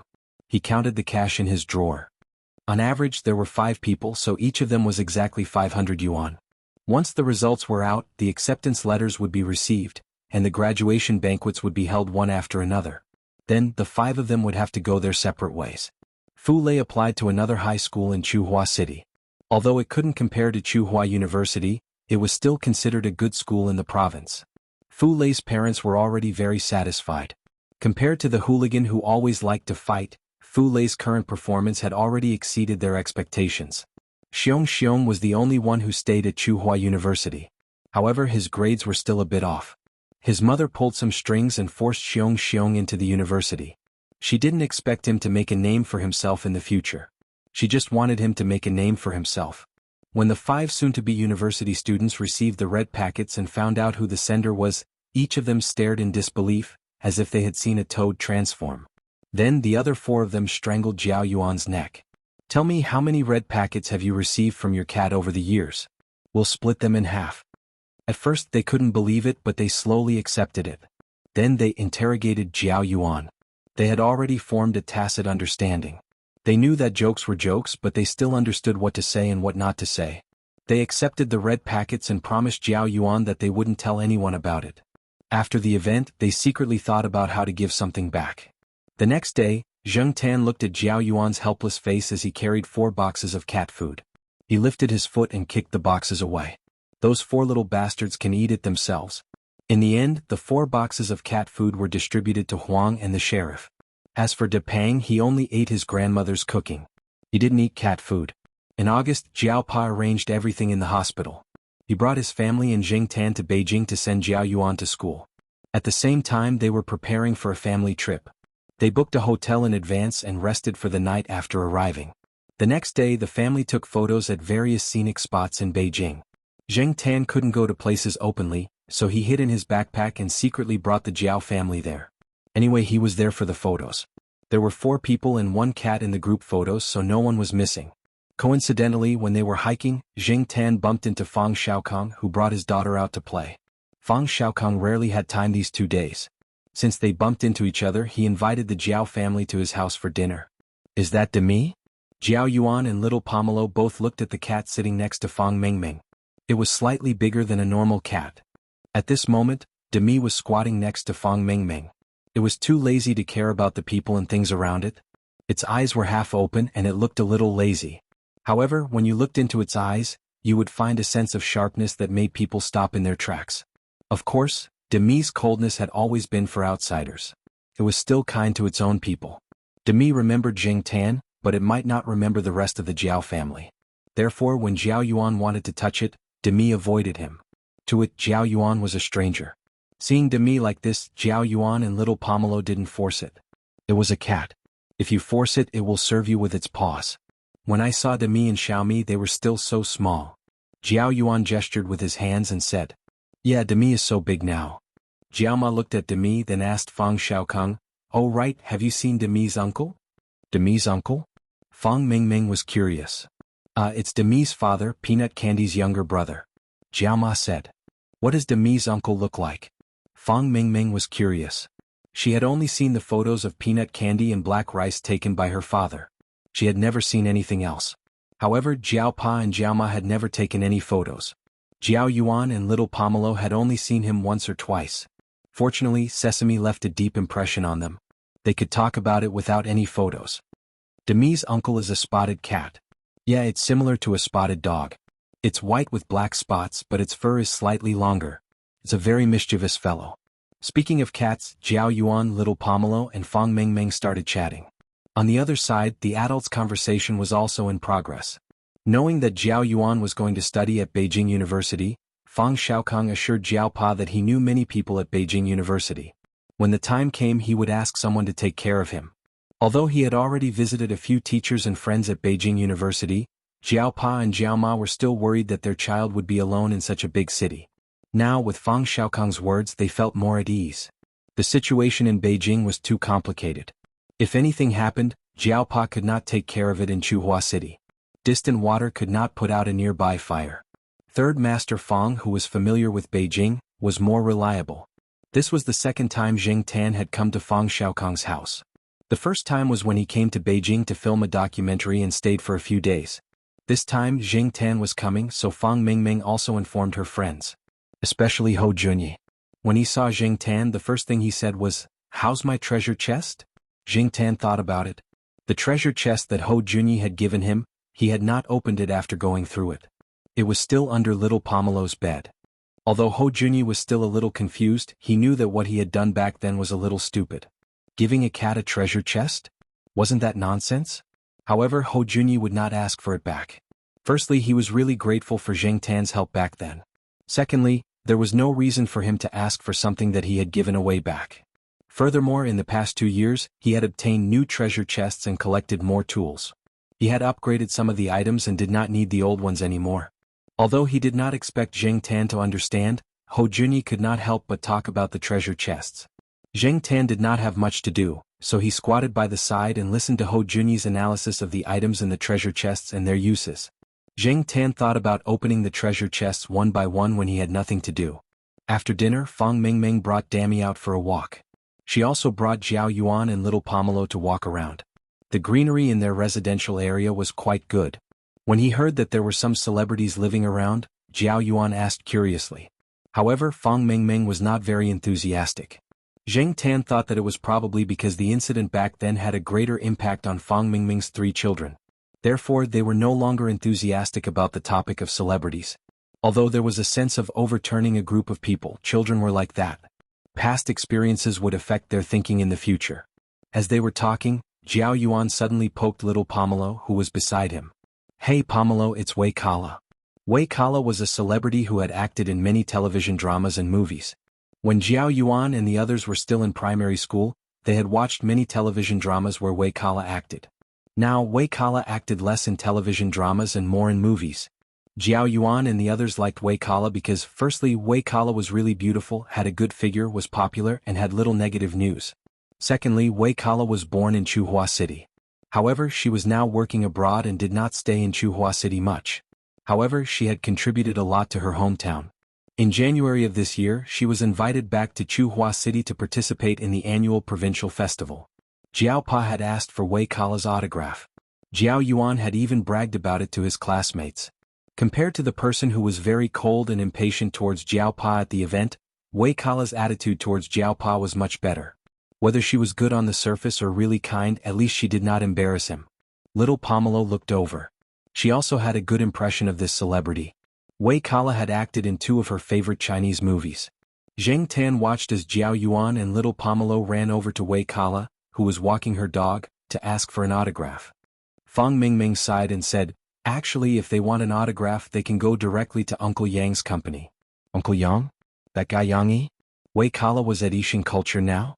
Thinking that it was rare for him to come to Beijing, Jing Tan wondered if he should go to Yang Yi's place and get some autographs for Jiao Yuan and little Pomelo. He was also a hero. That movie not only brought Yang Yi a lot of profits, but also increased the exposure of Yang Yi's company and his popularity. Yang Yi would not have any objections to asking for a celebrity's autograph, right? While Zheng Tan was thinking, Jiao Pa also received a call from Yang Yi. Yang Yi had been resting at home today and did not go out. The one who saw Jiao Pa and Wei Kala was the director Kong Han, who was now a little famous. Today Kong Han sent a friend to a hotel and happened to see the Jiao family and Zheng Tan. However, he was entertaining his friend at that time and the Jiao family left quickly. Kong Han did not have time to say hello. After returning home in the afternoon, he called Yang Yi and told him about it. He also advised Yang Yi to think of a way to make Zheng Tan stay. When he heard that Zheng Tan was coming to Beijing, Yang Yi, who was planning to take a nap, was suddenly energized. He immediately called Jiao Pa. Chapter 394. After making an appointment, Jiao Pa drove his family to the location Yang Yi mentioned. After all, children of this age were influenced by their upbringing and were inevitably curious about celebrities. Although Jiao Yuan, Suin, and the others usually looked serious in front of the elders, they actually had a lot of thoughts. In private, they would also talk about Ming Xing, especially sports stars and female movie stars. As for little Pomelo, although she wasn't a fan of celebrities, she often watched TV and had her favorite TV series. Naturally, she would have her favorite celebrities. Knowing that they were going to the headquarters of Yixing culture to see celebrities, the two of them were very happy. Jiao Pa and Jiao Ma were thinking about how to reject Yang Yi's request for their cats to act in TV shows or movies. Zheng Tan had already decided not to get involved in those things. One movie was enough. He wasn't a professional in this field, so there was no need for him to work in that direction. Yang Yi asked one of his assistants to pick them up. After showing their identification, they went to the underground parking lot to park their car and took the elevator up. The elevator was a dedicated one. One had to swipe a card and enter a password. Usually only Yang Yi and a few other core members used it. When they were in the parking lot, they saw a few familiar faces from TV. Jiao Ma and Jiao Yuan even glanced at them a few times. After the Jiao family was led into the elevator, the few people who had parked their cars walked to the other elevator. However, they were not in a hurry to go in. Instead, they gossiped. They were not in a hurry for the time being. Is that Boss Yang's relative? Maybe. Otherwise, he wouldn't have asked Sarah to pick them up, said another. The Sarah they were talking about was the assistant sent by Yang Yi. There was a cat there just now. It was black. Did you see it? Speaking of cats, it can't be that one, right? You mean the movie that caused a lot of discussion last year? What's the name of the cat? Z. I heard from Shueding that it was called Z. At that time, Boss Yang and Kong Han treasured it so much that they didn't leak any information about it. He was very interested in talking about the cat that had caused a heated discussion on the internet last year. How about we go up and take a look later? Last year, Shueding and Tao Qi became famous, as well as Shi Xiaotian and Wei Wen. Yang Yi's name had also spread far and wide. However, there were still many questionable points that no one could uncover. None of the actors or actresses, including Ronald, were willing to answer. To be exact, they did not dare to. After a year, no one brought up the biggest question. The entertainment industry was turbulent and turbulent. No one brought up the storm that had already passed. It was just that now that they had encountered it, they couldn't help but feel a little curious. What are you guys talking about? The person asked as the sound of high heels approached. Hello, Sister Wei. A younger person among them smiled and said. It was Wei Kala and her manager. Kala, I heard that you're going to act in Totem? A man in his 30s asked. Totem was a big-budget movie. Being selected to act in it was considered an acknowledgement of the status of a celebrity. However, he was a singer and was not very interested in acting in movies. Most of his friends were singers and there were very few actors. Hence, he did not have much competition with Wei Kala. Hence, he did not sound jealous. It hasn't been confirmed yet. Wei Kala did not want to say much. Instead, she asked, Brother Wang, what were you guys talking about just now? Brother Wang did not hide anything and gave her a brief explanation. Wei Kala's heart skipped a beat. She thought of the people she met at the residential area yesterday and the black cat. After they entered the elevator, Brother Wang suddenly said, Kala, your hometown friend is doing very well recently. In the elevator, Wei Kala frowned and said calmly, Oh, she's quite talented. There are plenty of talented people. Brother Wang did not say much and left with his two friends after the elevator arrived. When only Wei Kala and her manager were left in the elevator, the manager standing beside her looked at the changing numbers and said, Stay away from your hometown friend. She's getting more and more unrestrained. Sooner or later she'll get herself into trouble. Okay. Wei Kala lowered her head slightly. No one knew what she was thinking. She only responded softly. On the other hand, the person and the cat who were brought to Yang Yi's office were staring at the cover of the magazine Yang Yi gave them. Jiao family members did not usually read fashion magazines. The only 2 magazines in the house were given to them by someone else after they finished reading them. Now they were placed under the table leg. As for the new fashion magazine, no one in the Jiao family paid attention to it. At this moment, on the cover of one of the top-selling fashion magazines in the country, there was a cool-looking model and a black cat. Jiao Ma stared at the magazine carefully and said uncertainly, "Is this really our family's black charcoal?" It didn't look like it. Not only Mother Jiao but the other members of the Jiao family also felt that the cat on the cover of the magazine, which looked like a black panther with a cold aura, was not at all like the naughty and mischievous cat at home. Although it's affected by the filming technique, this is definitely it. Yang Yi pointed at Jing Tan and said to the Jiao family. Yang Yi was in a hurry to find Jing Tan, not because he wanted to invest in another cat movie, but because someone asked him to. Almost no one paid attention to last year's magazine anymore. However, Li Wei's manager had contacted Yang Yi and said that they hoped to work together again.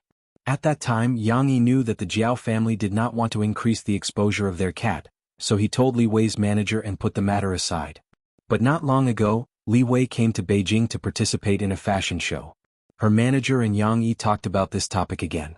When he received Kong Han's call yesterday, Yang Yi wanted to persuade the Jiao family again and see if they would change their mind. The Jiao Pa glanced at Jing Tan. Jing Tan turned his head and took a small step back. This was to tell the Jiao Pa that he was not happy. After thinking about it, the Jiao Pa said, "To be honest, Black Charcoal fell seriously ill at the end of last year and was hospitalized at the pet center for a week. Nowadays, some of the pet commercials have greatly reduced their filming time." This was the truth. Compared to before, Jing Tan did participate in Xiaoguo's filming time a lot less. However, Xiaoguo was observing Jing Tan's physical condition. If he was sure that Jing Tan was still very strong, he would increase the workload. The Jiao Pa did not mention this. The older cats in the pet center were getting older and now some of them were less active. The new cats were still in the training period and had not been used well. So recently Xiaoguo was worried. Jing Tan was the only cat that was still active. After he fell ill, other than reporting to the Jiao Pa's office, he did not seem to have restrained himself. If it weren't for the fact that the Jiao family was traveling with Jiao Yuan, Jing Tan would have been dragged by Xiaoguo to support them. Sick? Yang Yi did not know about Jing Tan's illness. He had been busy for the past year and did not talk to Xiaoguo much. The Jiao family did not take the initiative to talk about it, so Yang Yi naturally did not know about it. When Jing Tan's illness was mentioned, the 4 members of the Jiao family were not happy. Jiao Ma did not want to recall the situation at that time. Looking at the expressions on the Jiao family's faces, Yang Yi knew that they could not talk about it anymore. Otherwise they would be hated. He thought that it would be better to investigate it thoroughly. After that, Yang Yi did not mention the matter of Jing Tan's acting or other filming. Instead they talked about something more relaxing. "Don't worry. If Jiao Yuan is bored he can come over and play. There are not many things here but there are many stars," Yang Yi said jokingly. Jiao Ma did not want Jiao Yuan to meet more stars. Although she had a few stars that she liked, letting Jiao Yuan meet more female stars? Forget it. She would rather Jiao Yuan never come over again. Yang Yi even planned to treat the Jiao family to a meal, but Jiao Pa politely declined. Yang Yi did not force it. Instead, he gave the Jiao family some albums and DVDs signed by the stars. He also handed over a magazine with Jing Tan and Li Wei's picture on the cover. Jiao Ma was happy to accept the gift. Compared to celebrities' autographs, she would rather read a magazine with her cat on it. After thanking them, the Jiao family left. Yang Yi asked Sarah to show them around the company. Yang Yi could tell that Jiao Yuan and little Pomelo were curious about the company. It was rare for them to come over, so Yang Yi was happy to do them a favor. One reason was because of Jing Tan, and the other was because of Fang Xiaokong. Knowing that the Jiao family had a good relationship with Fang Xiaokong, Yang Yi would think more about it. When Sarah showed them around the company, they met many familiar faces. They were also curious about the Jiao family, but they knew that they should not ask too much. When they left, the Jiao family met Wei Kala again. As they had asked for an autograph yesterday, and they were from the same hometown, when Wei Kala greeted them, Jiao Yuan and little Pomelo exchanged a few more words with her.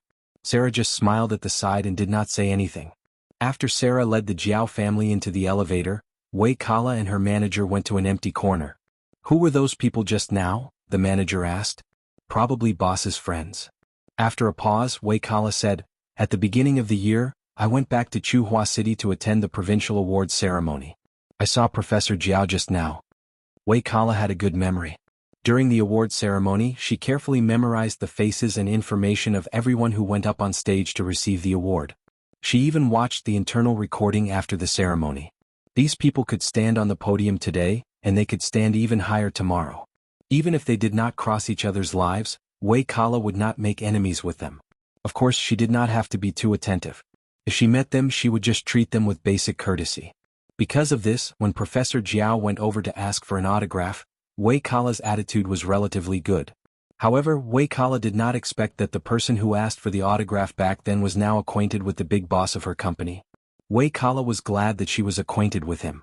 If they were to say anything in front of boss, how did Xueding and Tao Qi become so powerful in just 1 year? It was not only because of the movie last year, but also because of Boss Yang's words. Because of Yang Yi's words, these two seized the opportunity and rose up. After thinking for a while, Wei Kala suddenly smiled. What's wrong? Her manager was confused by her sudden smile. Someone might be in trouble, Wei Kala said. Who? My fellow countryman, Wei Kala said as he walked towards the stairs. Fellow countryman? Her manager raised her eyebrows. Generally speaking, Wei Kala's fellow countryman was only Chang Ying, who was both a singer and an actress. Wei Kala remembered that when she attended the awards ceremony in Chuhua City at the beginning of the year, Professor Jiao had asked many celebrities for autographs, saying that it was for his child. The other people's attitudes were not bad, but her fellow countryman had thrown a tantrum on the spot. Fortunately, he was well-mannered and did not make a fuss about it. If he was a narrow-minded person who held grudges, he would have complained to some entertainment reporters afterward. Coupled with the debate on the internet at the beginning of the year, there would probably be another scolding session. On Yang Yi's side, after waiting for the Jiao family to leave, he made a phone call. Before leaving the company in the afternoon, there were 2 documents on his desk.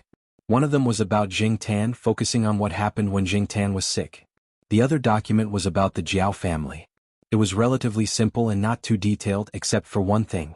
Professor Jiao attended the provincial awards ceremony at the beginning of the year. Because there were 2 of his own artists, more information was found. After looking at the documents in his hand, Yang Yi called one of his assistants over. Chang Ying has been doing well recently, Yang Yi said casually. The assistant was shocked. He glanced at Yang Yi, knowing that his boss was dissatisfied with some of Chang Ying's actions. Since she's too busy, give her a break, Yang Yi said. Actually, she's quite talented in this area. Yang Yi laughed. Is there a lack of talent in the industry? I've raised her too much these 2 years, she can't even figure out her own position. Yang Yi did not want an artist who stepped on others and offended others, no matter how talented she was. The assistant's eyelids twitched. This meant that he had to give her a warning. If she did not repent, she would probably be removed from Big Boss Yang's support list. The assistant silently lit a candle for Chang Ying in his heart. For the next few days, the Jiao family gathered around Capital University. Jiao Yuan went through some procedures and was brought by Jiao Pa to visit a few friends in Capital. After everything was settled, the Jiao family took 4 people and 1 cat to Jiao Yuan's dormitory to take a picture. Jiao Yuan's roommates laughed at the side, saying that Jiao Yuan's parents and sister were not the only ones who came, but he even brought a cat. They had seen people with dogs before, but this was the first time they saw a cat, so they were curious. It's a part of our family. We can't go anywhere without it, Jiao Yuan said to his roommates. Jing Tan did not have any special feelings when he went to university. He did not live in the school dormitory, so he had no impression of his own dormitory. After comparing it to some of the dormitories in Chuhua University, Jiao Yuan's dormitory was more or less the same, except for some slight differences. No matter how reluctant Jiao Ma was, she still had to leave when the time came. Once she left, the next time she saw Jiao Yuan would probably be Chinese New Year. Every year, when Jing Tan strolled around Chuhua University, he would see parents who sent their children to school wiping their tears as they left. This time it was Jiao Ma's turn. A mother would be worried for her son. Jiao Yuan stood at the entrance of Capital University, watching Jiao Pa's car leave. Beside him, many confident and ambitious young students walked in and out. Among these people, Jiao Yuan did not stand out. After the car disappeared from his sight, Jiao Yuan stood there for another minute. He looked back at the 4 big words above the school gate, took a deep breath, clenched his fists and walked into the school gate. Although Jiao Yuan had been smiling when Jiao Ma said goodbye to Jiao Ma at the school gate, her eyes turned red after she got into the car. She did not even look back when she left. On the way back to Chuhua from Capital University, Jiao Ma cried her eyes out. Little Pomelo also cried. Jiao Pa comforted them for a long time but to no avail. He continued to look ahead as he drove. Jiao Pa did not know if he was talking to Jiao Ma or himself. Chapter 395. Jiao Ma was in a bad mood when she thought about the fact that her son, whom she had kept by her side for more than 10 years, was suddenly separated, and that she would only be able to see him again in half a year. When it was time to eat, Mama Jiao's appetite decreased because there was one less person. What will you do if Pomelo leaves in 3 years? Jiao Pa asked. Jiao Ma was speechless. She put down her chopsticks and stopped eating. How could she still have the appetite to eat? Jiao Ma felt sad when she thought about how empty the house would be in the future. I'm not leaving, little Pomelo said. Jiao Ma, who was about to go to the bathroom and cry, stopped. Jiao Pa and Jing Tan also looked at little Pomelo. Generally speaking, children who grew up in universities tended to go to other schools after the college entrance examination. Perhaps they wanted to go further away to see the outside world and escape from the control of their parents. Or maybe they saw some of the disadvantages of the school and wanted to go to other schools. Or maybe, like Suan, their families had already arranged for them to go to other schools. With little Pomelo's grades, she could be like Jiao Yuan in the future. She could be guaranteed a place in a university or pass the college entrance exam and go abroad. Little Pomelo had lived abroad when she was young, so it was easier for her to adapt compared to others. However, little Pomelo's words meant that she would apply to a local school or go to Chuhua University's main campus. Yes, I'll apply here. Little Pomelo paused for a moment and said in a more serious tone, I won't leave. The main campus is good too. Jiao Pa nodded. Of course it's good. It's one of the top 10 universities in the country. You can even go home to eat and sleep every day. How many people would be envious of you? Only those little brats would look down on you. How arrogant. Hearing little Pomelo's words, Mama Jiao's mood improved. No matter what little Pomelo's choice was, it would still be 3 years later. However, 3 years passed by very quickly. Just like how Zheng Tan felt that Xiong and the other kids had already grown up and gone their separate ways after knocking on the door and rummaging through the fridge for popsicles. After school reopened in September, little Pomelo packed her things and went to Fuzhong High School. Basically, she had to stay on campus. Little Pomelo had already made an appointment with Xia Xian and the others from the West Compound. Her family had also informed them that they would all stay in the same dormitory. This way they could take care of each other and not feel uncomfortable. Looking at the empty house, Jiao Ma sniffed. There was no need to wait for 3 years. 3 years later, things would not be like now. At least, little Pomelo could still eat and sleep at home if she was admitted to Chuhua University. Now she was studying in high school, which was so far away from home. She could only go home after a week. Although Jiao Ma could see little Pomelo at school every day as a teacher in Fuzhong High School, she was not used to not being at home. Jing Tan felt it the most. He had to sleep alone at night. Jiao Yuan could only see him half a year. Little Pomelo could only see him once a week. The house was about 70 square meters. He used to feel crowded, but now he felt empty. During the day, Jiao Pa was at the Institute of Biological Sciences, Jiao Ma was at Fuzhong High School, and Jing Tan was alone at home. This feeling of emptiness was even stronger. Jing Tan took out the bicycle that little Pomelo gave him and rode it around the house. Then he turned on the computer and surfed the internet for a while. He was really bored. He looked through the drawer that little Pomelo did not lock. In the corner there was a palm-sized book that looked like a phone book. It had not been used for a long time. Nowadays people used their phones to record their calls. They did not use a phone book much. Jing Tan took out the phone book and flipped through it. Other than a few numbers that he had written down earlier, there was nothing special. Most of the phone book was blank. He took out the phone book and opened it on the table. He flipped through 2 pages from the back. Jing Tan took out a ballpoint pen from the pen holder. He bent his claws to get used to it. Then he grabbed the pen and wrote in the diary word by word. If it was in the past, Jing Tan would not have had the time and patience to do this. Now, it was purely because he was bored out of his mind. He wrote for fun on a whim. 2010 September 2nd. Jiao Yuan went to university. Little Pomelo was not at home for a week. I'm not happy. After he finished writing, Jing Tan looked at the short diary. The words were F** King Ugly. Jing Tan put the pen back into the pen holder. He wondered if he would have to write with a pen in his hand in the future. It was troublesome to operate and the words were ugly. After putting the book back, Jing Tan went to the master bedroom. He turned on the computer again and registered a Weibo account with the name Jing Tan. Zheng Tan looked through the settings for his profile picture. He remembered that there was a folder with many of his photos. Jiao Pa, Jiao Ma, and even the fashion magazine that he had brought back were scanned and stored in the folder. Zheng Tan picked the one that he thought was the most handsome and set it as his profile picture. After he was done, Zheng Tan posted his first Weibo post since he became a cat. Of course, when he posted, Zheng Tan did not mention Jiao Yuan and little Pomelo. Instead, he simply typed, "I am not happy being at home alone." After he posted, Zheng Tan turned off his phone and did not go on the internet. Thinking about the treasure chest that Ho Junyi had mentioned, Zheng Tan crawled under the bed and pulled out the box. It was not covered with a thick layer of dust as he had imagined. It was still clean. It was probably because little Pomelo had helped him wipe it. After recalling the password, Zheng Tan opened the box and began to study the little things inside. When it was about time, he went to eat, wandered around, and then came back to continue his research. A week later, Zheng Tan was almost done studying the things inside the treasure chest. In the morning he went out and wandered around. He came to the small forest on the edge of the campus, took out the pencil hidden in the tree hole, and went to the wall where he had written the words. The words were still there, but they were a little blurry. Zheng Tan wrote it again and added, September 9, 2010. After he finished writing, Zheng Tan wrapped the pencil and put it back in the tree hole. He went to the Institute of Biological Sciences and climbed into Jiao Pa's office through the window. In the office, EXN was talking to Jiao Pa about some recent research. Although she was a teacher, she still came to discuss with Jiao Pa when she had questions. When EXN saw Zheng Tan climbing through the window, she could not help but laugh.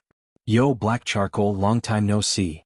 Zheng Tan looked at EXN, then jumped into his special chair and let the teacher and student continue to talk. Zheng Tan decided to catch up on sleep here first. He did not sleep well last night and dreamed of some familiar scenes. When he woke up in the middle of the night, he was still in a daze. Then he was in a daze until dawn. Now he was not in a good mood. When Zheng Tan woke up again, it was already noon.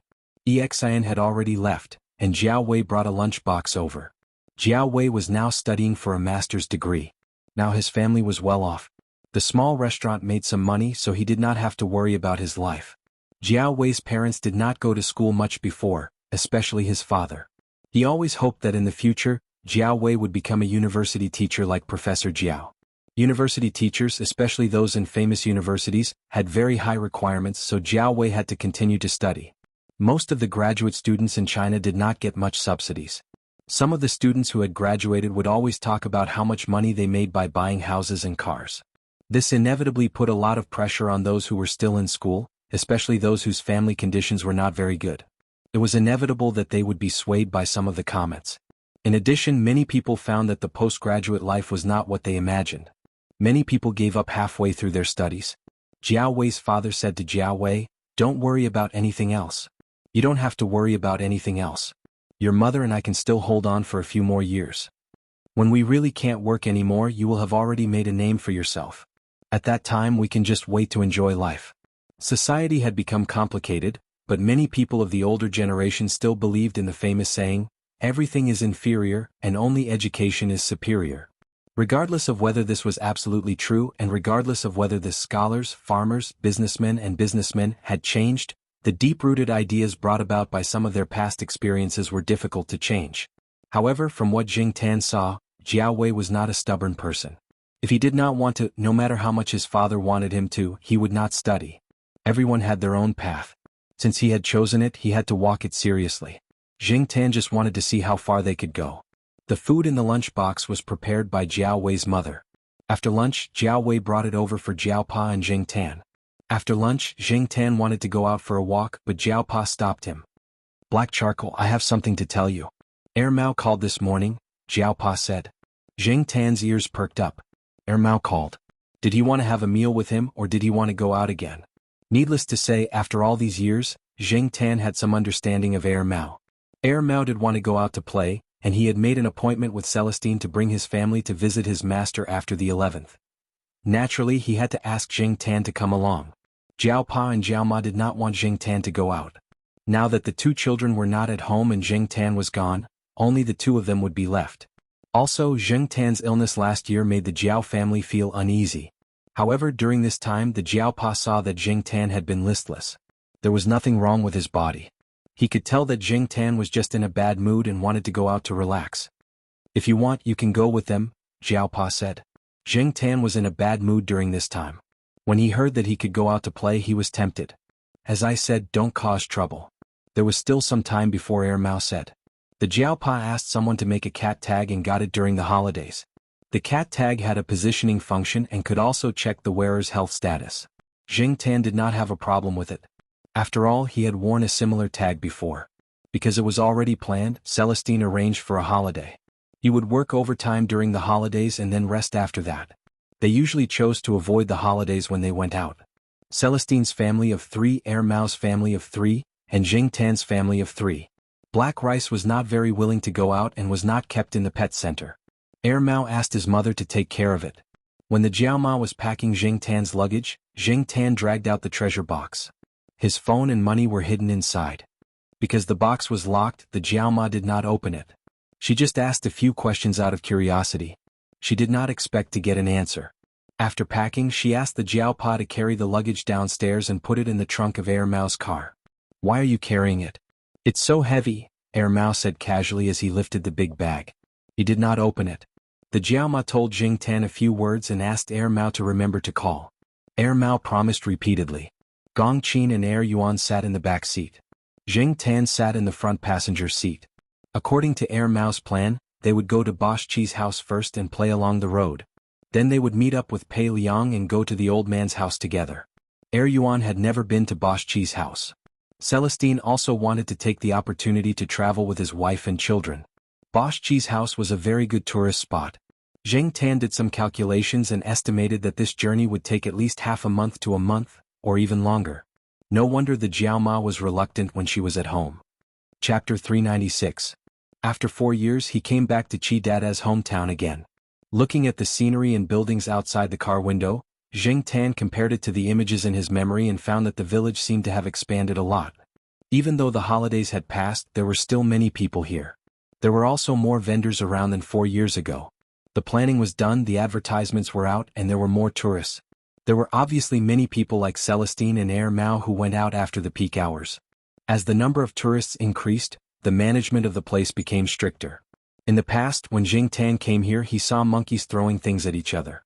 Now, when he passed by the stalls, the monkeys either stood obediently by the side or did some performances to attract customers. In short, the throwing incident 4 years ago did not happen again. Thinking about it, since they planned to make this a tourist attraction, they would not allow these monkeys to be too arrogant. What if they threw feces and hit the tourists? That would not just be a problem of complaints. No one would want to be thrown a suspicious object in front of them while they were on a trip. Mao also asked about this problem. Pei Liang said proudly, "The monkeys that went down the mountain now have turned over a new leaf. They are not as naughty as before. These guys are smart. They know that they won't get any benefits from doing that. But if they just act obedient and perform a little, they can still get a lot of food." Pei Liang drove the car in front to lead the way.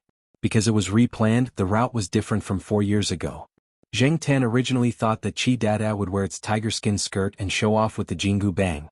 Unexpectedly, Chi Dada had been too boastful a few days ago and had forgotten its place. It was injured by a falling stone and was now recuperating at home. "Is it okay?" Mao asked. "It's okay. It just lay down for 2 days at the beginning. Then it was alive and kicking. But the elders at home were afraid that it would get infected, so they kept it at home." When Jing Tan saw Chi Dada, the funny monkey was sitting on a bamboo chair at home. It even crossed its legs and was eating something. Its head was wrapped in a circle of gauze, but looking at this guy's expression, there was nothing wrong with it. It was very energetic. After seeing Jing Tan, Chi Dada immediately stood up from the chair and shouted at Jing Tan condescendingly, as if to deter him. Jing Tan ignored it. It was always like this every time they met. There was nothing new about it. Compared to Jing Tan's indifference, Air and Fatty Wei were very interested and were brought over by their father. "Chi Dada, this is Wei Xiaopang and this is Yuan. Treat them well." Pei Liang said to Chi Dada's vigilant gaze shifted away from Jing Tan. His attitude towards Wei Xiaopang and Yuan was much better, but he still glanced at Jing Tan from time to time. Jing Tan didn't care about Big Brother Chi's little scheme at all. He knew that Big Brother Chi couldn't beat him, and had even suffered a few times, so he was on guard against him. However, Jing Tan didn't come here to look at Big Brother Chi's monkey face. Jing Tan was thinking about sneaking up the mountain to take a look. As usual, they would rest well on the first day and only go out on the second day. Originally, Air Mao wanted to bring the children to stroll around the village and buy some toys, but the two children seemed to be more interested in the mountain. Especially after hearing from Pei Liang's youngest son that there were wild fruits to eat and even more monkeys on the mountain, the two children wanted to go up the mountain even more. This was just right. Jing Tan followed them up the mountain. As for big brother Qi, he was still forced to stay at home to recuperate. The mountain was different from the village and there weren't many changes. Air Mao and Celestine brought their wives and children to take pictures, while Jing Tan directly ran off. Black Coal. Don't run too far. Air Mao shouted. Father, where did Brother Black go? Air Yuan asked. Your brother Black went to find his friends to play. Air Mao said. Brother Black's friends? Yuan Air was curious. Let's go take a look. She was very interested in Brother Black's friends.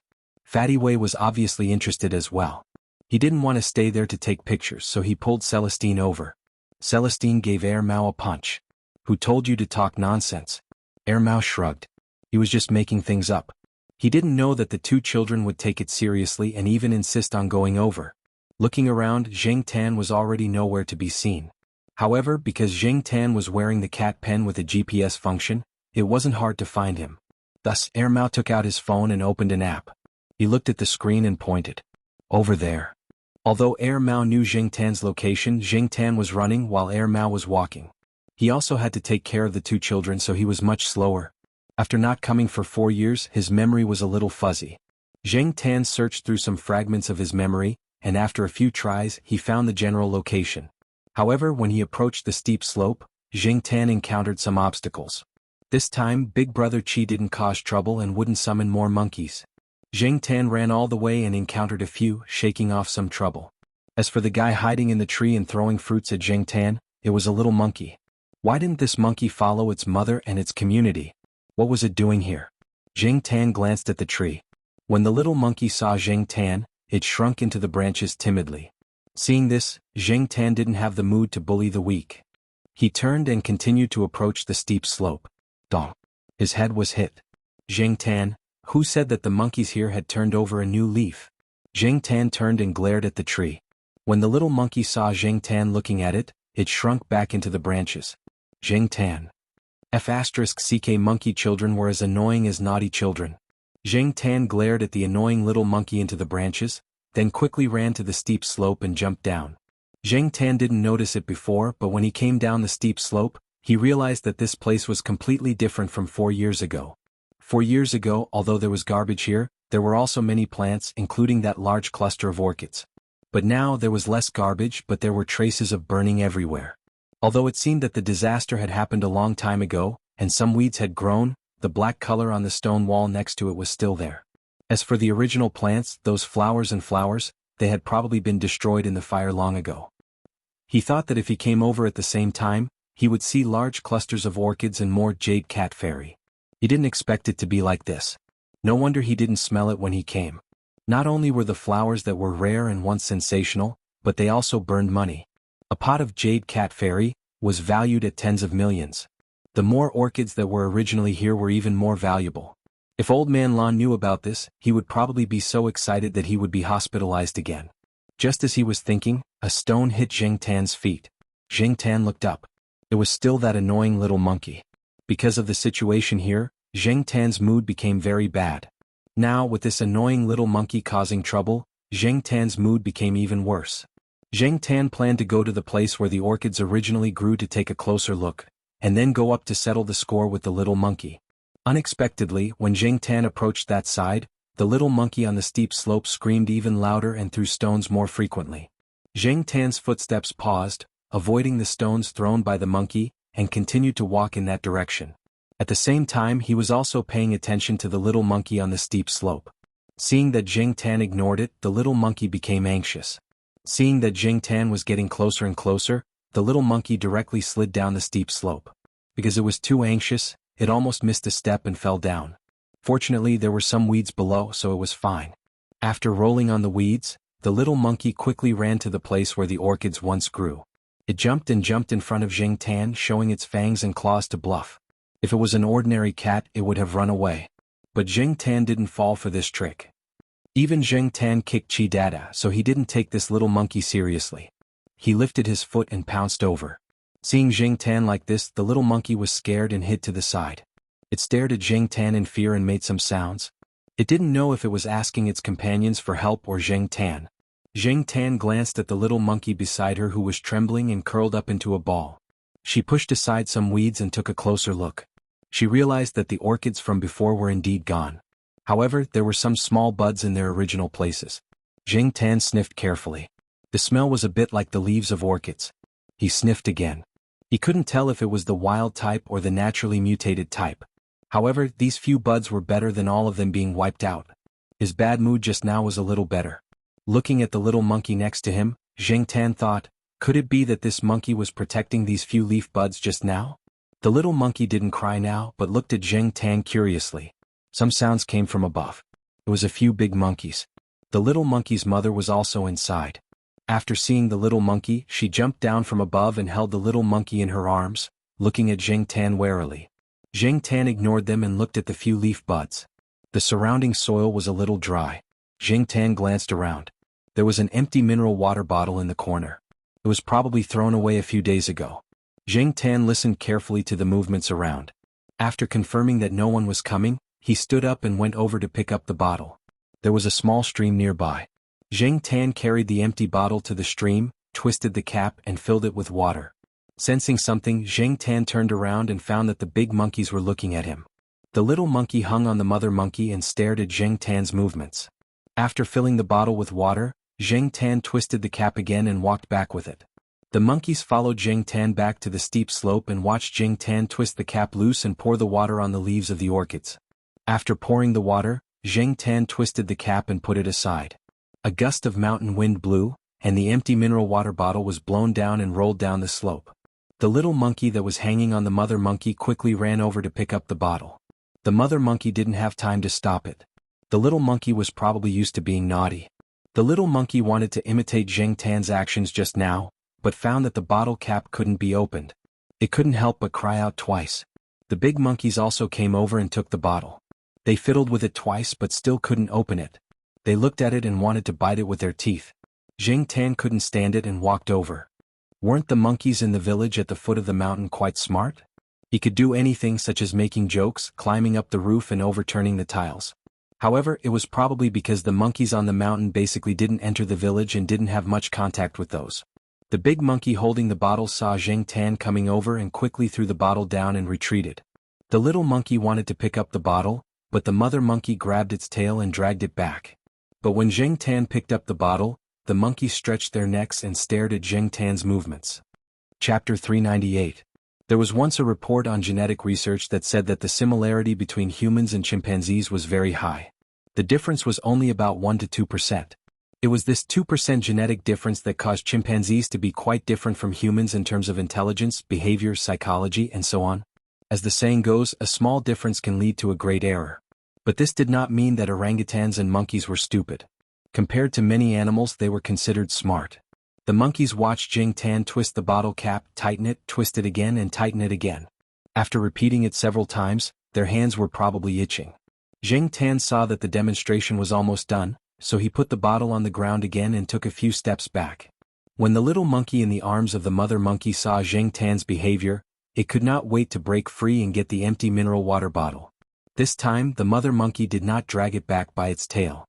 Several big monkeys gathered together to watch the little monkey's movements. Jing Tan did not tighten the bottle cap when he twisted it just now, so the little monkey tried twice according to Jing Tan's movements just now and twisted the bottle cap open. Seeing that it succeeded, the little monkey was so excited that it danced and screamed as if it was showing off.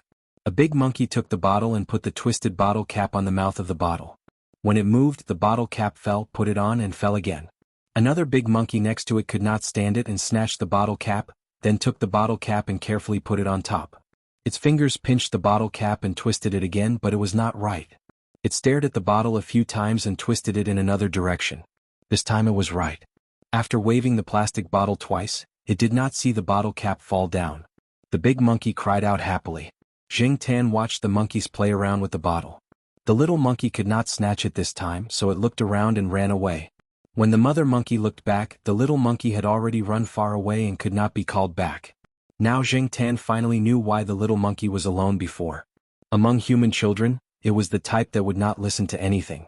Not long after, the little monkey picked up a slightly smaller bottle from somewhere. The bottle cap was not twisted tightly, so the little monkey twisted it open and then tightened the cap again. Seeing the monkeys play with the bottle cap, Jing Tan sighed. They were so happy playing with a mineral water bottle like a toy. Just as he was thinking, Jing Tan's ears twitched. He heard voices. It was Air Mao and the others. Soon, the monkeys noticed the people coming over and were a little vigilant.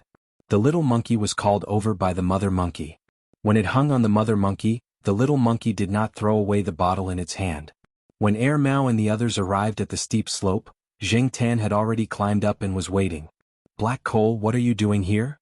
Air asked. Actually, Air Mao had his own questions. He was reminded of the orchid sprout that was taken out by this cat 4 years ago. Taking a step forward, Air Mao glanced down the steep slope. "Hey, Senior Pei, was there a fire here?" Air Mao pointed down and asked. Pei Liang said helplessly, "Yes, actually not many people come to this place. Because of this, some of the people patrolling the mountain didn't pay attention to this place. In addition, some people neglected their duties and neglected this area. A lot of trash has accumulated here. On the 1st of May, someone threw something down here and it caught fire. Almost all the plants at the bottom of the slope were burned. The surrounding stone walls are still black.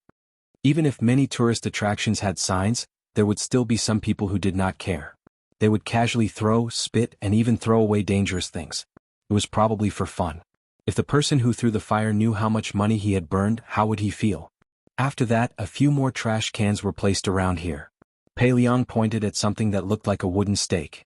In order to match the surrounding environment of the tourist attraction, the trash cans were made to be closer to nature. Jing Tan looked at the trash can. There should be many places nearby where such trash cans were placed. However, even if there were trash cans, Jing Tan still saw plastic bottles being thrown down. Although they were not thrown everywhere like 4 years ago, they were still there. The phenomenon of littering still exists. Air Mao looked at some inconspicuous wrapping paper at the bottom of the steep slope and said, "Of course it is not completely avoided. However, there is also the credit of the monkeys." Pei Liang said, "What credit?" "The monkeys on the mountain are very vigilant. They stay away from strangers, so they rarely go down the mountain to interact with people in the village. However, at the same time they are very curious. I saw monkeys rummaging through the trash cans several times when I went up the mountain. It is impossible for the cleaners to keep an eye on the trash cans all the time. There are hundreds of trash cans in such a large area. How can it be possible to clean them all at once? Even if there are many cleaners, they cannot always keep an eye on the trash cans. Those monkeys have such a hobby? Air Yuan, my good daughter, let's not learn from those bad monkeys," Air Mao said to Air Yuan. It was not good to stay on the mountain for too long with the children. The children did not have that much energy, so they only stayed on the mountain for half a day. In the afternoon, they went down the mountain and returned to the village. The next day, Air Mao and Celestine did not go up the mountain. Instead, they took the 2 children to visit the stalls. Jing Tan followed Pei Liang up the mountain. Pei Liang wanted to go to the hotel on the mountain, and Jing Tan went to the steep slope. When Jing Tan went over, he saw the little monkey holding a bottle of water to the place where the long leaf buds were. It followed Jing Tan's actions yesterday and poured the water there. The technique was a bit clumsy. It was still not so smooth when twisting the bottle cap, but it was much better than yesterday when it did not know anything. Originally, Jing Tan was worried that the orchids there would wither because they were too dry. Now he was worried that he would water too much. Moderate watering could not be taught to the monkey in a short time. Jing Tan could only think positively. No matter what, the orchids there would not wither because of a lack of water, right? The weather here had indeed been relatively dry recently. The little monkey also discovered Jing Tan. Perhaps because it was too young, it was not as vigilant as the older monkeys on the mountain. Furthermore, yesterday's incident also made the little monkey less wary of Jing Tan and not so timid. After climbing up the steep slope, the little monkey waved the empty drink bottle in its hand at Jing Tan. Was it asking for credit? Regardless of whether it was or not, Jing Tan walked over. Seeing that the little monkey did not dodge, he raised a hand and patted the monkey's head gently. Good child. However, it was not good to always sneak out alone. This was still a minor among the monkeys. Could it be that monkeys also had a rebellious period? After watering it, the little monkey had nothing to do. It was still holding the small drink bottle in its hand. Jing Tan saw that it was too difficult for it to walk and climb trees like this, so he pulled some vines to tie the bottle and put it around the little monkey's neck. The little monkey was very curious about this. It took the collar off and put it on again. It even shook it and made a few GG sounds to express its happiness and joy. Jing Tan planned to walk around in the mountains. After staying in the city for a long time, he suddenly felt comfortable in nature. Although the greenery in Tsinghua University was very good, it was still a plain area after all. It was also within the city circle. It was different from the natural environment in the mountainous areas. As he walked slowly, he thought about things. Of course, he also diverted some attention to pay attention to the surrounding movements. Wandering in the mountains, he would be at a disadvantage if he did not pay more attention. Sensing the abnormality behind him, Jing Tan turned around and looked back. It was fine if the little monkey with the plastic bottle around its neck was following him, but there were other monkeys following him. There were the two older monkeys from yesterday, and there were also some that Jing Tan had never seen before. They did not seem to have any intention of declaring war. They were just following him, probably to join in the fun. When they saw their companions following them, they also followed. Jing Tan walked and saw that the monkeys were still following him. He originally planned to run quickly to get rid of the monkeys behind him, but after seeing a trash can, Jing Tan changed his mind. A monkey flipping through the trash can might not be looking for food. Pei Liang had said that whether it was the monkeys who liked to go down the mountain or the monkeys who always stayed on the mountain, they did not lack food. The people here were very good to them. Therefore, Jing Tan was more inclined to believe that the monkey flipping through the trash can was just having fun. As it flipped through the trash can, some food boxes and packaging bags were lifted out. Jing Tan stood up, walked over, picked up a packaging bag and threw it into the trash can. Then he squatted at the side and looked at the monkeys. At first, the monkeys nearby did not react. After about half a minute, the little monkey with the drink bottle walked over, picked up a ball of paper that had fallen beside the trash can, and threw it into the trash can. Then it looked at Jing Tan tentatively. Jing Tan thought for a moment, then went over and gently patted the little monkey's head. The little monkey chirped happily for a while, then threw another wrapping paper in and continued to look at Jing Tan. Jing Tan was too lazy to move this time. But Jing Tan did not move. Seeing this, the little monkey moved a step towards Jing Tan. It moved again and again until it was next to Jing Tan. Looking at the monkey staring at him with wide eyes, Jing Tan's beard trembled. He raised his hand and patted the monkey's head again. Looking at the monkey excitedly rushing to pick up the trash, Jing Tan thought that he should slip away quickly. A big monkey next to him was originally standing on the tree scratching. When it saw the little monkey's behavior, it probably thought that it would be more fun. It climbed down the tree, picked up things and threw them into the trash can. When there was one, there was a second and a third. The monkeys around who were watching the fun also followed suit. When the little monkey looked back, it found that Jing Tan had already run away. And here, no one expected that what happened between these monkeys was subtly changing the behavior of a large number of monkeys on the mountain. So much so that when tourists who came here later casually threw trash or threw it into the trash can but did not throw it in but fell next to the trash can, there would always be monkeys who would pick up the things that fell next to the trash can and throw them into the trash can. For this matter, the local TV station and the provincial TV station came over to interview and use examples to educate some people. Throwing trash into the trash can is something that even monkeys know. Don't you understand? However, when outsiders praised the monkeys here for their high average quality, most people in the village laughed but did not say anything. They thought in their hearts, that's because you didn't see the performance of those monkeys before. That's simply a negative example. Of course, that was all for later. Let's not talk about it for now. Jing Tan did not know that his whim for fun would cause a series of changes. He looked at the time and went down the mountain to Pei Liang's house on time. Later, Mao would complain to Jiaopa and Jiaoma. At night, the two children were taken to sleep by their respective mothers, leaving Celestine, Mao, and Pei Liang, the three senior brothers, drinking there. Most people tend to get drunk when they're happy or sad. Pei Liang was even more so. After drinking too much, he and Chi Dada performed a set of strange monkey boxing together. Then, one man and one monkey held the Jingu Bang, and pretended to be Great Sage Sunday. They even quarreled over who was better at acting. Yes, Pei Liang and Chi Dada, one man and one monkey, spoke different languages, but they quarreled fiercely. Mao looked at the man and monkey whose faces were red from quarreling and rolled on the ground laughing. Celestine was slightly sober and took a few photos. Pei Liang's eldest son could not stand it and closed the door. He did not want people outside to see his father's embarrassing appearance. Chapter 399. There were always some monkeys who did not like to go down the mountain. During the few days that Jing Tan stayed at Pei Liang's house, the monkeys he met on the mountain had never gone down the mountain. However, when Jing Tan went up the mountain, those monkeys would give Jing Tan things. At first, It was the little monkey who handed over a fruit that Jing Tan had never eaten. Jing Tan was with Pei Liang, Er Mao, and the others at that time. The little monkey was more vigilant towards strangers. Compared to animals, it seemed to be more vigilant and afraid of humans. Therefore, the little monkey ran away after putting the fruit in front of Jing Tan. This kind of fruit is edible. I've eaten it once, Pei Liang said as he walked over to take a look. He had also eaten it from Chi Dada in the past. It was not poisonous. However, he did not like the taste very much. Perhaps it was only delicious in the eyes of monkeys. Black coal, I'll keep this for you first. I'll give it to you when we get back. Er Mao came over and picked up the fruit.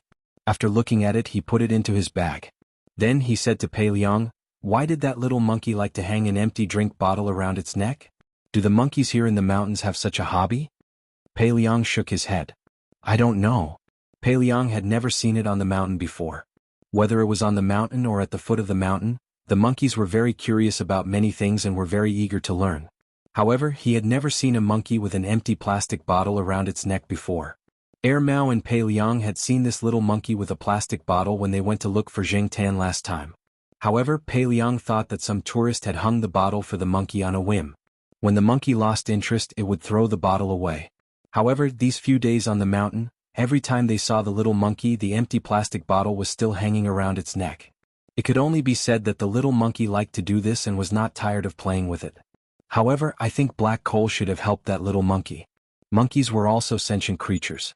When I was chatting with some students at the university base, I heard them say that if Monkey A helped Monkey B, the latter would reward him with delicious food, thus establishing a tolerant and cooperative society. In addition, if there were two people, for example, A and B, the probability that the monkeys would take food from them was almost equal. It was hard to tell who they liked more.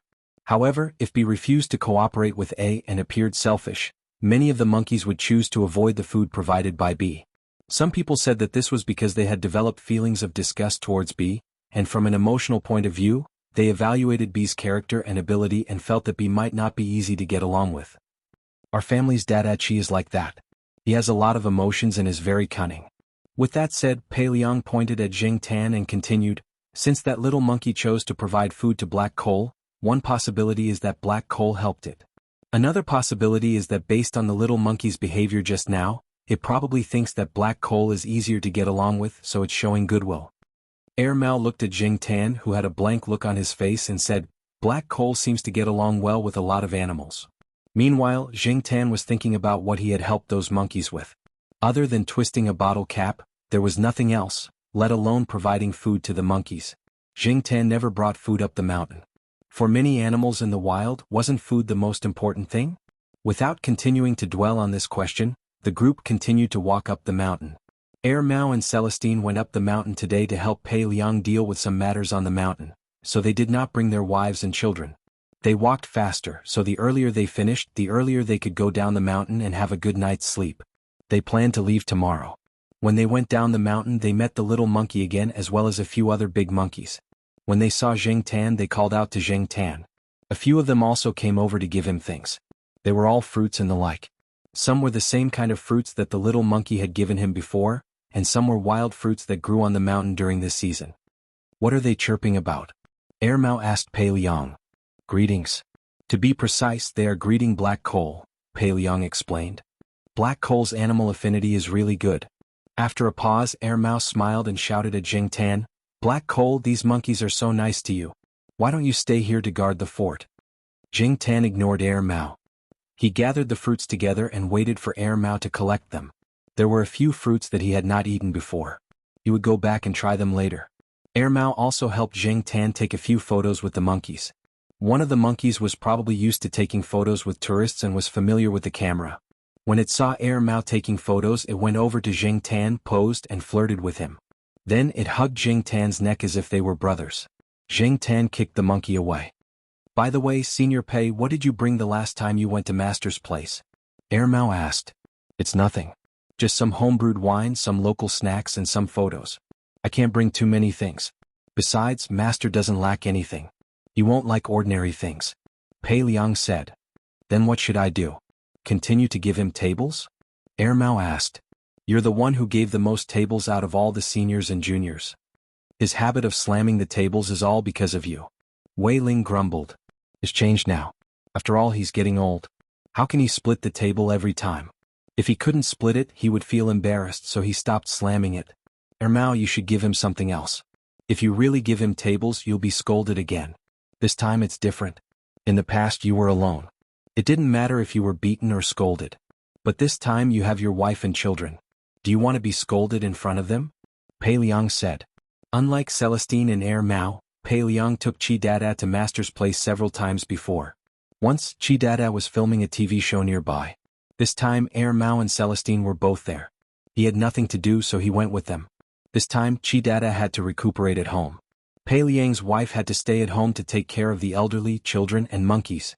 Pei Liang's eldest son and daughter were busy with their studies.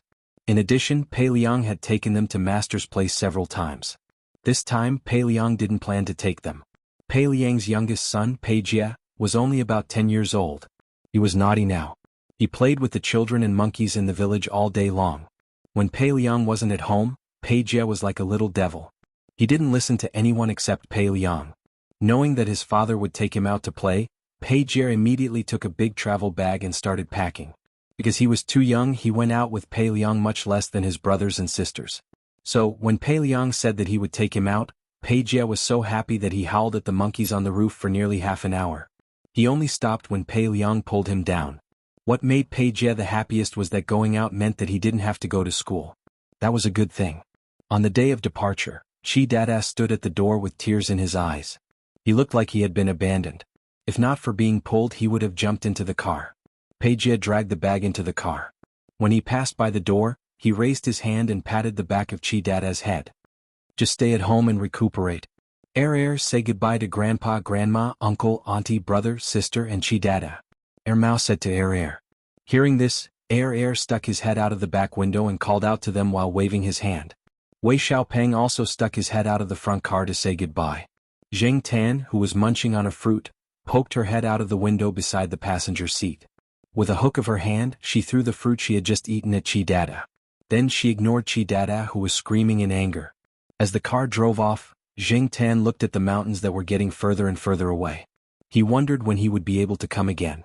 The last time he came was 4 years ago. Would it be another 4 years before he could come again? Or even longer? Or maybe he would never come again. As for the pitiful orchid on the mountain, he could only place his hopes on the little monkey.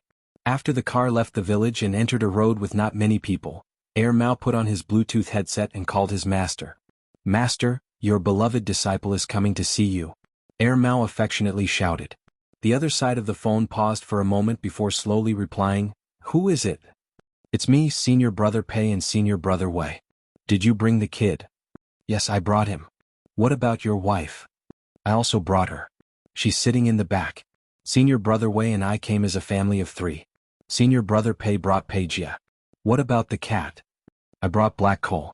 I'll leave the black rice with my mom for now. Oh, that's good. After the other side said these words, Mao heard the beeping sound of the phone being hung up. Mao took off his headset and said to Celestine and Pei Liang through the walkie-talkie, We're being resented again. It's not the first time. Celestine said through the walkie-talkie, Oh right, how old is Dashin now? 17? 18? I remember that it's been a few years. He's almost 20 years old. When I was still a young boy he was there. But at that time he was probably still underage. He looked about the same size as an ordinary cat. I really treated him as an ordinary cat. Who knew that he would grow so big? Even a blind person would know that he wasn't an ordinary cat, Mao recalled and said. When I went there in the first half of this year, I saw him holding a rabbit in his mouth. That didn't look like a 20-year-old cat at all. Pei Liang shared what he had seen this year. It's good that he's healthy. Otherwise, Master would be lonely again. Celestine clicked his tongue. Didn't you say that you're going to find him a partner? Mao was very interested in this. Yes, Master asked someone to help him find a few. They were all chased away after a while. Mao and the other 2 were chatting. Zheng Tan perked up his ears and listened. For a long time, Zheng Tan was very curious about the Master's cat that Celestine and the others talked about. However, Celestine and Mao didn't want to talk about that cat.